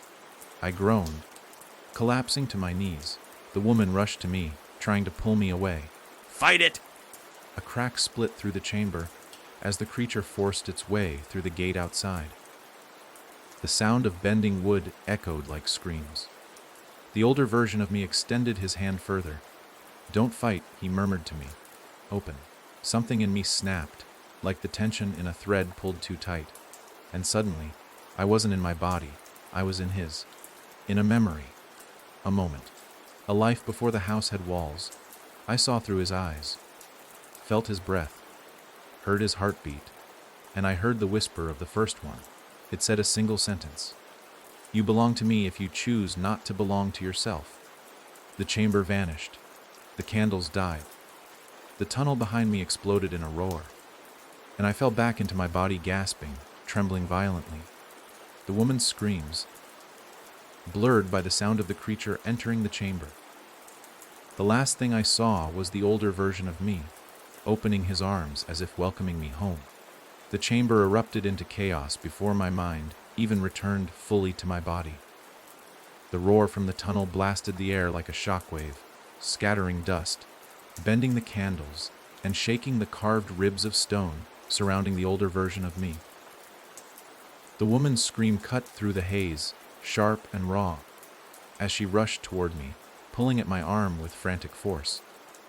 My limbs trembled violently from the memory I had just fallen into, a memory that didn't belong to me, yet clung to my bones like heat after a burn. The older version of me stood at the center of the room, arms open, expression still calm. As though the monstrous figure behind us, my twisted shadow, was nothing more than an expected arrival. The creature burst through the last splintered fragments of the wooden gate. Its deformed body crashed into the chamber in a cyclone of limbs and broken stone. Its face was a warped mockery of mine, jaw unhinged too wide. Teeth forming crooked spires, eyes sunk deep and glowing faintly with a dull, sickly light. Its chest pulsed in heavy heaves, ribs pushing outward like fingers pressing through thin cloth. It screamed, and the scream held traces of my own voice, stretched and cracked, like hearing my reflection through shattered glass. The woman shoved me behind her, stepping forward with her rusted blade raised. Even though she had to know it wouldn't be enough. The creature was too large, too wrong, too eager. It lurched forward, scraping its claws across the stone, leaving deep gouges that smoked faintly. The older version of me didn't step back. He simply tilted his head, studying the creature, and whispered. He followed the piece he recognizes. Then he looked at me. Your shadow came home. My breath hitched painfully. The mark on my arm burned with a rising heat that felt like molten metal trickling through my veins. Make it stop, I begged, gripping my arm. Make it stop. I can't, he said, voice soft but steady. Not now. You tore the door open when you spoke the name. I didn't mean to. That doesn't matter. His eyes held a strange sympathy. The moment it left your mouth, the house knew. The first one knew. And he nodded toward the creature, knew. The creature lunged. The woman shoved me to the ground, and the creature's claw sliced through the air where my chest had been a moment earlier. Stone shattered. Dust exploded upward. The creature roared, spinning toward me, its focus fixed entirely, terribly, hungrily on my body, as if it saw not my face, but the shape inside me it had been designed to inhabit. The woman slashed at its arm, cutting deep, but the wound didn't bleed. Instead, a thick, dark fluid oozed out, steaming as it hit the ground. The creature shrieked in a voice that wasn't mine, not exactly, but close enough that it made my stomach twist. It swung a massive limb at her, knocking her into the wall with brutal force. She crumpled but pushed herself up, coughing, trying to stand. Don't, she yelled at me as I crawled toward her. Don't come near me! It follows you! The creature lurched forward, crawling toward me on too many limbs, dragging its bulk across the floor. Fear shot through me, hot and sharp, as the mark throbbed in time with each of the creature's dragging motions. Every inch it gained sent a pulse through my body, like it was reeling me in with an invisible hook buried deep in my chest. The older version of me raised one hand. The candles flared again, casting long shadows across the chamber. The creature halted mid-crawl, its limbs twitching violently as though fighting some unseen restraint. It bellowed in frustration, its jaw distorting further, skin splitting at the corners. The older version of me stepped closer to it, unfazed. He isn't ready, he said calmly. You can't enter him yet. The creature snarled, struggling against the invisible hold. The older figure didn't raise his voice. The mark hasn't finished shaping him. Stop, I whispered, struggling to rise. Please stop. My plea wasn't for the creature or the woman. It was for him, the older version of me. He looked at me with something like sorrow. I can't bind what you opened. Only you can choose which shape you become. I don't understand. I screamed, the pain rising so fast I could barely breathe. I don't understand any of this. You do, he said. You saw the memory. You know what he whispered to me. You know what he wanted me to become. His eyes deepened with something heavy, something regretful. And now he wants you. The creature suddenly broke free of the invisible hold with a violent snap. The candles guttered inward. The older version of me stumbled slightly, losing his balance for the first time. The creature rushed him immediately, its limbs a blur of claw and bone, slamming into him with a sound that echoed like two bodies made of stone colliding. The older figure didn't fight. He simply placed his palm against the creature's chest. The air around them pulsed outward in a shockwave. The creature shrieked, trying to wrench free, but the older version held it in place, their bodies locked in a twisted embrace. The woman staggered to her feet, clutching her side. She stumbled toward me, dragging me backward as far as she could. Get up, she gasped. We have to move while they're locked. What is he doing? I asked, dazed, my legs struggling to follow her. He's giving you time, she said. Her expression tightened with something like pity. He knows what's coming. What is coming? I begged. Tell me. Before she could answer, the creature broke loose again. But this time, instead of lunging at me, it turned on the older figure with newfound fury. It slammed him against the wall. The rib, like stone chair, cracked. The older version coughed and wiped the corner of his mouth with the back of his hand. When he looked up again, he was smiling, tired, resigned. You see, he rasped. He's stronger. He's more desperate now. He knows he doesn't have long before the first one arrives. My blood went cold. The first one is coming here. Yes, he whispered. He will want to see who spoke his name. I shook my head violently, panic seizing my throat. I didn't choose. You did, the older version said softly. And now you must choose again. The creature lunged one last time. But instead of striking the older figure, it suddenly spun, twisting its massive frame in a swift, unnatural motion, and hurled itself toward me. The woman screamed. She shoved me aside, throwing herself between us with a cry that tore from her throat like raw pain. The creature's claws slashed across her back, tearing cloth and skin. She crumpled to her knees. I crawled toward her, reaching out. Don't. She gasped through clenched teeth. Don't let it touch you. Her warning cut off as the older version of me grabbed the creature from behind. Locking his arms around its torso, he strained, teeth clenched, pulling it away from us. The creature roared, thrashing, but the older version held on, his body shaking under the strain. You still have a chance, he shouted. Before he arrives. Before the hunger finds its place in you. What do I do? I cried. You choose what part of yourself you will keep alive, He shouted back. before the first one chooses for you. The creature's body writhed with such force that the older version's grip finally slipped. The creature twisted, too fast, too strong, and drove its claw clean through his chest. The woman screamed. I screamed. The candles flickered violently. The older version of me coughed blood, but instead of collapsing, he turned his head toward me. His eyes softened, gentle, warm, heartbreakingly human. You were supposed to be me, he said quietly. Then he whispered, now become something else. The creature ripped its claw free. The older version of me fell. The chamber walls groaned as if the stone itself mourned. And somewhere deep beneath the earth, a second roar answered. Not the creature's, not mine, not any humans. A roar that belonged to the first one, and it was coming for me. The roar rose from the depths like the earth itself was tearing open, a sound so massive it pressed against my chest and squeezed the air from my lungs. Dust rained from the ceiling in heavy clumps, coating my tongue with grit. The stone walls vibrated as though some colossal presence moved through the bedrock, crawling upward in a slow, deliberate ascent. The woman staggered, clutching her back where the creature had slashed her, blood dripping from her fingers in thick streams.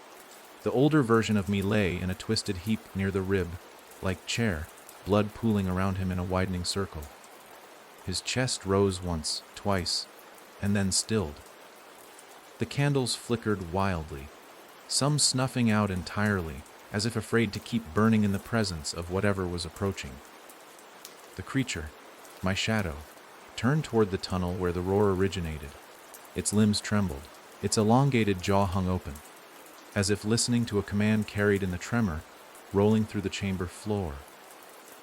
Its back arched, spine cracking audibly, adjusting itself with sharp pops, as though preparing for something important, something sacred in its twisted logic. It lifted its head and sniffed the air, its movements jerking with anticipation. Then it slowly turned to face me, not with hunger, not with rage, but with recognition. A slow, guttural croak scraped from its throat. Its body lowered, almost bowing. The woman pushed herself upright, shaking violently from pain and exhaustion. Get up, she whispered to me, voice trembling. Please get up, you have to move. I forced my body to obey, rising to my knees, then my feet. My legs felt hollow, barely able to hold my weight. The mark on my arm pulsed with a rhythm that matched the distant roar, deep, slow, ancient. Each pulse sent a wave of heat slicing up my spine, filling my stomach with a sickening heaviness. The whisper inside me, the one that had spoken the forbidden name, rose again, curling around my thoughts. He is coming. I clamped my hands over my ears, but the whisper didn't fade. It wasn't sound. It was memory carved into something deeper than bone.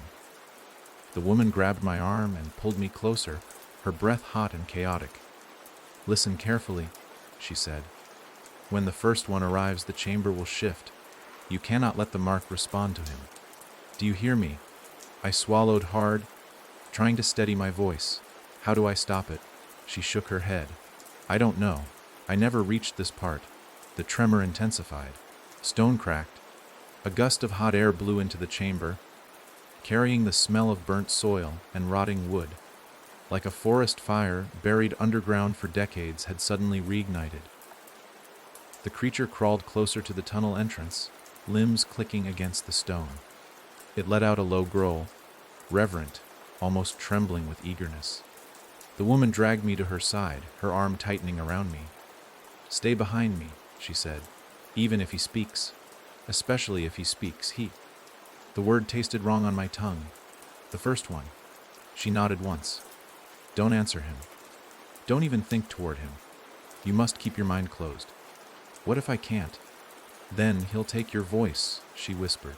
And then your shadow. My stomach dropped. Like he took mine, she added, voice cracking. For the first time, I understood the hollow grief in her eyes.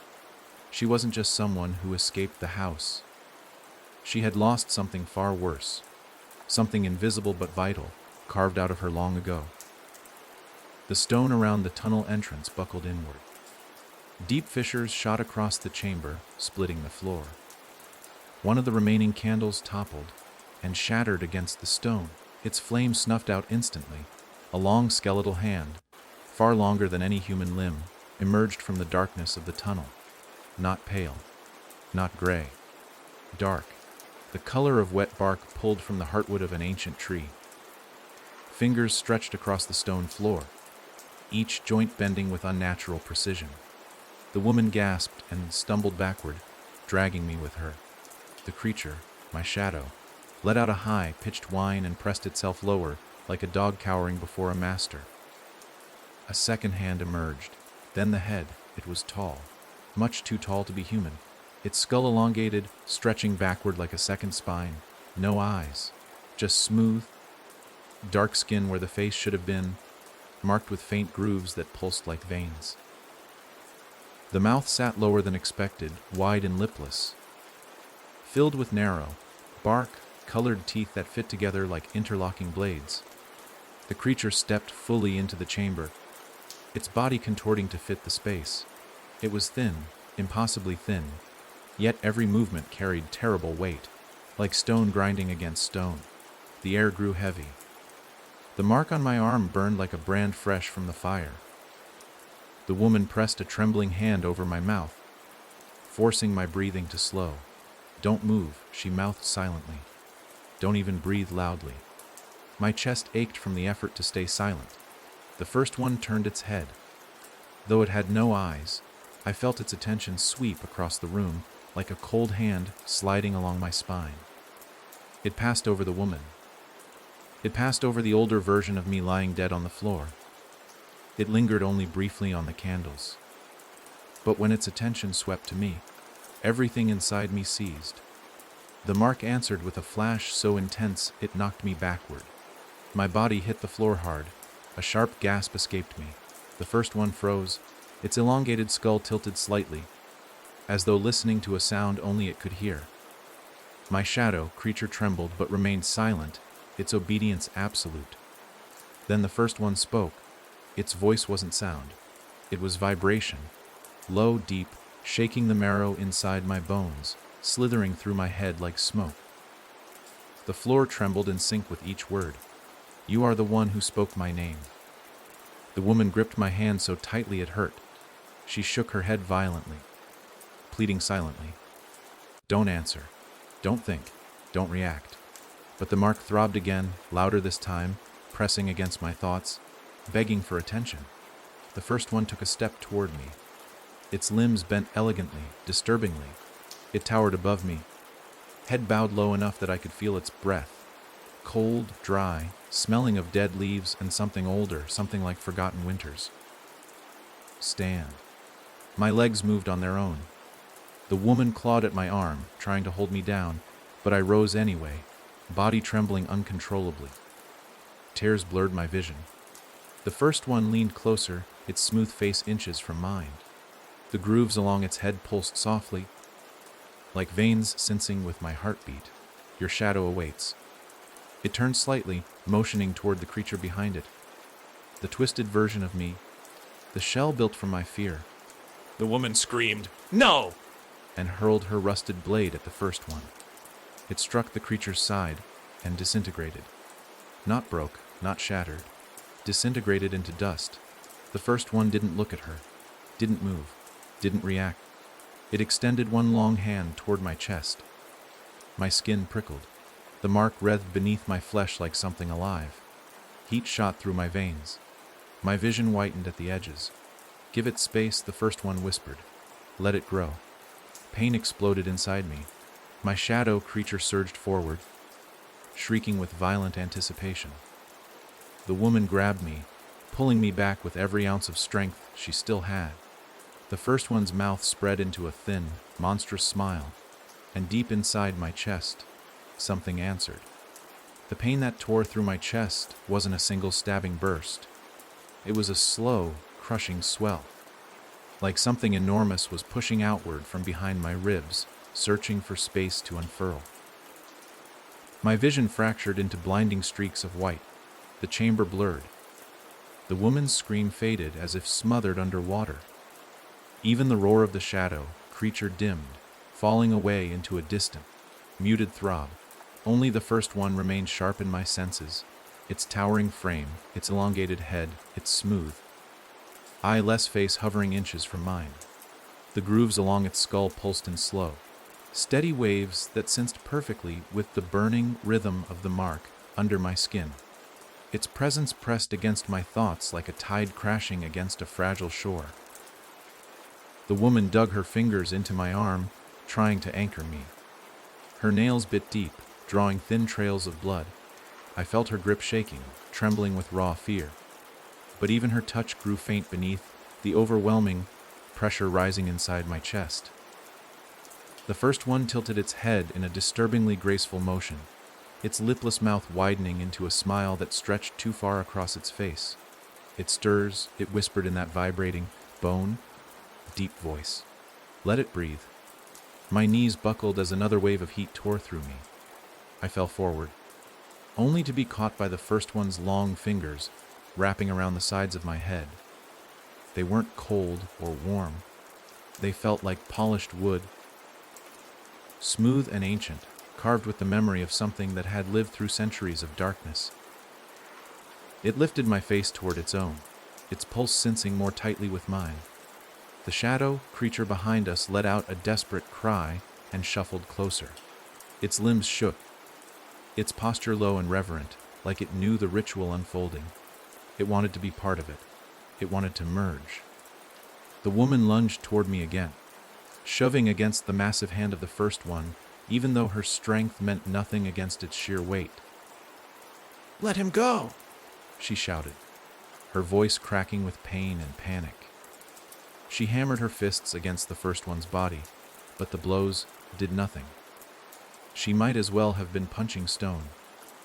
The first one didn't acknowledge her, not even the slightest shift. She was as insignificant to it as a breeze. My teeth clenched, jaw aching as I fought the rising pressure inside me. "Stop," I gasped, though the word came out broken and thin. I can't hold it." "You don't hold it," the first one murmured. "It holds you." The pain intensified. My spine arched backward, muscles rigid and trembling. The mark spread across my chest, crawling upward in branching lines that twisted beneath my skin like dark vines searching for the surface. I felt them wriggle under my collarbone, pressing into my throat. Panic clawed up my lungs, stealing my breath. The woman's voice broke again. "You were supposed to help him!" she screamed, turning toward the body of the older version of me lying crumpled near the chair. "You said you'd give him time!" The first one's head turned slightly toward her voice, though its featureless face gave no sign of focus. The one who remembers cannot hold what wakes. The words shook the chamber, dust drifting from the ceiling in thick clouds. The woman ran to the older version of me, falling to her knees beside him. She gripped his collar, shaking him violently, tears streaking her face. "Get up," she sobbed. "You said he could choose! You said he wasn't a vessel yet!" The older version of me didn't move. His face remained tilted slightly to the side, eyes glazed, blood pooling beneath him. A part of me wished he would rise, wished he would speak, wished he would save me like he'd tried to. But he was gone. And I was alone with a hunger that had lived far longer than any body or house ever could. The first one's mouth widened further. Too far, splitting upward at the corners as though tearing itself open for me. Its hands remained firm around my skull, guiding my head until my forehead nearly brushed its smooth face. A low vibration hummed through the air between us, a resonance that seemed to awaken every nerve inside me. "Let the echo pass," it whispered. "Let the shadow step forward." The shadow creature moved closer, its limbs twitching with anticipation. Its jaw clicked open and shut, a grotesque attempt at mimicry, as though trying to speak but lacking the right shape to form words.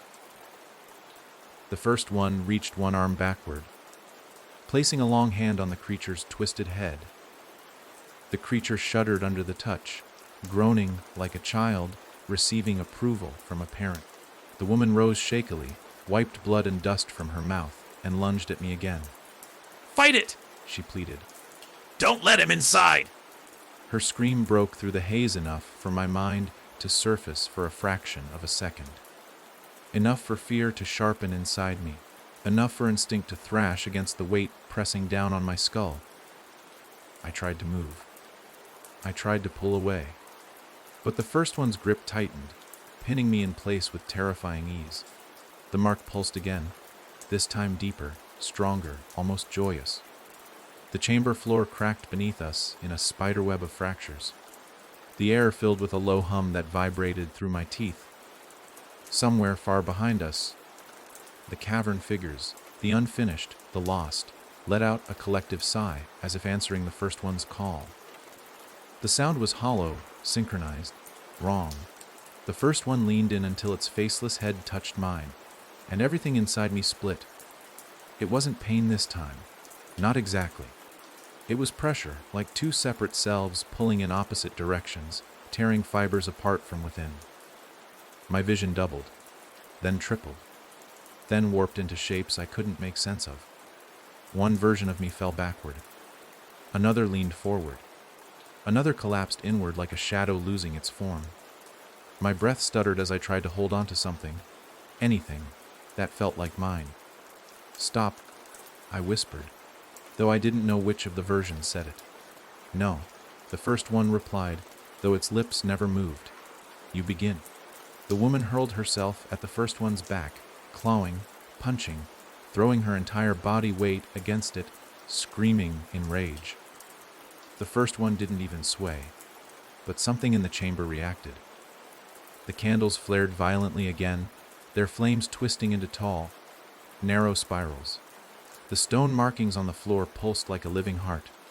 The rib, like chair, cracked further.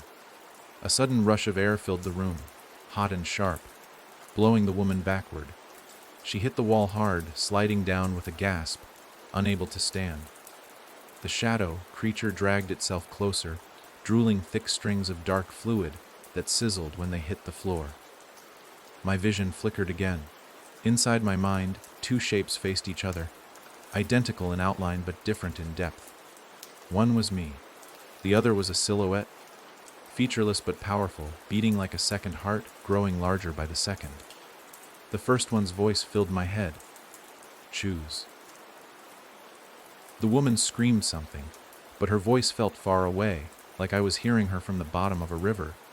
The shadow creature crawled right beside me, lifting its distorted face toward mine, as though waiting for the moment it would be allowed to crawl inside the hollow I was becoming.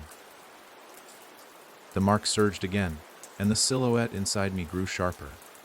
I felt myself slipping, losing footing, losing shape, and then something small touched my hand, a trembling, tiny hand, a child's hand. I turned, not in the physical chamber, but in the place inside me where the splitting happened, and saw the thin, hollow-eyed child from the crawl space, its face staring at me with desperate fear.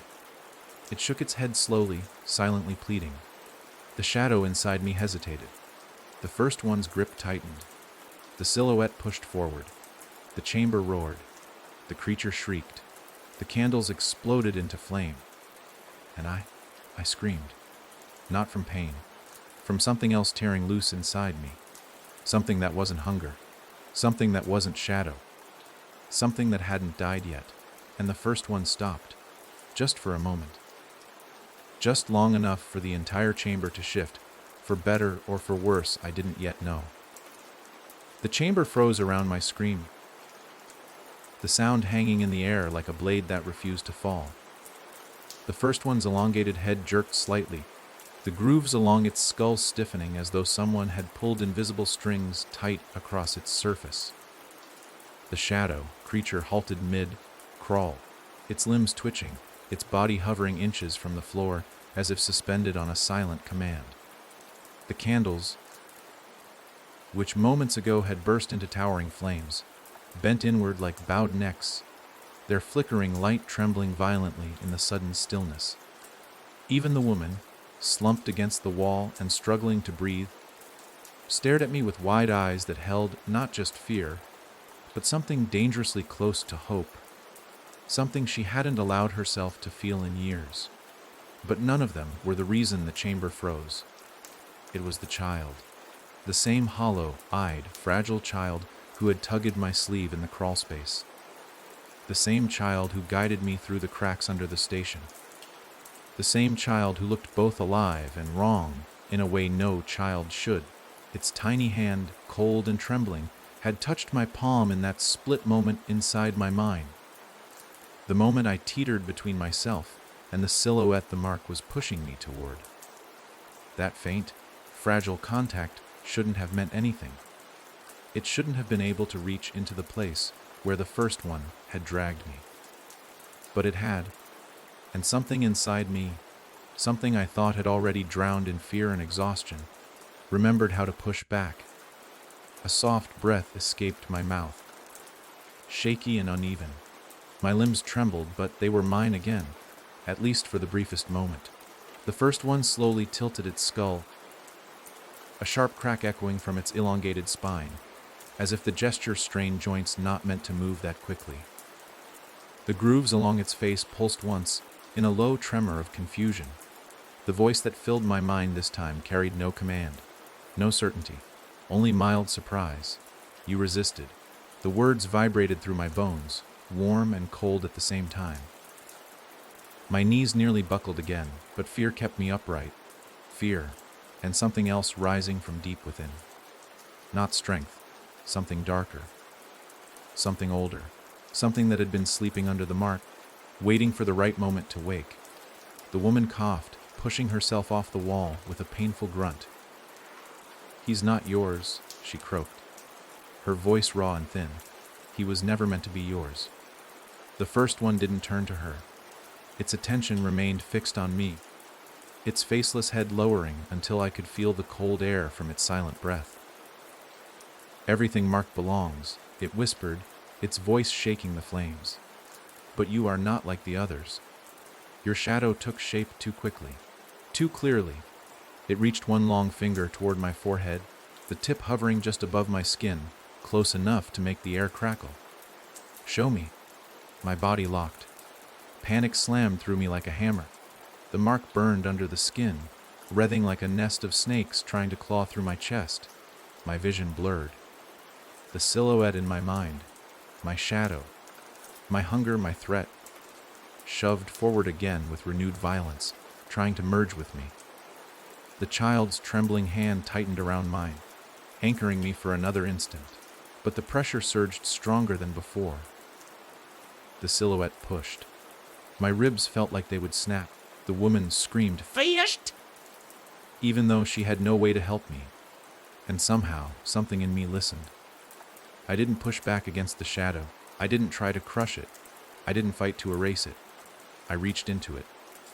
Not physically, not mentally, instinctually. I grabbed the outline pulling at me. My fingers closed on something icy, smoky, and alive. And in that moment, I felt its shape, its edge, its hunger, its need. It didn't want to destroy me. It wanted to use me, live through me, wear me like a mask. No, I whispered, words torn from my throat. Not like this. The first one's skull twitched at the sound of my refusal. Its fingers hovered closer, trembling minutely. Let me see, it demanded. The shadow surged harder. The chamber floor split beneath my feet. The candles flared high again. And then, the child's voice rose, soft, almost inaudible.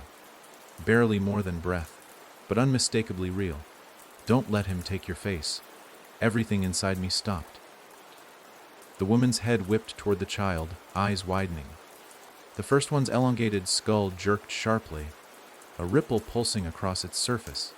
The shadow, creature behind it, let out a confused moan, recoiling slightly.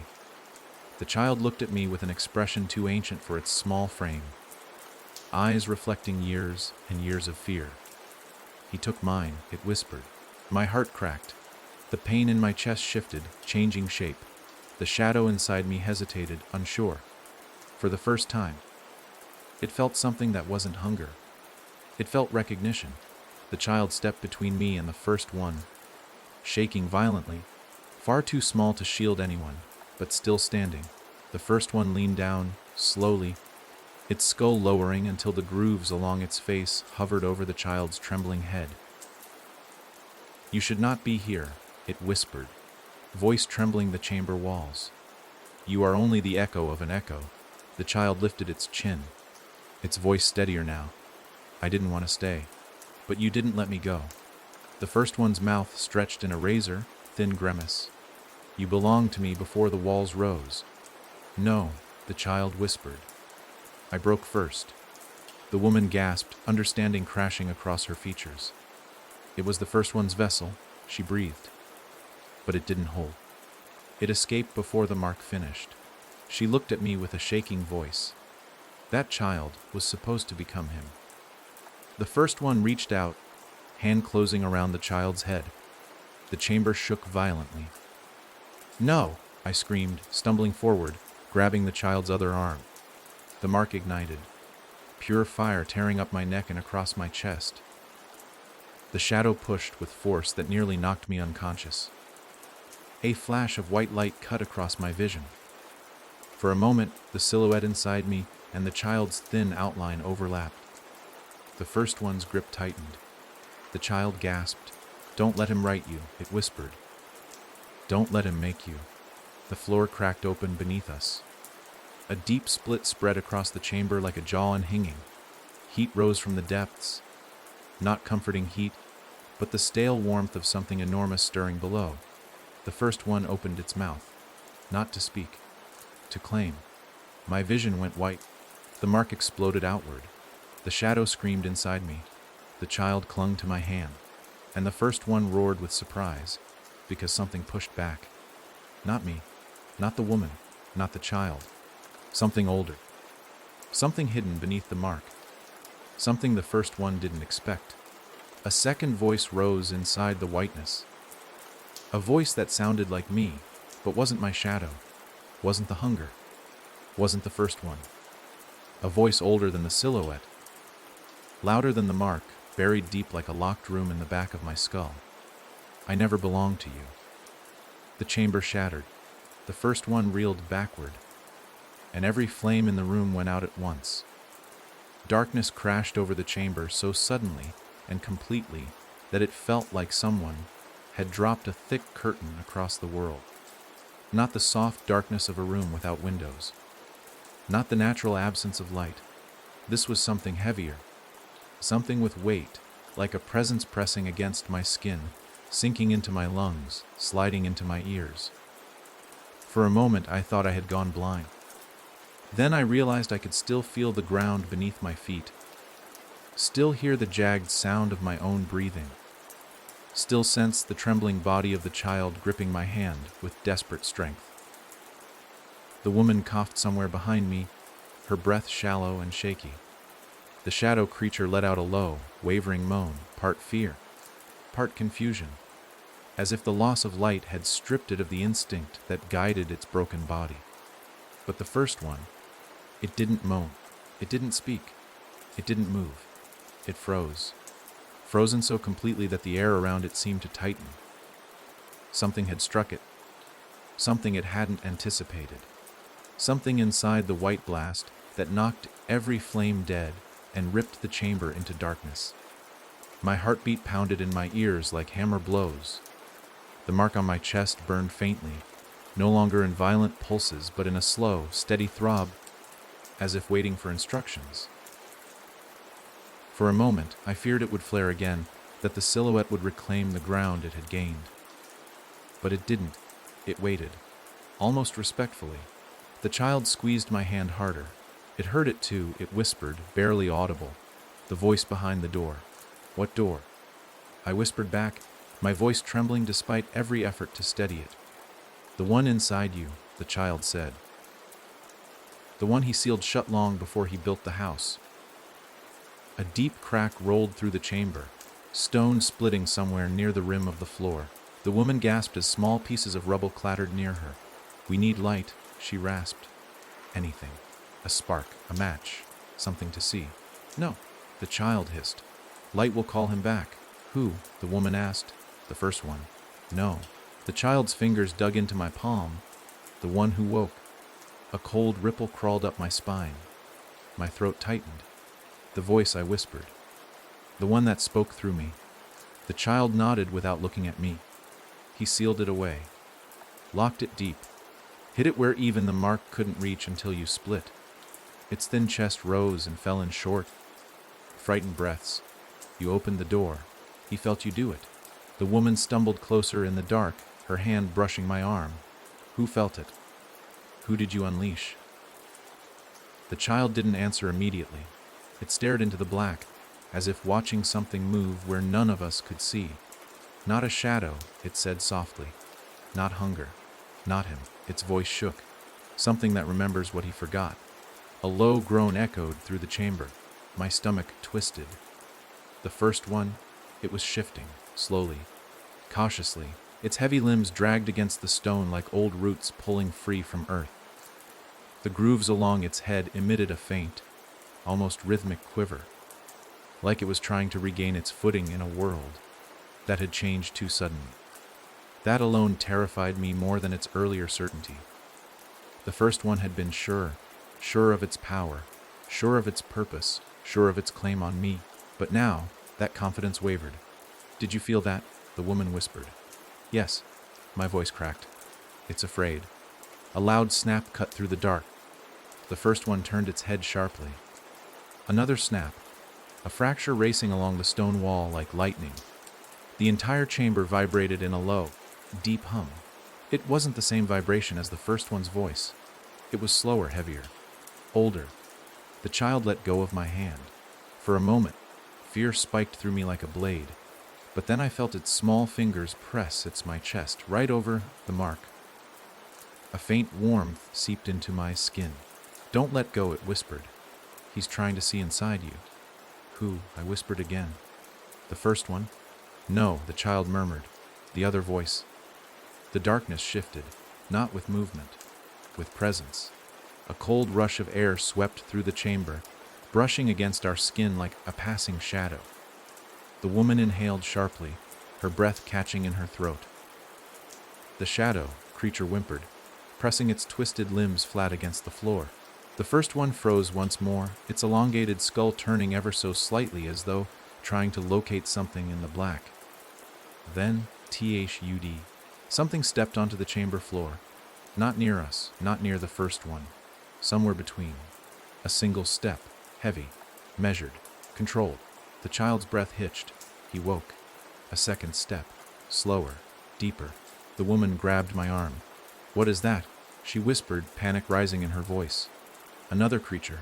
No, the child whispered. Not a creature. The footsteps stopped. Silence fell so heavy it felt like the air itself held its breath. Then the first one spoke. Not to me, not to the woman, not to the child. To the darkness. Oh, you should not be awake. Its voice trembled. The woman's grip tightened. A new voice answered.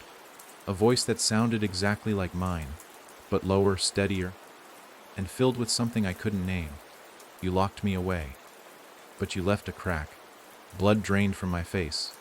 That's, my voice faltered. That's me. The child shook its head. Not you. the part of you he tried to bind. My legs wobbled, barely holding me upright. The woman pressed closer to me, her breath shaky. He's speaking through you again. No, the child whispered. This time, it's speaking on its own. A slow scraping sound crawled through the chamber, like stone being dragged across stone. The first one stepped backward. It was retreating. I never imagined something so monstrous, so ancient, so powerful could feel fear. But I sensed it now. Thick. Real. You should not exist. The first one growled, its voice shaking. You made me exist, the new voice replied. The cracks along the walls widened. Debris crumbled from the ceiling. The air pulsed with pressure that made my ears ache. The child clung to me again. The woman shielded her eyes. The creature whimpered and dragged itself toward the tunnel. My heart pounded as the new presence stepped closer. Its voice moved with it. You carved hunger, you carved shape, but you locked away the one thing you feared. The first one snarled. Silence. You sealed the wrong door. My skin prickled, my bones vibrated, my breath came fast and shallow. Then, a spark, a faint glow. Not from flame, from something inside the darkness. Outlines emerged. Slowly, carefully, a shape stepped between me and the first one. My breath froze. The figure was me, not older, not twisted, not broken, not shadow. Me, but with eyes that burned faintly in the dark. Light without flame, heat without fire, presence without flesh. The first one recoiled. The woman covered her mouth. The child whispered, trembling, "That's the part of you he feared most." The figure lifted its head and looked directly at me. "You opened the door," it said softly. "Now I can step through." It reached out one hand. Toward me. Toward the mark. Toward the place the first one wanted to claim. And the chamber began to shake again. Because every creature in the dark, even the first one itself, knew what that hand meant. A choice, a threat, a beginning, or an ending. I didn't know which. All I knew was this, for the first time. I wasn't between two shapes. I was facing my third. The figure stood between me and the first one, like a wall cut from my own outline. The only light in the pitch black chamber coming from the faint glow inside its eyes. Two dim embers flickering in a wind I couldn't feel. It didn't blink. It didn't shift. It simply held its palm toward me, as if waiting for me to place my hand against it. The gesture wasn't soft or welcoming. It felt like a command delivered without sound. A command wrapped in familiarity, so deep it struck something inside my chest that even the mark hadn't touched yet. The woman grabbed my shoulder, digging her fingers in with a fear so sharp it felt like claws. "Don't move," she whispered. "Do you hear me? Don't touch it." Her breath came fast and uneven, her body trembling so violently it shook small bits of grit loose from her hair. "If you touch it, you don't know what part of yourself you'll give up." The child clutched my other hand, its thin fingers quivering, gripping tighter with every second that the glowing figure remained silent. "He isn't your enemy," it whispered, voice trembling but certain. "But he isn't safe either. Nothing sealed behind him ever stays safe." Its small voice cracked on the last word, as if remembering a cage made of whispers and locked doors. Behind the glowing figure, the first one retreated further, its elongated skull tilting downward, grooves pulsing with faint, uneven light. The sound that rose from its lipless mouth wasn't a growl or a roar. It sounded like stone grinding against stone, warped, uncertain, disturbed. For the first time since I had met it, the first one felt smaller than the room containing it, as if something inside the darkness threatened even the monster that built the house. The creature at the tunnel entrance shrank back, lowering itself into a quivering heap, limbs folded awkwardly beneath it. Its glowing eyes, if they could be called eyes, shifted between me, the glowing figure, and the first one in frantic jolts, unsure which master to obey. The entire chamber waited, holding its breath, waiting for a choice I didn't understand. My throat tightened. Every inhale felt like I was trying to drag air through a cracked pipe. "Who are you?" I whispered, unable to stop myself. The woman hissed through her teeth, but it was too late. The question had escaped. The glowing figure tilted its head slightly, not in confusion or curiosity, but recognition. Its body didn't cast shadows. The faint light inside it didn't spill onto the floor. It simply existed, steady and anchored, as if the chamber belonged to it long before the house ever took shape. Its voice rose with no movement of lips. No breath, no throat, just presence filling the darkness. I'm what he locked away. Its head slowly turned toward the first one, whose long limbs tensed as if preparing for a blow.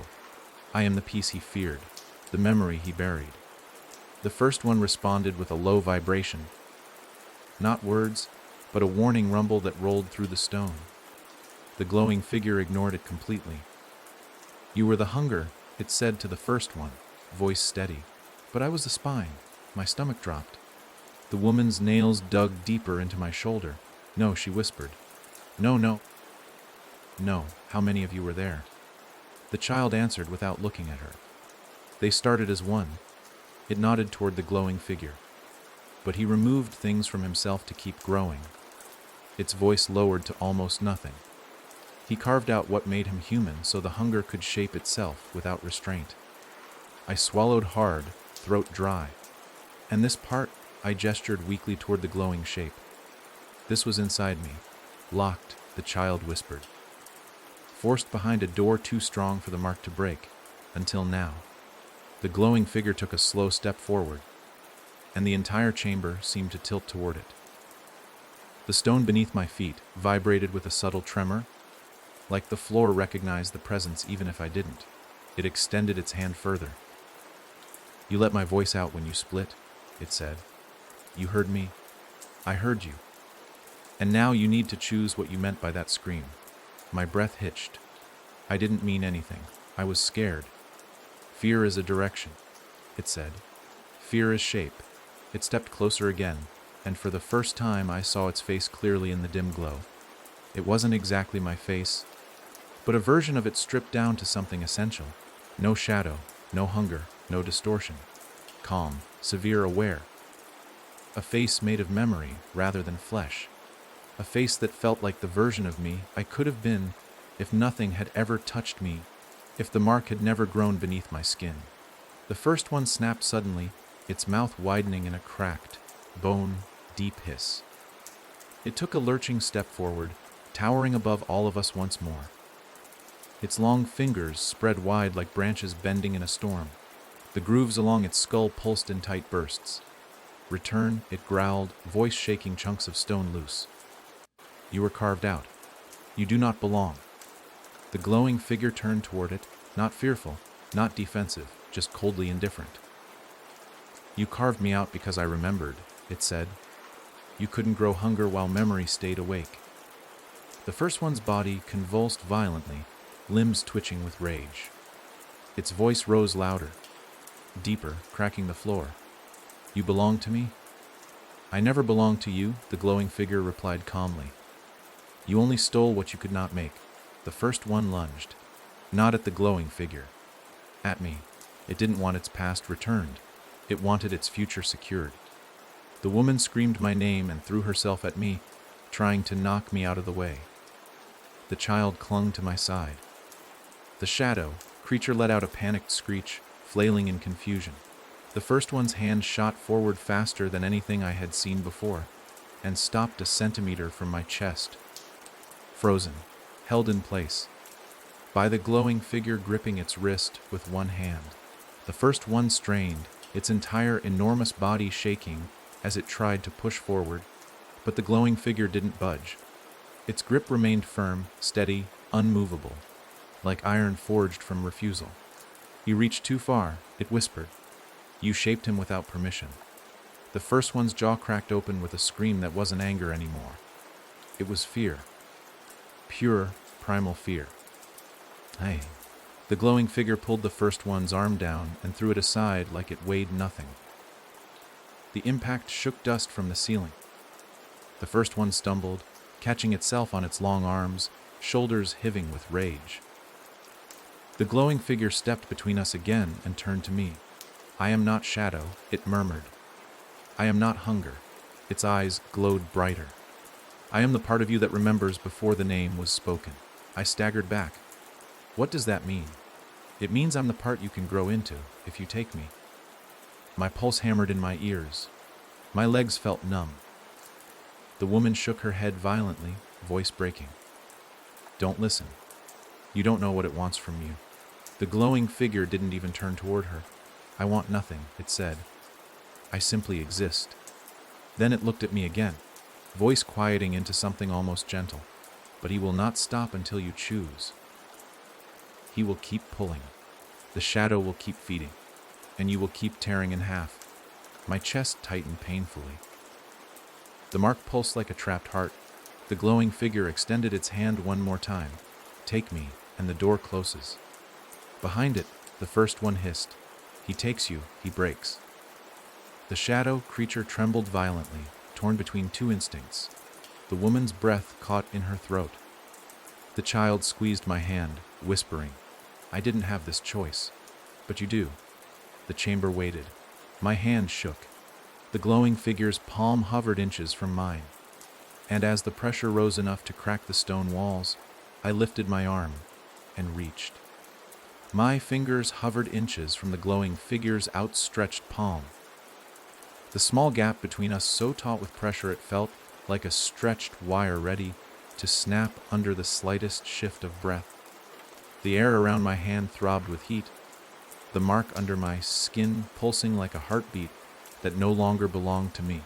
Every breath I took filled my lungs with a cold so sharp it cut, and every exhale carried a trembling note of something frantic, trying to claw its way out. The woman's hand clutched the back of my shirt with shaking desperation. The child pressed its forehead against my elbow, muttering broken pleas I couldn't fully hear. The shadow creature behind us recoiled and hunched low, limbs folding tightly, as if bracing for some change it had no power to stop. And the first one, towering ancient, shaking with rage, let out a guttural bone, deep sound that rattled dust from the ceiling and cracked the stone beneath its feet. But none of them mattered in that moment. Not really, because the second my fingers drifted closer, something inside me moved on its own. Not my thoughts, not my fear, not even the shadow. Something else. Something that had been waiting behind every panic, every shiver, every split.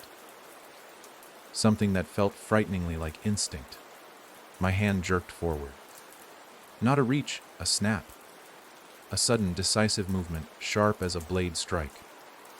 My palm slapped into the glowing figure's hand before I could even think, before I could question, before I could stop. The contact hit me like falling into freezing water. My lungs locked. My heart stopped. The world didn't tilt or spin or blur. It vanished, collapsing into a single point of blinding white pressed against my bones. The glowing figure didn't flinch. It didn't even seem surprised. Its fingers wrapped around mine slowly, carefully, deliberately, like closing a door with ritual precision. The warmth spreading from its hand wasn't fire. It wasn't comfort. It was clarity. A strange, unsettling clarity that crawled through my veins and pried open spaces in my mind I didn't know existed. The first one shrieked, not roared, shrieked. A thin, screeching wail that scraped the air into shreds and made my knees buckle. The woman dropped to the floor, covering her ears, eyes squeezed tight in pain. The child collapsed beside her, curling into a tight ball. The shadow creature flattened itself further, trembling beneath the force of the sound. But I didn't fall.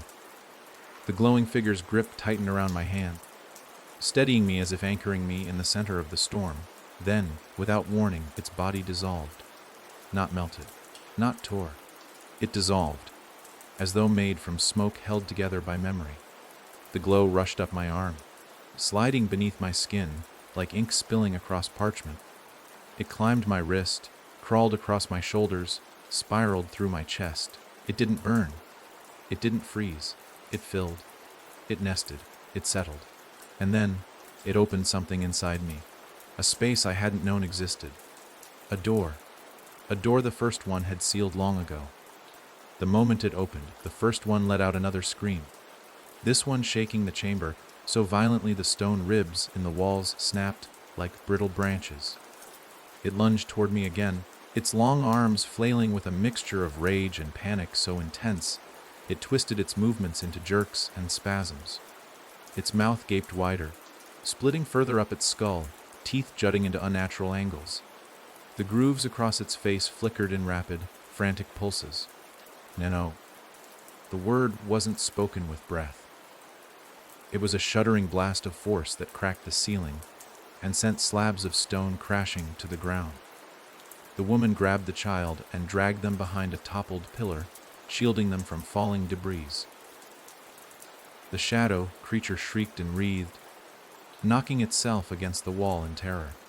But the first one didn't slow down. It hurtled toward me, ready to crush me before whatever I had awakened could take full shape. My body moved before I fully understood the motion. My hand, no longer shaking, no longer weak, shot up and caught the first one by the wrist. Its momentum died instantly. The chamber fell silent except for the echo of shifting stone. The first one froze, towering above me, its massive limb held in place by a grip that should have been impossible. My fingers dug into its dark bark like flesh as easily as digging into wet clay. The first one's entire body trembled, grooves twitching in lightning, fast shivers. It tried to pull its arm back, once, twice, but it barely moved. Its strength, its weight, its monstrous presence, none of it mattered anymore, because something inside me had changed. The first one's leapless mouth quivered, choking on a sound I never imagined I would hear from it. Fear. True fear. "What have you done?" Its voice cracked, trembling. I didn't answer. My body didn't need my thoughts anymore. The glowing presence that had entered me spoke without sound, moving through my limbs like it had always been there. It wasn't controlling me. It was with me, lending shape to something I never knew I carried. My other hand rose slowly, fingers curling into a fist. The first one thrashed wildly, slamming its free arm into the floor beside us, cracking the stone open like thin ice. It tried to twist away, its elongated torso writhing in panic. But my grip held firm. The woman screamed something, my name, I think, but her voice faded behind the pounding in my ears. The door inside me creaked open wider. A sensation poured through me, heavy, steady, patient. Not hunger, not fury. Something older, quieter, grounded. Memory. Not mine, but belonging to the piece the first one had carved out and sealed. A memory of what it felt like to stand without fear, without shadow, without hunger's weight dragging the spine downward. The first one let out a final desperate roar and swung at me again. This time, I didn't block. I stepped forward and drove my fist into its chest. The impact sounded like an entire forest splitting open under a single axe strike. The force shook through the chamber, radiating outward in a violent wave that hurled stone, dust, and debris in every direction. The first one staggered back several paces, its torso caving inward where my fist had struck. It collapsed onto one knee, limbs twitching violently, grooves sparking with erratic pulses like a dying nerve. The woman peered out from behind the pillar, staring at me with wide, horrified eyes. She didn't recognize me in that moment. Not the way she recognized the earlier versions of me, the frightened, fractured, hunted version. This was something else. The child stared too, not afraid, but sad, as though it had seen this unfold before with someone else. The shadow creature crawled backward, bowing its head toward me in trembling submission. And the first one, the ancient hunger, the mind that shaped the house, the creature at the core of everything, looked up from the cracks in the floor, its body shaking, its voice breaking. "You cannot hold him." It whispered, "He will break you like he broke me." My heartbeat thudded deep in my chest, steady and heavy. My voice came out quieter than I expected, but certain. "Then we'll find out." The first one recoiled as though the words themselves burned. The door inside me swung open wider. The chamber trembled, and I felt the shadow inside me, Not vanish, not die, but bend. For the first time. To me. And the first one realized it too late. This was no longer its shaping. This was mine. The first one staggered on its knee, its long limbs twitching in jagged spasms, like broken branches struggling to remember how to move. The chamber trembled beneath its weight, dust sifting down in slow drifts as the wounded creature tried to rise, only to slump forward again under the aftershock of the blow I had delivered. Its elongated skull dipped low, the grooves along its surface flickering like veins panicking after a sudden rupture.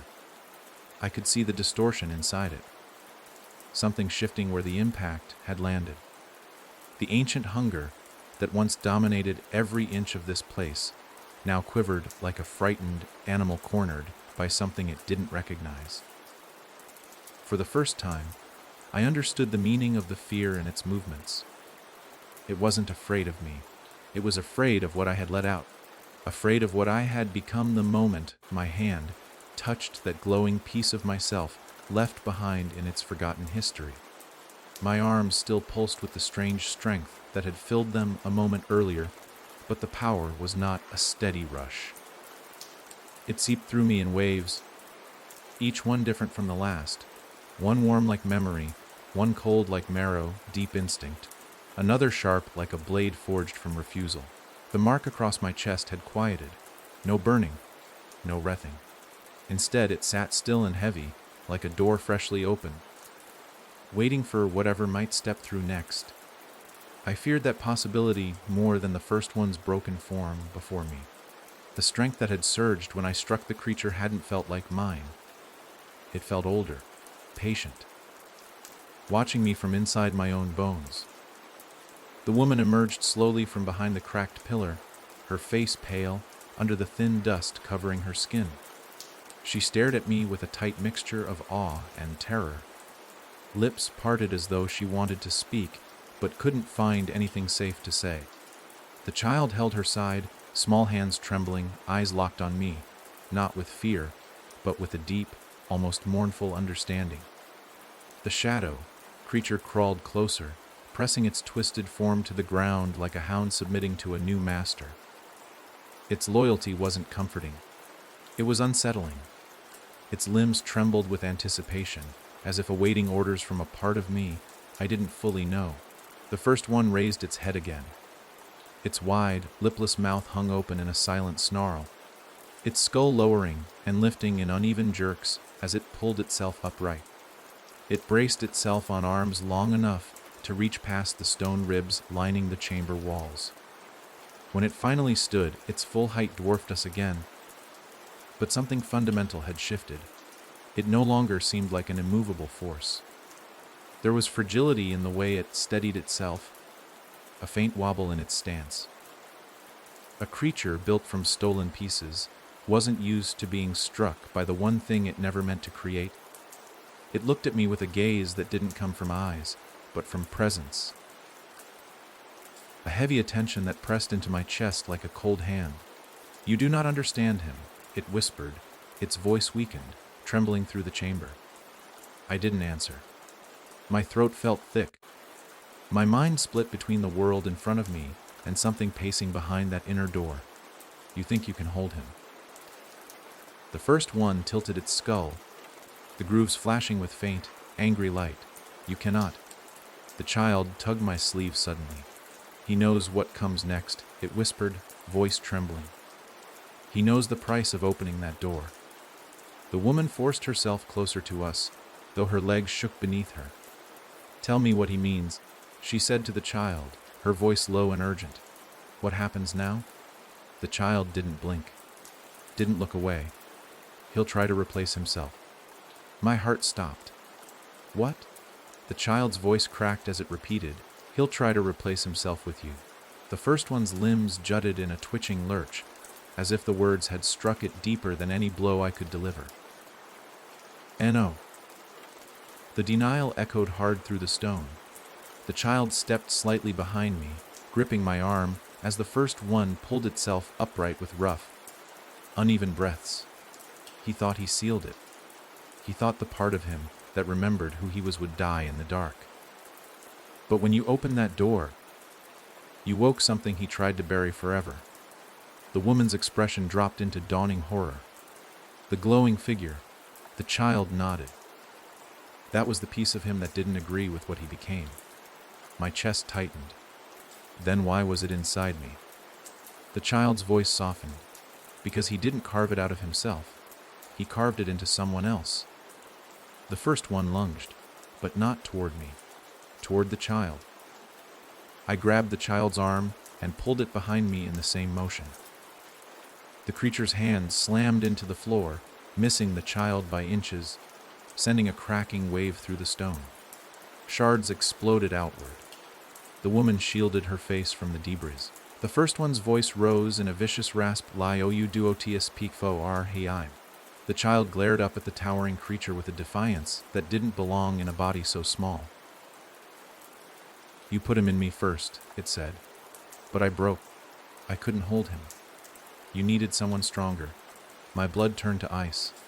The woman's eyes widened. The first one trembled with fury, the grooves across its skull pulsing in frantic bursts. And I finally understood. The child wasn't just someone the house had chosen. It was the first attempt, and it had failed. Everything inside me tightened. My voice cracked as I asked, "What did he try to put in you?" The child's eyes filled with a sorrow that aged its face beyond its years. "The part you woke," it whispered. "The part that remembers." My knees nearly buckled. The glowing figure, the fragment, the memory. It hadn't just been a piece of me. It had been carried by someone else first. The first one lunged again, faster than before, fueled by rage. The shadow creature shrieked and scrambled away, terrified of its maker. The child dove behind me. The woman grabbed my arm, pulling with all her strength. But the glowing presence inside me moved quicker than any of us. My hand rose, intercepting the creature's strike mid-air. The force slammed into my palm like a boulder thrown at a wall. The impact rattled my entire arm, but I didn't fall. I held the creature's wrist in a grip so strong, it made the first one's bones grind beneath my fingers with a sickening crunch. Its scream was raw terror. The inner door pushed wider. A cold breath slid through my ribs. Something ancient whispered beneath my heartbeat. The glowing figure had warned me of nothing. It had known this moment was coming. The first one staggered, limbs shaking violently. "If you take him," it snarled, "you erase me." The child whispered, "That's why he sealed it away." The woman shook her head, breath trembling. "What is he trying to make the kid say? What is the part he's afraid of?" The child kept its eyes on me, the part that remembers things he chose to forget. My breath trembled. Like what? The child swallowed hard. How he became hunger. Who he was before the mark. Why the house exists. And why he can't kill you without dying himself. The first one roared. A desperate roar that cracked the ceiling open in a long, jagged line. Dust and stone rained from above. The woman shielded the child with her body. The shadow creature wailed from the tunnel. But I didn't move. I held the first one's wrist as its massive weight buckled under the force of everything rising inside me. Memory, shadow, hunger, and something else. Something older. Something that belonged neither to the first one nor to the house. The glowing presence inside me surged again, filling my chest with a heavy, steady pulse. I spoke before I understood the words leaving my mouth. "This was never your name to carve." The first one froze, utterly still. Its limbs dropped, its head tilted downward in shock. Its mouth twitched open. And in that moment, every creature in the cavern, even those far beyond the chamber, felt something shift.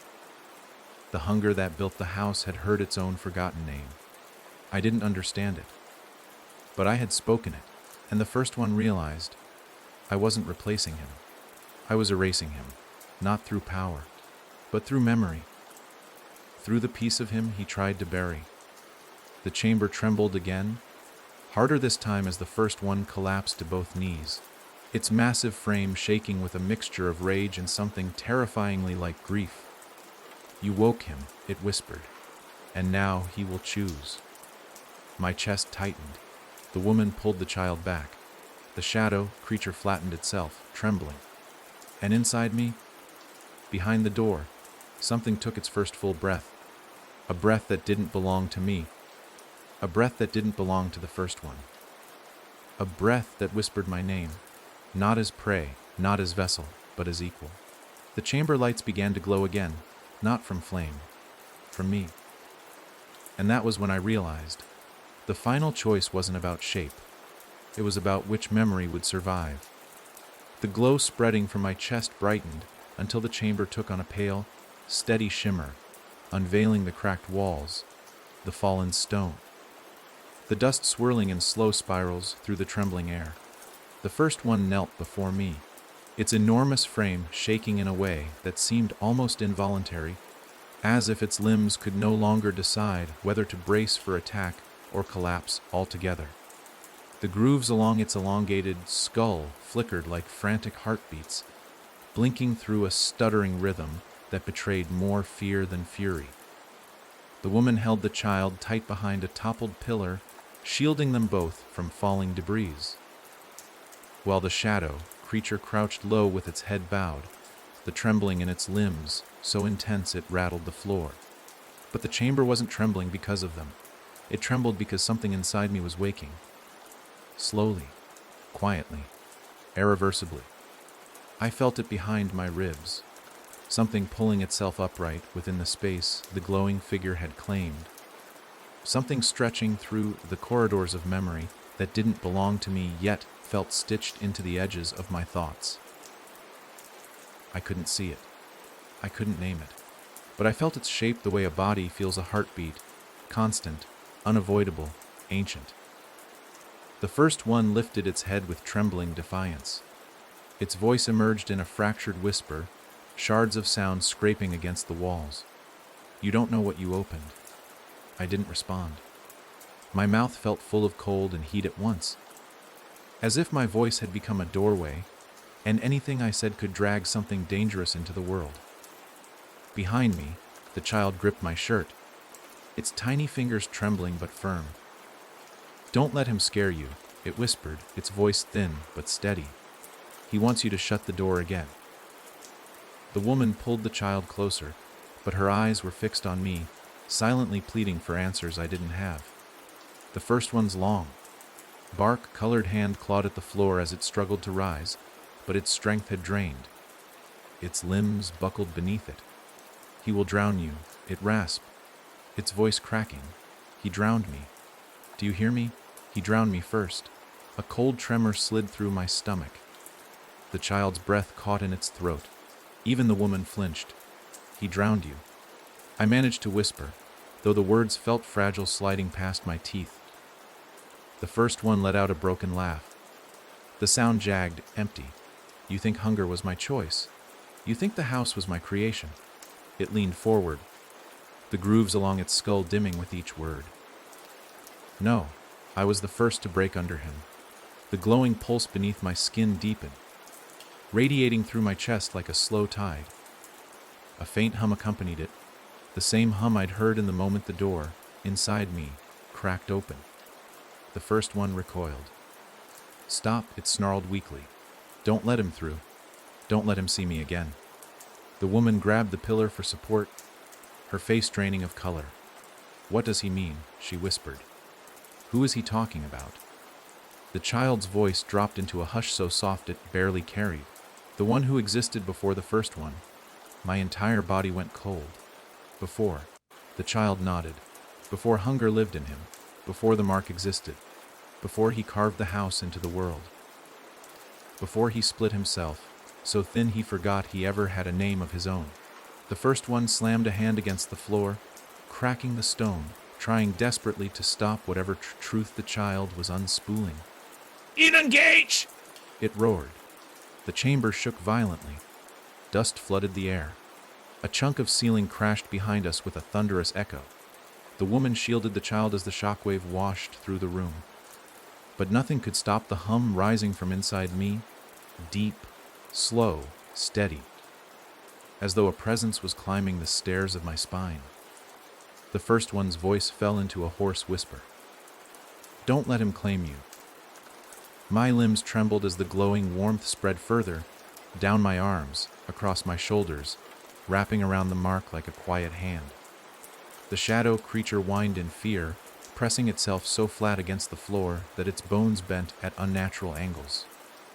The child clung to the woman now, voice shaking. He's coming. Who is coming? I whispered. The child pointed at my chest, the one behind your door. Something inside me shifted. A turn, a rise, a steadying breath from someone who hadn't breathed in years. My vision dimmed around the edges as a silhouette formed in my mind. Not the shadow, not the glowing figure, not the first one.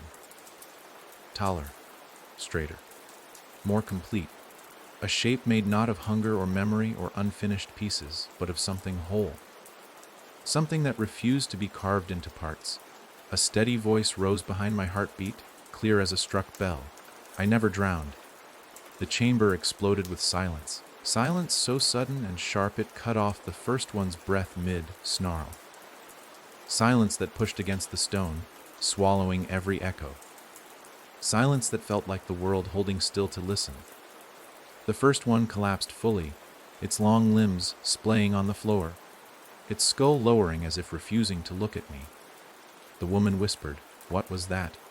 The child leaned into her side, barely audible, his real voice. My chest tightened as the presence behind the door stepped forward inside me. It didn't burst through. It didn't tear. It walked. Calm, sure, unafraid. The door swung open wider, and my body reacted. Muscles tightening, bones humming, breath catching in a rhythm I didn't set. The first one trembled, its forehead touching the floor. Not again, it whispered. Not again, I spoke, though I didn't choose the words. A second voice layered under mine chose them. We are not repeating you. The grooves across the first one's skull flashed violently. It lifted its head, the edges of its mouth twisted in a tortured, fearful grimace.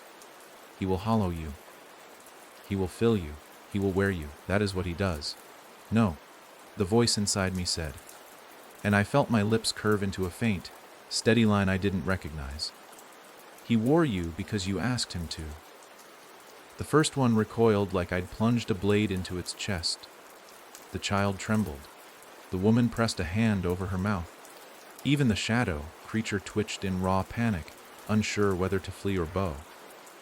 The presence inside me stepped closer, not toward the first one, but toward the weakness in its shape. The part where hunger had taken root. The place where fear had kept it obedient. And for the first time, I saw the truth. The first one was not born monstrous. It was made monstrous by the very presence now stepping through me. But that presence wasn't trying to hollow me out. It wasn't trying to twist me into something else. It wasn't forcing me open the way hunger had forced him. It waited. It offered. It asked. The choice was mine. Not about whether to let it in, but about what I wanted to be. A monster made from a broken shape. A shadow shaped from fear. A vessel carved by hunger. Or something else entirely. I stepped toward the first one. It flinched like a wounded animal, dragging itself backward on shaking limbs. Stay back. But I didn't. I knelt before it. The woman gasped. The child grabbed her arms. The shadow creature lifted its head in trembling confusion. The first one stared at me with a hollow, trembling terror. I reached out.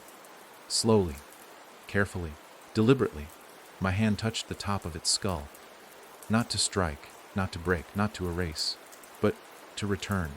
A shudder tore through its entire frame, its limbs seizing up, its mouth opening in a silent cry.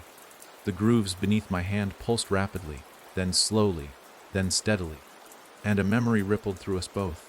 A man, a face, a breath, a beginning, before hunger, before shadow, before the house took shape. A man who broke because he could not hold the voice I now held. A man who begged that voice to take everything so he could stand again. I whispered, not alone, but with the one inside me. You don't belong to hunger anymore. The first one collapsed forward, shaking violently, its skull pressing against the floor beneath my hand. A crack rippled through the chamber. The house groaned. The shadow creature wailed. The child closed its eyes.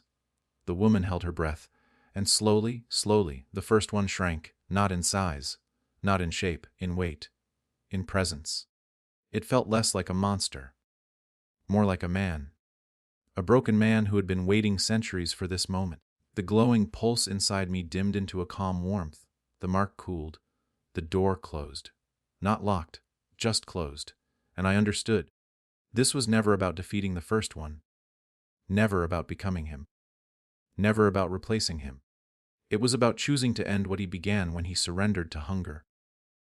I rose, leaving him kneeling in the dust. The woman staggered forward, her voice shaking. Is it over? I looked at the child. The child looked at me. And the voice inside me spoke softly. It has ended. But endings leave rooms behind. The floor beneath us rumbled one final time.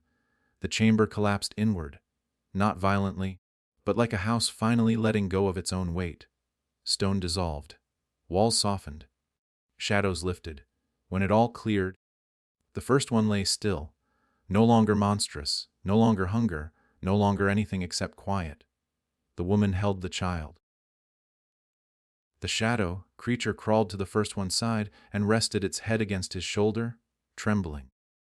And I felt the presence in my chest settle into silence, content to rest behind the closed door until I chose otherwise. I turned toward the tunnel. A faint breeze brushed my face, real wind, fresh air, the kind that came from a world above. I took the first step forward. And for the first time since entering the house, it didn't follow me. It let me go.